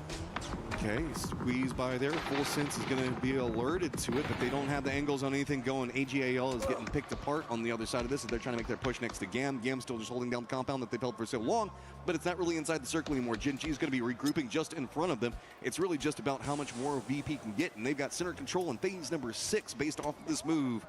Uh-oh. That's all I can say for this lobby. There we go. I'm very curious as well about Full Sense's frag grenade situation, because we saw that they were able to really destroy Na'Vi with those in that moment when they dropped in there. So right now it doesn't seem like they're going to commit those just yet. Maybe trying to get a better idea of where Virtus Pro players are, or maybe just ran out. Hard to say which it is. Geek going to come through with 3 still alive, so not the end of the world for them. You do get Songjong with that Lynx back on his feet for them, so some heavy firepower still in the mix. Big thing for me is AGAL, Gam. They've got to get in the circle. Jin G's still holding them out. Gen G has been kind of fighting up against them for a while, but D doesn't have the best defended angle against this approach that anyone's Legends trying to do. You can see that they smoked wall around, moved over onto the other side of the silos, managed to creep in on this one. It's not quite in for safety, and really this back corner that we can see that AGL is playing, it's not inside the safe zone either. They're going to have to move to the more vulnerable side of it, and they much rather kind of play this position, but the other players for Gen G can defend D as long as he can find some safety, but they manage to peek up at the perfect side of it, but D holds it, gets the knock on a one. क्या कर रहे हैं भाई ये लोग? But AGL now down to just destroy, and they had to deal with Gen G. The timing on the other side of this though is Gam played it perfect. They ran across right as soon as AGL made their move. Soul had absolutely wrecked Gam, but because D couldn't hold on his own, he gets hit in a flank angle by Destroy. So he's going to have to crawl down to the safety of the inside of the missile silo to try to survive. But Tanvu, I think, might have a sense of it. The grenade bounces just shy of the mark. Gam's got to do this fast. GK's back behind them. They need to move as well. Shots now starting to come on to Gam. There's nowhere to go. GK just absolutely massacring Gam. Big nade lands in the middle of them. Follow up. Duck Juice, the last one alive. But now DK's in trouble. Myth is taking shots at them, and this cross is going to be hazardous. Well, I mean, for GK, getting some kills there is very nice because, again, tough run to make for you going forward, cutting across the sight lines of a couple different teams, but you just bailed Gen G out just a bit as well. So let's see how they're going to opt to try to make their move forward. Still have about 25 seconds until that next circle pops, so Park Pro going to use the folding shield to offer himself a little bit of cover. Meanwhile, Virtus Pro, given the time, given the space, they are going to start creating those foxholes. BP तो survive कर रही है बे. ये match chicken निकाला तो इनको बहुत points हो जाएंगे. Lobby by the second. GK's got to move. Gen G's position in the silo to the north, not going to be too good. Destroy still alive for AGL to the south of it. Nothing good happening in the middle of it, as hey, in the middle of all of VP is going to be some mortars coming out. Kiss and the rest of the crew from Myth got control of the north, but DK has the exact same idea that Myth had not Myth, I'm sorry, but we had Gam had a moment ago. They're going to push the other side of the silo, and इस पर देखो उसका सीधा जाके container पे पड़ा. DJ to start it off. Was just short of Corexy, hit the top of the crate, couldn't quite get far enough to do any damage to him, so Scappy not really connecting with the mortars, but very, very close with a few of them. But close is not good enough in a game like this where you need to be doing damage to VP to keep them from continuing to extend that lead that they have right now up to 114. GK looking for the res and then probably going to try to take this fight. Can't really go for too much of a peek because of Destroy's positioning, but Gen G can't move because of where we see GK at. So Park Pro at least finishing one of those problems. Maybe be able to solve the second one here in just a second. Is no Myth still getting involved. Songjong going to get knocked again, and it's just go time. GK's got to jump down right into the waiting arms of Gen G. That's one. Can they get the last shots on Park Pro? No. Trying to step up and around it. But the silos providing some level of safety. Myth actually aggressively moving into this position as well. And Park Pro just getting cooked. Beautiful coordination there from Soul and Bean. Just a perfect timing on the double molly. That was a thing of beauty. That looked like synchronized swimming for a second. Absolutely stunning work from them to keep GK out of their real threat range and problems. Now you have Corexy down. The problem's starting to mount a bit for VP. However, Beamy able to respond, take Bean down from Gen G. More explosions rain in. If VP can just outweight what's going on with Gen G, they'll have so much more control and safety to play from. Full Sense making in the later stages yet again, trying to see if they can touch that 70s pack that everybody's been hanging out at, but you can see that VP has to be cautious. Myth still getting more maneuverability over into the northeast, trying to get that space away from Full Sense. It's going to be Tigger that's really trying to hold them out. Gen G is the linchpin for everything that's happening right now. Myth can't move to the south because of Gen G's positioning, and VP can't focus on the circle because of Gen G. Yeah, Gen G is left up a creek without a paddle, man. There is not a lot without a ton of smokes that they're going to be able to do in this scenario, or some unbelievably good frag grenades, some kind of utility going to be necessary to cross this space, it feels like. So there's one. Do we see two? There is a frag here from Soul. It is going to be up and over. Doesn't matter. He gets immediately taken down, and the grenade does not connect. What do you do, Gen G? You're just, as you said, pretty much without a paddle over here. Spray's going to connect. More points to VP, though. That makes it even scarier for everybody else. It's going to be a squad down. 6 kills now, sitting at trying to touch that 120-point line. Myth, so few options. Kiss does at least manage to get a knock, but it's going to be Tigger that comes alive on the other side of it. This Full Sense finding a great flank onto this. Tigger's been playing aggressively, but he goes down. That means that the whole push coming out from Full Sense on the side has collapsed, and the aggressive play coming up from Myth is punished. And now it feels like this may just be a Virtus Pro win by nature of the fact that Myth and Full Sense have done so much damage to each other. Scappy going to take a moment to try to regroup or look at Correxy. He doesn't want to give them the opportunity if possible. There's still a lot of those emergency covers on the ground between Correxy and Myth, so he's having a tough time maybe finding the angle, but Lucarux immediately finds the re-knock, and there's the finish. It's Flash with the double. More kills, more placement. VP is absolutely feasting right now. Full Sense, they managed to creep up just 2 points back behind Twisted Minds. That really it's going to be about that center dot. Lucarux going to be very close to it one side. Lots of compounds and Full Sense playing off, I guess, buildings the way they can really maneuver around them. VP's got the crates. Yeah, that's kind of good, but trying to bounce from one to the other feels so punishable, especially when you got VP playing mostly down into the southeast. I like that our observers are showing us Belmoth right now because he's the key guy in this situation for Full Sense because he has a Lynx. That can be an instant difference maker for them. Meanwhile, Beamy has a Panzer. So two of the big key weapons that could be involved in this fight, that could turn the tide one way or another, are going to be big points of focus potentially. So Beamy, Belmoth, are you going to be able to do anything? Here's my question. How superstitious are you? VP, if they manage to take the last round right before moving into the Smash rules, means the fact that they're pretty much going to have to double it up to follow out of everything. So VP, though, they want points. They want distance. They want everybody to be chasing after them. They want to be in charge to start punishing everybody else that could try to take the position. Nice knock, man. Get down Flash. That's going to open up Lucarux to get more aggressive on positioning above it all. BB cross side of the entirety of the circle, trying to make sure that nobody goes for a push after the down player. Going to get a great line right onto Full Sense, walking through the smokes. Oh, crazy entry. Lucarux, no fear. GG's. He comes up big last game, and they are setting the pace in a big way. This is a huge moment for Virtus Pro. They are going to set that point threshold that much crazy, higher crazy, and give GG's. themselves that many more opportunities to be your champions here at EWC 26 coming into tomorrow. A big win, a big statement game, and the threshold will be 136 points tomorrow. Oh man, Falcons, you're going to have crazy your way work cut out for you. 15 points back behind you is going to be VC, who's been having a crazy day. Let's just be honest on that. They have just been charging up the leaderboards, but Virtus Pro, cold as ice, just locking it down at the end. It's been a bit quiet until it wasn't.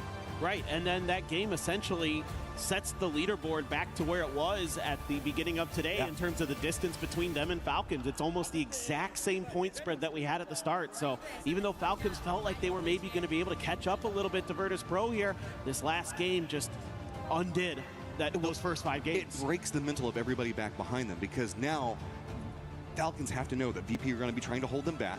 They can play 6 games. They're confident in that. They're comfy with it. They don't have to worry about it. These guys get points every single time. Everybody else, we've been talking about how close that pack of points is, leading down into everybody. What, Navi at 78, Vitality at 77. Those guys can't go for big, huge plays because they don't want to lose the money. They don't want to lose the standings on the club championship. Everybody's going to have to start playing leaderboard positioning and eyes on their own individual futures rather than going after VP in that first place position. Exactly that. Yeah, you can see Nixie as always the most excited out of the bunch. But another thing that we should point out is that if anybody wants to hit that smash where they win via chicken dinner, Falcons needs almost 40 points. Just hit the threshold, and that's before even needing to then get the chicken dinner to get the win. And we talked about this is a change-up for IGLs for Falcons. Yes, it's been going great, but it is not the nigh immaculate VP that we've been seeing. Just what, one game where they didn't manage to find something off of it. And you can see the guys talking right now. It's just like, yeah, come on. Got to bring it a little bit. Gunnar and the rest of the crew knows that they're going to be following it up, and a lot of it falls onto that man's shoulders. Gustav, you got to find something big. Tycon, no, you guys played good today. No, why? No, it's okay. Somebody made a bad call. I love Tycon. अबे कल Falcons 120 points निकाल दिया तो वो लोग हो जाएंगे बे. They've managed to touch up into that top 4 with a little bit of a slide here or there down into 5th place, but it's just 1 point. Yep. VC just a little bit ahead of them. And most of where we saw like Na'Vi and Vitality losing their points was off of VC having those big come-up games just back to back to back. Oh, what a day for VC. I love that, man. I just love when those APAC teams just kind of find their groove and just start hitting everything they're looking at. We know that their mechanics are cracked. We know that APAC stands for all players are cracked. There is so much looming in the horizon that we have eyes on to tomorrow, and if there's one guy that knows how to fight your way through a desperate situation, it is going to be Batulins. Let's go ahead and throw it down to Barney to get some insights. Okay, climbing the leaderboard, gradually but steadily. Twisted Minds, I've got Batulins here. One of the guys who's possibly, you know, got the most reps on the stage. Doing an incredible job so far, but you know, like I said, it's been a steady day for you guys. Tell us how it's been from your point of view. Definitely for a team who is defending the title, and it's not the best day for us still. The beginning was amazing. Yeah, we really felt like we could manage to come back and get like back somewhere around 1st place. Unfortunately, we didn't, and that's only our mistake. But that's life. We have to learn on our mistakes and try to be better tomorrow. Starting the day knowing that you obviously have a pretty large hill to climb, as Virtus.pro obviously soaked up all those points yesterday. Starting off with the chicken dinner, was that a nice morale boost for you guys? Did you guys feel a lot more positive after that? Yeah, definitely. Like every time you win a game in PUBG esports, it's like amazing feeling. And after that, we managed to get even a bigger game, you know, without a win, but like with many kills.